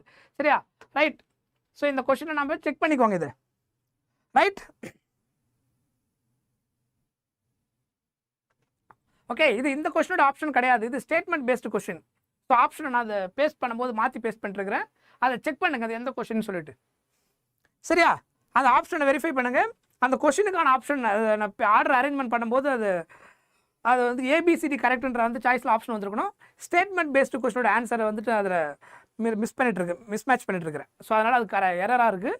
அந்த கொஸ்டினுக்கு அப்புறமா நீங்கள் வெரிஃபை பண்ணுங்கள். சரியா? கொஸ்டின் அதை பார்த்துக்கோங்க, அதை ரீட் பண்ணிக்கோங்க, ரைட்? இதுக்கு ஆன்சர் சொல்லுங்கள். ஸோ இது நமக்கு ஆல்ரெடி தெரியும். எனர்ஜி வேவ் லென்த்தும் என்னது ஆக்சுவலாக inversely proportional to wavelength. எனர்ஜிக்கும் வேவ் லென்த்துக்குள்ள ரிலேஷன் என்ன? எஸ், இல்லை அது நான் அதை மிஸ்டேக் பண்ணியிருக்கேன் அந்த ஆர்டர் அரேஞ்ச்மெண்ட் பண்ணும்போது அந்த கொஷினில். அது வேறு ஏதோ ஒரு கொஷினோட ஸ்டேட்மெண்ட்டுக்கான ஆப்ஷன் அது கொஷின் ஏதோ வேறு கொஷினை மிஸ் பண்ணிட்டு இருக்கிறேன். ரெண்டு கொஷினை ஷஃபிள் பண்ணும்போது ஆர்டர் மாறிட்டு இருக்கு, ஏதோ ஒரு கொஷினை மிஸ் பண்ணிட்டு இருக்கு நடுவில், ரைட்? அதை நான் தான் அரேஞ்ச்மெண்ட் பண்ணேன், அப்போ எதுவும் மிஸ் ஆகிட்டு இருக்கு நைட்டு. ஓகே, நோ இஷ்யூ, அது அப்புறமா செக் பண்ணிக்கலாம். இ இன்வெர்ஸ்லி ப்ரொபோர்ஷனல் டு 1/λ. இப்போ இந்த கேஸுக்கு ஆன்சர் சொல்லுங்கள். எஸ், அப்போது இருக்கிறதுலேயே ஹையஸ்ட் எனர்ஜி எதில் இருக்கும்? லோவஸ்ட் வேவ்லென்த்தில். ஹையஸ்ட் எனர்ஜி எங்கே கண்டுபிடிப்பீங்க?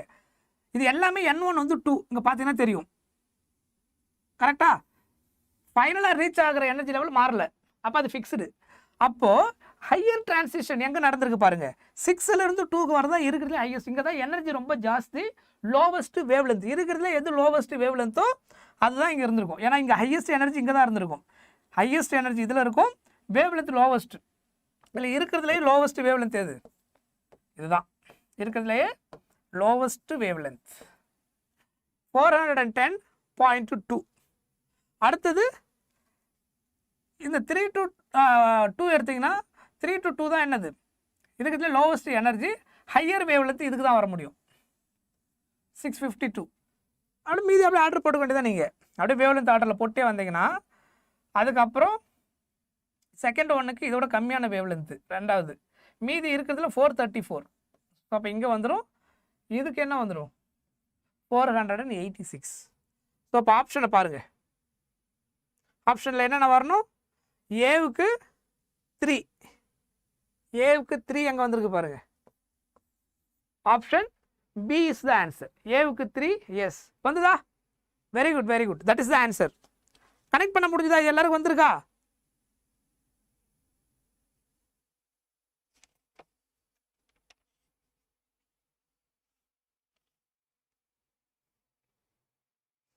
Right, S.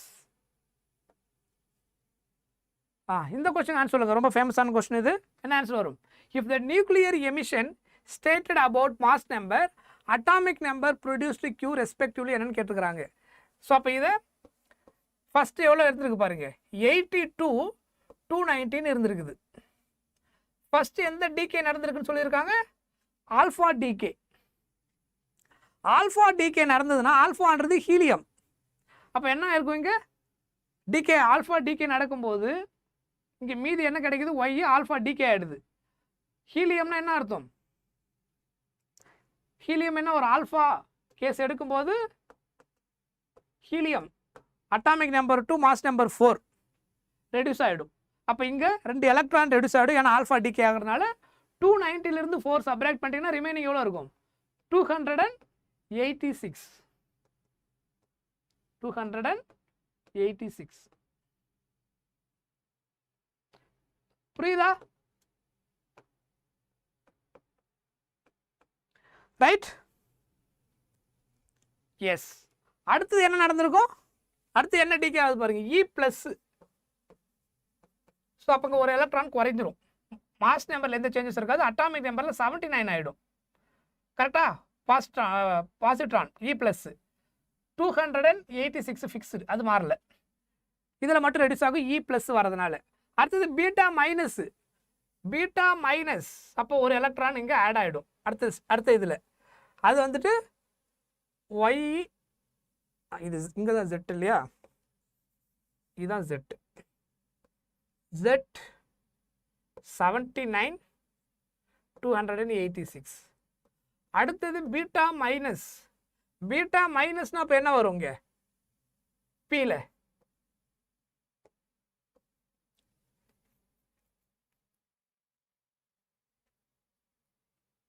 82, அதுக்கப்புறம் ஒய் வரணும் இல்லையா, 80 ஒய் வரும்போது அதுக்கப்புறம் இ ப்ளஸ். Okay correct. இப்போ மறுபடியும் 80 286ன்னு வரும். அதுக்கப்புறம் இ மைனஸ் இன்னொரு எலக்ட்ரான், அப்போ என்ன ஆகும், கியூவா. இப்போ இன்னொரு எலக்ட்ரானு 81, மாஸ் நம்பரில் எந்த சேஞ்சஸ் கிடையாது, 286. ஸோ இப்போ ஆன்சர் என்ன வரும், 286, 81 is the answer. Yes, correct. Correct, answer is correct. 286, 81. Yes, good. இது ஆல்ரெடி உங்களுக்கு தெரிஞ்சிருக்கும், இது ரொம்ப சிம்பிள் கேஸ் தான். இந்த கேஸ் பாருங்க, the ground state energy of hydrogen atom, the ground state energy of hydrogen atom is minus 13.6 electron volt. The energy needed to ionize hydrogen atom from its second excited state. Second excited state அப்படின்னா second excited state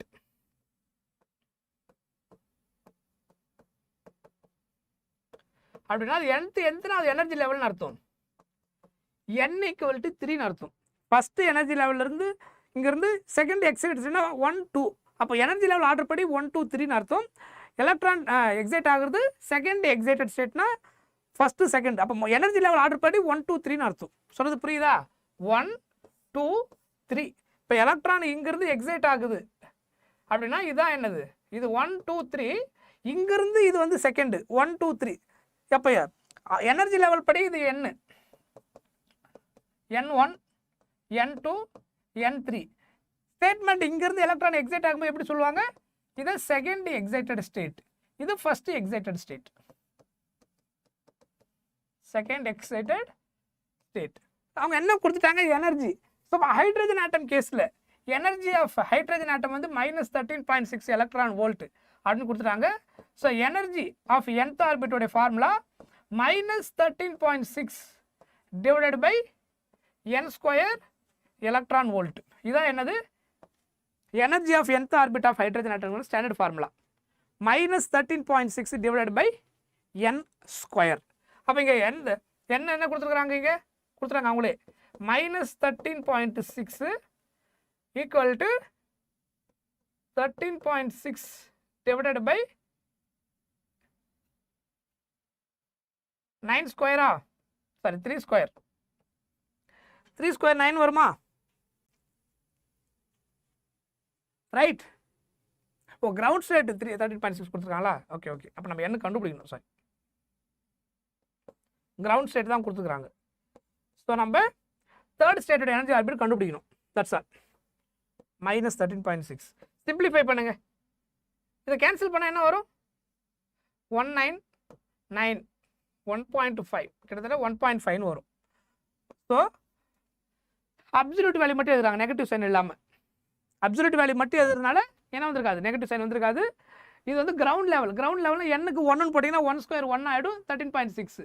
அப்போது இந்த third energy லெவலில் என்ன வந்து கேட்டிருக்கிறாங்க, அப்போ minus, இது standard formula.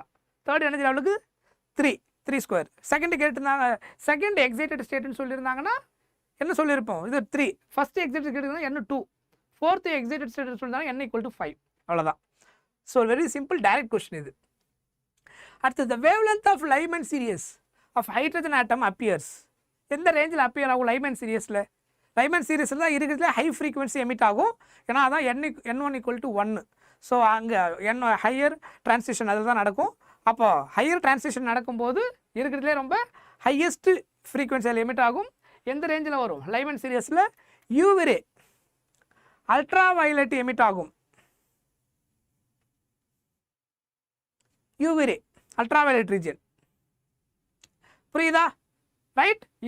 Visible region வந்துட்டு பால்மர் சீரீஸில் வரும், மீதி எல்லாத்துலையும் இன்ஃப்ராரெட் தான் வரும். அடுத்த இதெல்லாம் வரதுலாம் இன்ஃப்ராரெட் தான் வரும். அதில் அந்த ஆர்டர் வைஸ் போகும்போது நியர் இன்ஃப்ராரெட், ஃபார் இன்ஃப்ராரெட் அடுத்தடுத்து குறையும். பட் அதனோட ரேஞ்ச் வந்து இன்ஃப்ராரெட்டில் தான் இருக்கும். எப்போ இந்த 2 சீரீஸ் தானதுக்கப்புறம் லைமன் அண்ட் பால்மர். லைமரில் அல்ட்ரா வயலட் ரீஜியன்.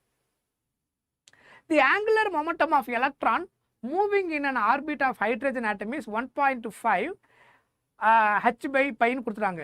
த எனர்ஜி இந்த சேம் ஆர்பிட் என்ன அப்படின்னு கேட்டுக்கிறாங்க, எனர்ஜி இந்த சேம் ஆர்பிட். அப்போ நீங்கள் ஃபஸ்ட்டு என்னன்னு கண்டுபிடிக்கணும்.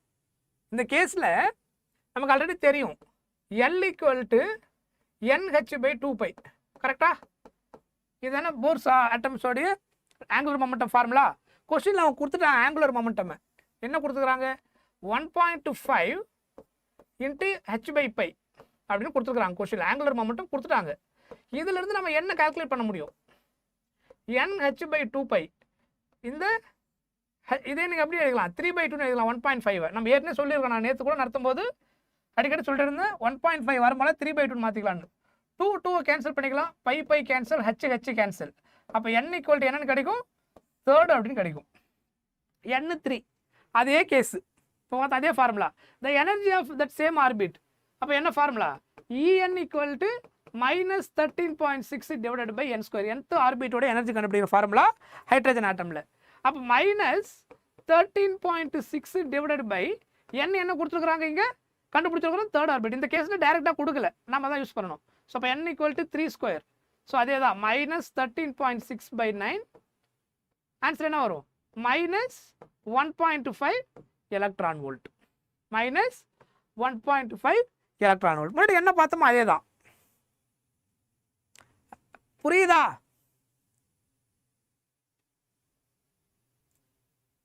இந்த கேஸ் பாருங்க. If an hydrogen atom spectrum shortest wavelength in the Balmer series is lambda, the shortest wavelength in the bracket series என்னவா இருந்திருக்கும் அப்படின்னு கேட்டுக்கிறாங்க. ஸோ அப்போ எப்படி கால்குலேட் பண்ணுவீங்க, எஸ் வெரி குட் கரெக்ட் பர்ஃபெக்டா.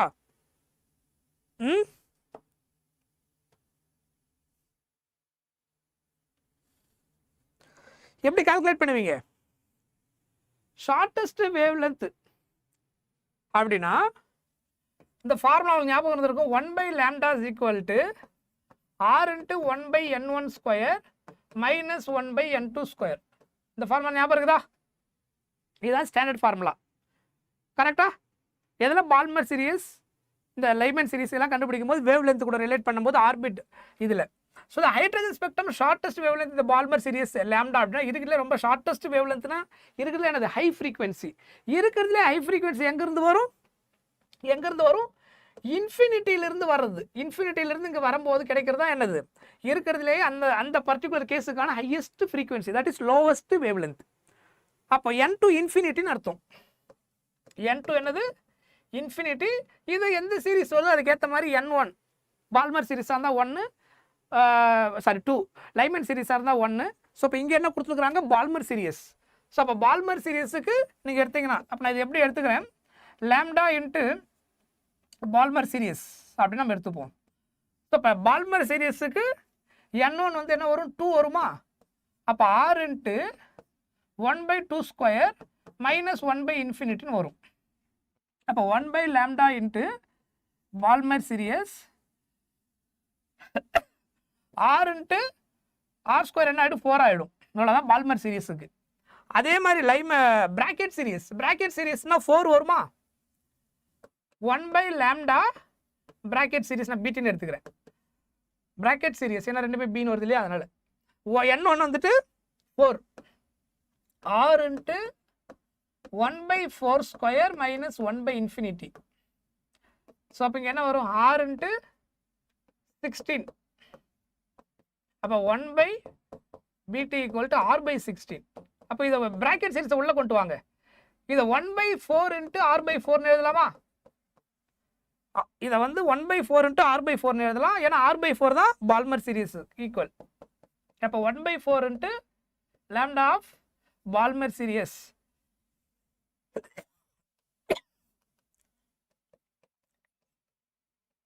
ஒன் பை லேம்டா அதானே. r/4 வந்து 1/λ பால்மர் சீரிஸ்க்கு ஈக்குவல். இது 1/λ ஆஃப் பிராக்கெட் சீரிஸ். அப்போ ரெசிப்ரோக்கல் எடுங்க. Lambda of Brackett series reciprocal எடுக்கும்போது இது 4λன்னு வரும்.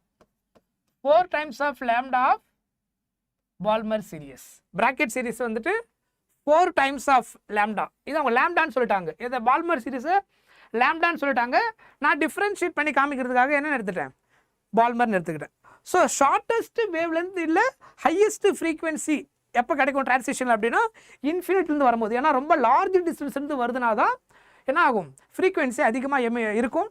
டிரான்சிஷனாக இருந்தால் எக்ஸைட்டடாக இருந்தால் இங்கேருந்து மேலே போகிறது ஹை ஃப்ரீக்வன்சி கெட் பண்ணும், அப்சர்வ் பண்ணும், ரைட். ஸோ அப்போ இன்ஃபினிட்டிலேருந்து அந்த பாயிண்ட்டுக்கு வருதுன்னு அர்த்தம். Shorter wavelength or high frequency. That's indirect clue for this case. அடுத்த கொஸ்டின் வாங்க. The radius of innermost orbit of hydrogen atom 5.3 into 10 to the power minus 11 meter.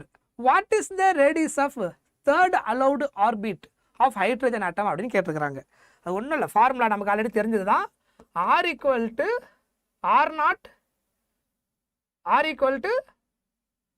r0 into n square. இதுதான் radius of nth orbit கண்டுபிடிக்கிறதுக்கான formula. ஞாபகம் இருக்கா அந்த formula? r equal to r0 into nth ஆர்பிட்டோடைய radius கண்டுபிடிக்கிறதுக்கான formula இதில் பார்த்துருப்போம். இதில் போர்ஸ் மாடல் ஆஃப் ஆட்டமில் nth ஆர்பிட் ரேடியஸ் கண்டுபிடிக்கிறதுக்கான ஃபார்முலா. அப்போது n equal to 1 ஏன்னா இன்னர் மோஸ்ட் ஆர்பிட்னா என்ன அர்த்தம்? n equal to 1 இருக்கும்போது r equal to r0 into 1 ஸ்கொயர்னு வரும். இப்போ இங்கே கொடுத்துட்டாங்க. இது இந்த வேல்யூ வந்துட்டு 5.3 into 10 to the power minus 11 கொடுத்துருக்குறாங்க. That is equal to r0. இதுதான் r0. புரியுதா? இது ஸ்டாண்டர்ட் ஃபார்முலா. nth ஆர்பிட்டோடைய ரேடியஸ் கண்டுபிடிக்கிறதுக்கான formula r equal to r0 n square. அப்போ அவங்க என்ன கேட்டிருக்கிறாங்க? தேர்டுக்கு என்ன கேட்டிருக்கிறாங்க? அப்போ n equal to 3 இருந்துச்சுன்னா r equal to r0 into 3 square, right. அப்போ 9 டைம்ஸ் ஆஃப் r0 வரும்.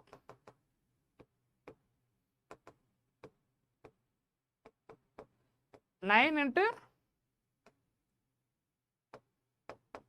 r0 வந்து 5.3 into 10 to the power minus 11. கரெக்டா? ஸோ அப்போ சிம்பிளிஃபை பண்ண கிட்டத்தட்ட என்ன வரும்?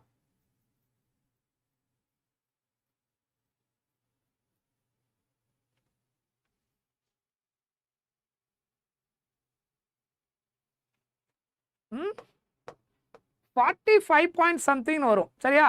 ரவுண்ட் ஆஃப் நீங்கள் போட்டிங்கன்னா அது ஃபுல்லாக போட தேவையில்லை. 45 வச்சுப்போம். 10 to the power minus 11. ஆங்ஸ்ட்ராங்கில் வரனா ஒரு பாயிண்ட் இங்கே ஷிஃப்ட் பண்ணிவிடுங்க. 10 power minus 10. ஸோ அப்ராக்சிமேட்டாக என்ன வரும்? 4.5 into 10 power minus 10 ஆங்ஸ்ட்ராங் 4.5. கிட்டத்தட்ட நியரஸ்ட்டாக ஆப்ஷன் சி அப்படின்னு அர்த்தம். 4.7 நியரஸ்ட்டாக எது வரும் தெரியுதா? இந்த வேல்யூ தான் நியரஸ்ட்டாக வரும். 4.5 ஆங்ஸ்ட்ராங் தான் இதுக்கு நியரஸ்ட்டாக வரும். ஃபார்முலா நல்லா தெரிஞ்சிருந்தாலே போதும், நீங்கள் ஈஸியாக ஆன்சர் பண்ணிடலாம். ஃபார்முலா தான் இங்கே ப்ரைமரி. ரைட். ஸோ இந்த கொஸ்டினுக்கு சொல்லுங்கள். let R1 be the radius of the second stationary orbit and R2 the radius of the fourth stationary orbit of the electron Bohr's model. The ratio of R1 by R2 என்ன வரும்னு கேட்டிருக்காங்க. இப்போ பார்த்தா அதே formula என்ன பார்த்தோம்? radius of nth orbit R0 R equal to R0, small r capital R இதெல்லாம் use பண்ணிக்கோங்க, அது பிரச்சனை இல்லை. radius of nth orbit equal to R0 constant radius Bohr radius into n square. இப்போ இது ரெண்டுத்துக்கு ரேஷியோ நீங்கள் எடுக்கிறீங்க அப்படின்னா R0 கான்ஸ்டன்ட் ரேஷியோ எடுக்கும்போது அப்போ R directly proportional to n square. R1க்கும் R2க்கு ரேஷியோ கேட்டுக்கிறாங்க. அப்போ R1 by R2 equal to directly proportional இல்லையா? அப்போ n1 by n2 ஸ்கொயர்ன்றதுனால whole square. R1 by R2 directly proportional to n square அப்படின்றதுனால n எவ்வளோ என்ன ஆர்பிட் கொடுத்துருக்காங்க? ஃபர்ஸ்ட் வந்துட்டு செகண்ட் ஸ்டேஷனரி ஆர்பிட் கொடுத்துருக்காங்க. அப்போ இது வந்துட்டு 2 பை n2 என்ன கொடுத்துருக்காங்க? Fourth stationary orbit. ஸோ அப்போ இது 1 டைம் இது 2 டைம் ஹோல் ஸ்கொயர் பண்ணால் எவ்வளோ வரும்? 1/4. 1/4 எதுக்கு ஈக்குவல்? 0.25. So answer is 0.25. The ratio of R1 by R2 எதுக்கு ஈக்குவல்? 0.25க்கு ஈக்குவல். சியா 0.5 எப்படி வந்தது? எங்கிருந்து 0.5 வந்தது? யாருக்கு வந்தது? எப்படி வந்தது?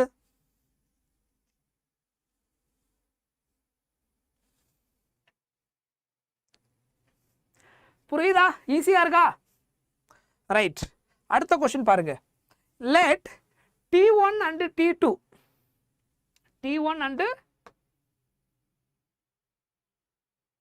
let T1 and T2 be the energy of an electron first and second excited state. என்ன வார்த்தை யூஸ் பண்ணிருக்காங்க? first and second excited states of hydrogen atom. அப்படின்னு என்ன அர்த்தம்? ஃபர்ஸ்ட் கேஸுக்கான கேஸ் நம்ம எடுக்கும்போது இந்த கேஸில் n1ன்றது என்னது? ஃபர்ஸ்ட் எக்ஸைட்டட் ஸ்டேட்னா 2ன்னு அர்த்தம். ஃபர்ஸ்ட் எக்ஸைட்டட் ஸ்டேட்னா என்ன அர்த்தம்? 2 அப்படின்னு அர்த்தம். கரெக்டா? Energy level. செகண்ட் எக்ஸைட்டட் ஸ்டேட்னா என்ன அர்த்தம்? 3ன்னு அர்த்தம். கரெக்டா? எனர்ஜி லெவல் வந்து எனர்ஜி லெவல்னு சொல்லும் போது என்ன வரும்? ஃபர்ஸ்ட் எக்ஸைட்டட் ஸ்டேட்னா செகண்ட் எனர்ஜி லெவல்னு அர்த்தம். தேர்ட் எக்ஸைட்டட் ஸ்டேட்னா 4, செகண்ட் எக்ஸைட்டட் ஸ்டேட்னா 3ன்னு அர்த்தம். ஃபோர்த் எக்ஸைட்டட் ஸ்டேட்னா 5ன்னு அர்த்தம். That is a logic. அப்போ எனர்ஜி டோட்டல் எனர்ஜின்றது டோட்டல் எனர்ஜி தான் நம்ம ஜென்ரலாக சொல்லக்கூடிய energy minus 13.6 divided by n square. அப்போ எனர்ஜியும் என்னது? Inversely proportional. கரெக்ட்? அதுங்க டோட்டல் எனர்ஜி டீன்னு சொல்லிட்டாங்க, வேற ஒன்றும் கிடையாது. ஸோ அப்போ T inversely proportional to n square. எனர்ஜிக்கு டி யூஸ் பண்ணால் டோட்டல் எனர்ஜின்னு சொல்லியிருக்காங்க அப்படின்னு அர்த்தம். புரியுதா? அப்போ இன்வர்ஸ்லி ப்ரொபோர்ஷனல்னா what is the T1 by T2? n2 by n1 ஸ்கொயர்ன்றதுனால whole square. Inversely proportional. T1 by T2 equal to n2 by n1 whole square. What is n2? 3. n1 2 whole square என்ன வரும்? இது கேன்சல் ஆகாது. So 3 square 9, 2 square 4. கரெக்டா? Answer is 9:4. 9:4 வந்தது answer எல்லாருக்கும்.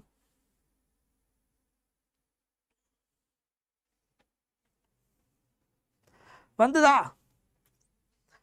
புரியுதா? கிளியரா இருக்கா?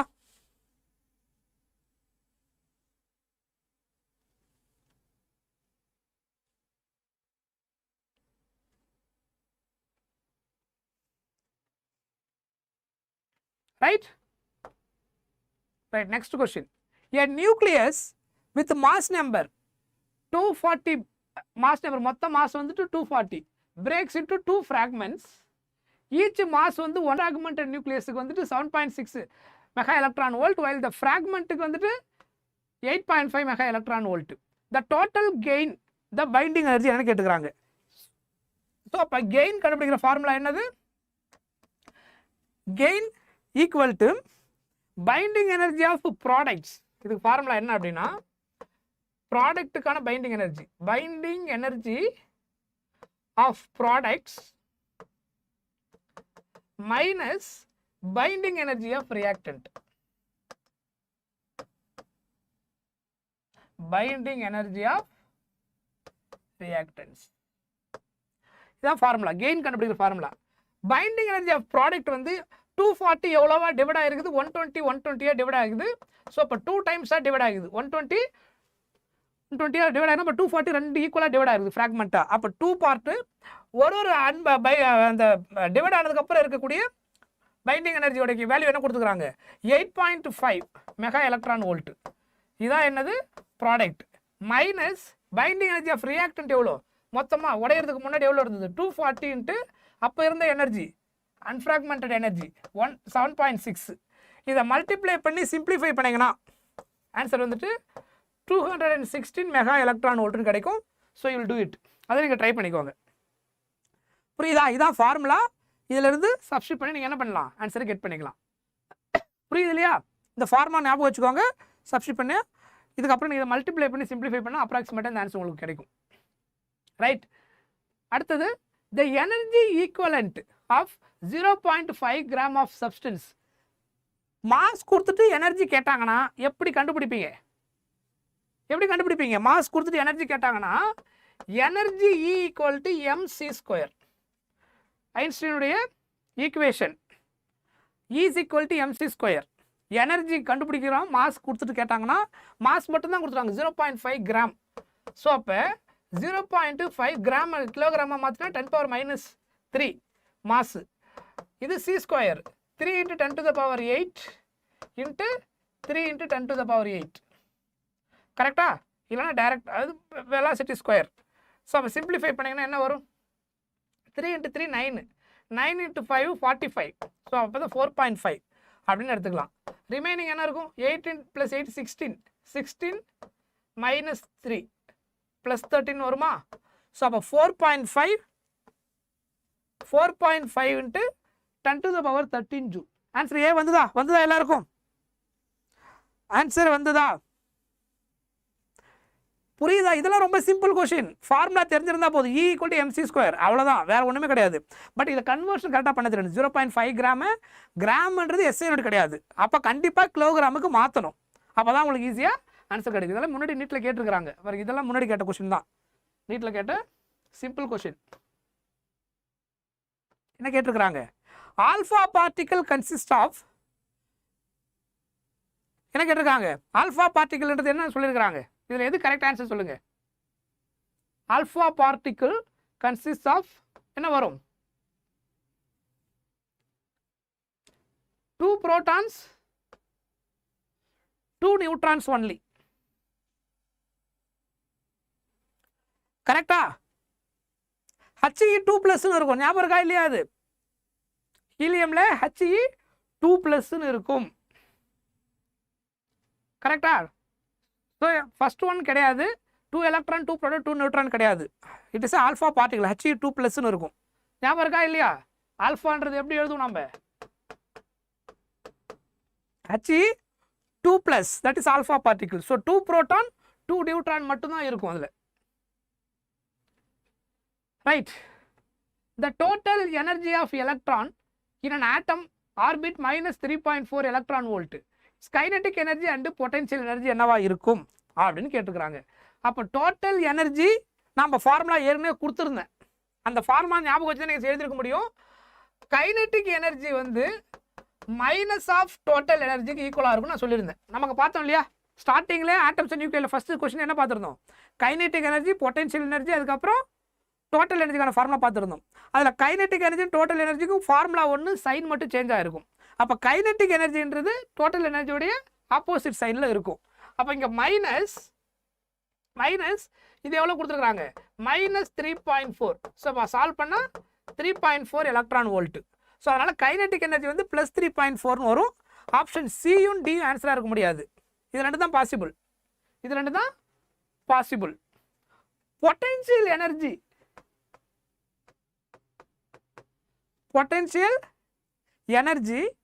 இதனுடைய 2 டைம்ஸ் இருக்கும். Potential energy equal to 2 times of kinetic energy, 2 times of total energy, 2 times of total energy. So அப்போ 2 டைம்ஸ்னால் இப்போ எவ்வளோ வரும்? 2 × -3.4 equal to -6.8. Option A is the answer. இந்த ஃபார்முலா ஞாபகம் இருக்கா எல்லாருக்கும்? டு ரிமெம்பர், இது ஃபார்முலா. கைனெட்டிக் எனர்ஜிக்கும் இந்த டைரக்ட் ரிலேஷன் எடுத்தீங்கன்னா, இதே இந்த கைனெட்டிக் எனர்ஜியோட ரிலேஷன் எடுத்தீங்கன்னா மைனஸ் ஆஃப் கேன்னு வரும். Potential energy equal to -2 times of kinetic எனர்ஜின்னு எழுதணும். இதே கேஸு கைனெட்டிக் எனர்ஜி கூட எழுதுனீங்கன்னா or potential energy equal to -2 times of kinetic எனர்ஜின்னு அர்த்தம். இதை கைனெட்டிக் எனர்ஜி கூட ரிலேட் பண்ணிங்கன்னா இது டோட்டல் எனர்ஜி கூட ஒரே ஆன்சர் தான் வரும். டோட்டல் எனர்ஜி கூட ரிலேட் பண்ணும்போது இது ஃபார்முலா, கைனெட்டிக் எனர்ஜி கூட ரிலேட் பண்ணும்போது இதான் ஃபார்முலா. கிளியர்? புரியுதா? பாயிண்ட் புரிஞ்சுதா?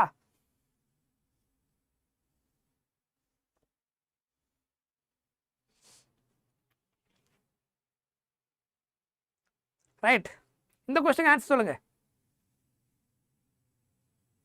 The ratio of kinetic energy to the total energy of an electron. Kinetic energy நான் சொன்னேன் இல்லையா, kinetic energy equal to minus of total energy. அவங்க என்ன கேட்டிருக்காங்க? kinetic energyக்கும் total energy ரேஷியோ எடுங்க. அப்போ kinetic energy by total energy equal to -1/1.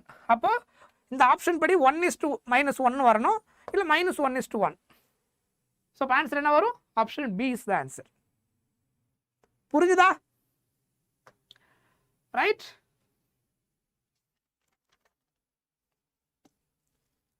Okay, இதில் இன்னும் ஒரு 2 கொஸ்டின் இருக்குது. இதை வந்து நீங்கள் ஹோம்ஒர்க்காக சால்வ் பண்ணுங்கள். இதை சால்வ் பண்ணிவிட்டு எனக்கு கமெண்ட் பண்ணுங்கள் ஆன்சர் என்னன்னு சொல்லிட்டு. இந்த கேஸுக்கும் இதுவும் ஹோம்ஒர்க், 2 கொஸ்டின் ஹோம்ஒர்க் கொடுத்துருக்குறேன். நம்ம பார்த்த அந்த கான்செப்டை பேஸ் பண்ணி தான். ஸோ அதனால் ஒரு 2 கொஸ்டின் நீங்கள் ட்ரை பண்ணுங்கள். ட்ரை பண்ணி பார்த்துட்டு என்ன ஆன்சர்னு எனக்கு கண்டிப்பாக சொல்லுங்கள். சரியா? ஸோ அதுக்கப்புறம் நான் ஏற்கனவே சொல்லியிருந்தேன் இல்லையா, நம்மளுடைய டெஸ்ட் சீரியஸ். ஸோ நான் சொல்லிடுறேன் உங்களுக்கு. நம்மளுடைய லைவ் இப்போ போயிட்டுருக்கு இல்லையா, ஸோ இந்த லைவ் கீழே வந்தீங்க அப்படின்னா ரீநீட் பாருங்க, ReNEET free crash course join நவுன்னு ஒரு ஆப்ஷன் இருக்குது, தெரியுதா? ரைட், இதை கிளிக் பண்ணணும். பை நவ் கொடுத்தீங்க அப்படின்னா நம்மளுடைய ரீநீட் 2026 தெரியுதா கிராஷ் கோர்ஸ். இதில் போயிட்டு இதில் நம்ம என்னென்ன டாபிக் போயிருக்கு இது எல்லாமே உங்களுக்கு அப்டேட் ஆகிடும். சரியா? ஃபிசிக்ஸு, பயாலஜி, கெமிஸ்ட்ரி இதெல்லாம் நம்மளுக்கு என்னென்ன முடிஞ்சிருக்கு. அதுக்கப்புறம் டெஸ்ட் சீரியஸ். ரைட். ஸோ ஏக்கல்வா test complete test series 3 hours. இன்றைக்கி டேட் பார்த்துக்கோங்க. இதில் டேட் எல்லாமே உங்களுக்கு அப்டேட் ஆகிருக்கும். இப்போ இன்றைக்கி வந்துட்டு 19 ஸ்டார்ட் ஆயிடுச்சு. ஸோ அதை மிஸ் பண்ணியிருந்தேன்னா நீங்கள் இது பண்ணிக்கலாம். அதுக்கப்புறம் 20. ஸோ எவ்ரிடே டெஸ்ட் இருக்கும். 12 PM ஏக்கல்வா டெஸ்ட் சீரியஸ் இருக்குது. ஸோ கண்டிப்பாக இந்த டெஸ்ட் சீரியஸில் ஜாயின் பண்ணிக்கோங்க. That will be very helpful for your practice. கண்டிப்பாக ரொம்ப யூஸ்ஃபுல்லாக இருக்கும், அதில் டவுட்டே வேணாம். டெஸ்ட் சீரியஸ் ரொம்ப ஹெல்ப்ஃபுல்லாக இருக்கும். ஸோ இதை யூஸ் பண்ணிக்கோங்க. அதே மாதிரி உங்களுக்கு ஏதாவது டவுட்டு இதெல்லாம் இருந்தால் நம்ம என்ன சொல்லியிருந்தோம், இன்ஸ்டா சால்வ் நம்மளோட வேத ஆப்பில் நீங்கள் போனீங்கன்னா it is very good a app. சரியா? இதில் நீங்கள் போய்ட்டு வாட் எவர் டவுட், எந்த சப்ஜெக்ட்டோ எந்த டாப்பிக்கோ என்ன டவுட் இருக்கோ அதை நீங்கள் டைப் பண்ணிங்கன்னா ப்ராப்பராக அதுக்கு உங்களுக்கு என்ன ஆன்சர் தேவையோ அது கரெக்டாக நம்மளுக்கு தேவையானதை உங்களுக்கு ப்ரிப்பேர் பண்ணி கொடுத்துரும். கிளியராக என்ன தேவையோ அது. ஓகே, ஸோ ஐ ஹோப் இந்த கிளாஸ் கண்டிப்பாக உங்களுக்கு இப்போ கிளியராக புரிஞ்சிருக்குன்னு நினைக்கிறேன். இப்போ டியூயல் நேச்சர் அண்ட் ரேடியேஷன் மேட்டருடைய கொஸ்டின்ஸ் எப்படி வரும், எப்படி வந்திருக்குது அப்படின்னு ஒரு ஐடியா கிடைச்சிருக்கும். ஆட்டம்ஸ் அண்ட் நியூக்ளியில் திரும்ப எப்படி ஃபோக்கஸ் பண்ணுறாங்க, பர்டிகுலராக ஆட்டம்ஸில் போர்ஸ் மாடல் இல்லைனா அந்த ஹைட்ரஜன் ஸ்பெக்ட்ரம் கேஸை ரிலேட் பண்ணக்கூடிய கொஷின் இல்லைனா Bohr and de Broglie wavelength related question ரொம்ப simple. L is equal to அந்த ஃபார்முலாவை நீங்கள் யூஸ் பண்ணி NH/2π போர் மாடலோடைய ஆங்குலர் மொமெண்டம் கேஸ், அதுக்கப்புறம் ரேடியஸாக இருந்துச்சுன்னா nth ஆர்பிட், அப்புறம் energy level, kinetic energy, potential energy, total energy, அது வந்து ஒரு எனர்ஜி லெவலுக்கும் எப்படி இருக்குன்றது நான் ஸ்டார்டிங்லேயே கொடுத்துட்டேன் அந்த ஃபார்முலா. அதுக்கப்புறம் kinetic energy, potential energy, total energy கூட ரிலேட் பண்ணும்போது இது எல்லாமே எப்படி இருக்கும் வித் சைனோட. இது கிளியராக இருந்தாலே நீங்கள் எல்லா கொஸ்டின் ஈஸியாக ஆன்சர் பண்ணுற மாதிரி தான் இந்த சாப்டரில் இருக்கும். ஸோ ஓவராலாக நமக்கு இந்த சாப்டரில் 12 கொஸ்டின் 12 மார்க் 4 கொஸ்டின் வந்துருது, சாரி 16 மார்க் இல்லையா. 2 கொஸ்டின் டுவெல் நேச்சர்லேருந்து வந்துருது, ஆட்டம்ஸ் அண்ட் நியூக்ளியில் 2 கொஸ்டின், டோட்டலாக 16 மார்க் நீங்கள் ஈஸியாக ஸ்கோர் பண்ணிட முடியும். ஸோ ரீசெண்டாக நீங்கள் எழுதுனது 5 கொஸ்டின் வந்துருது சர்ப்ரைஸாக. ஸோ அதில் வந்து அப்போ 5 × 4 20 மார்க்ஸ். ஸோ அதில் ஒரு கொஸ்டின் சேலஞ்சாக அதை நான் சொல்லியிருந்தேன். அந்த ஒரு கொஸ்டின் கால்குலேஷன் ரொம்ப ட்ரிக்கியாக இருந்து, கொஸ்டின் டிஃபிகல்ட் கிடையாது, கால்குலேஷன் தான் உங்களுக்கு ரொம்ப ட்ரிக்கியாக இருந்த மாதிரி, மற்றபடி every thing is easy. Clear. So நாளைக்கு கிளாஸ் வந்து தெரியும் நினைக்கிறவங்களுக்கு, நாளைக்கு ஃபிசிக்ஸ், கெமிஸ்ட்ரி, பயாலஜி எல்லாமே ஒரே செஷனில் நம்ம பார்க்க போகிறோம், கம்ப்ளீட் ரிவிஷன். ஓகே. ஸோ அதில் ஃபிசிக்ஸில் நம்ம வந்துட்டு கம்ப்ளீட் 12th ஸ்டாண்டர்ட் ஃபிசிக்ஸோடைய கொஷின்ஸ் நம்ம டிஸ்கஸ் பண்ண போகிறோம். ஸோ நீங்கள் நல்லா ப்ரிப்பேர் பண்ணிட்டு வாங்க. எப்படி நீங்கள் படிச்சிருக்கீங்க, நான் கொஷின் சால்வ் பண்ணும்போது நீங்கள் ஆன்சர் பண்ண போகிறீங்க. மோஸ்ட்லி நீங்கள் தான் நாளைக்கு ஆன்சர் பண்ண போகிறீங்க. ஸோ எவ்வளோ பேர் கரெக்டாக புரிஞ்சிருக்கு, எவ்வளோ பேர் கரெக்டாக ஆன்சர் பண்ணுறீங்கிறத நம்ம பார்க்க போகிறோம். ஸோ எல்லா டைப் ஆஃப் கொஷினையும் கம்பைன் பண்ணி தான் எடுத்துகிட்டு வரும். அதாவது மாடரேட்டு, ஈஸி, அந்த கொஞ்சம் டஃப், இந்த மாதிரி கம்பைன் பண்ணி தான் இருக்கும். ஸோ அந்த டைப் ஆஃப் கொஷின்ஸ்லாம் வரும்போது நீங்கள் எப்படி ஆன்சர் பண்ண போகிறீங்க, கம்ப்ளீட் 12th ஃபிசிக்ஸ் எல்லாம் கலந்து இருக்கும்போது உங்களுக்கு எவ்வளோ கான்செப்ட் ஞாபகம் இருக்குது, எவ்வளோ ஃபார்மா கரெக்டாக ஞாபகம் இருக்குது, எப்படியெல்லாம் ஆன்சர் கண்டுபிடிக்க முடியுது, இதெல்லாம் நீங்கள் நாளைக்கு ப்ராக்டிஸ் பண்ணுவீங்க. ஸோ ஒரு கம்ப்ளீட் ஒரு 45 கொஷின்ஸ் பக்காவாக நம்ம கம்ப்ளீட் 12th ஸ்டாண்டர்ட் ஃபிசிக்ஸ் பார்க்க போகிறோம். நீங்கள் சால்வ் பண்ண போகிறீங்க, நான் சப்போர்ட் பண்ண போகிறேன். உங்களுக்கு என்ன டவுட்டு, என்ன புரியலன்றது அதை வச்சு நம்ம கண்டுபிடிச்சிட்டு அடுத்த ஃபுல் செஷன் பார்க்கும்போது, அதை ஃபுல் கொஸ்டின் பேப்பர் சால்வ் பண்ணும்போது அங்கங்கே நீங்கள் ரெக்டிஃபை பண்ணிட்டே வரலாம். அடுத்த டெஸ்ட்டில் நானும் அதை நோட் பண்ணி உங்களுக்கு தேவையானது டிப்ஸ் கொடுத்துட்டே வருவேன். சரியா? Right. Okay okay, thank you so much. நாளைக்கு கிளாஸ் மறக்காமல் வந்துடுங்க. Will see tomorrow. நாளைக்கு கிளாஸ் 11 o'clock ஸ்டார்ட் ஆகும். ஸோ ஃபஸ்ட்டு கெமிஸ்ட்ரி இருக்கும், தென் பயாலஜி இருக்கும், ஈவினிங் 6 o'clock ஃபிசிக்ஸ் இருக்கும். ஓகேவா? ஸோ ஒரே லைவ் செஷனில் தான் நமக்கு போகும். Complete revision for all 3 subject. So ரொம்ப உங்களுக்கு ஹெல்ப்ஃபுல்லாக இருக்கும். ஸோ ஒரே இதில் எல்லா சப்ஜெக்ட் அப்படியே கடற்கடன்னு ரிவைஸ் பண்ண மாதிரி உங்களுக்கு இருக்கும். அப்படியே டக்குன்னு எல்லாத்தையும் ரிமைண்ட் பண்ண மாதிரி உங்களுக்கு இருக்கும். ஃபிசிக்ஸில் நம்ம கம்ப்ளீட் 12th பார்க்க போகிறோம் நாளைக்கு. That is our plan. Okay. Thank you so much. நாளைக்கு கிளாஸ் பார்க்கலாம். யாராவது சப்ஸ்கிரைப் பண்ணாமல் இருந்தால் மறக்காமல் சப்ஸ்கிரைப் பண்ணிக்கோங்க. புதுசாக யாராவது வந்திருந்தீங்கன்னா லைக் பண்ணுங்கள். மறக்காமல் யார் பார்த்துருந்தாலும், பார்க்குறவங்க லைக் பண்ணாமல் இருந்தாலும் மறக்காமல் லைக் பண்ணிவிடுங்க. Okay. Thank you so much. By.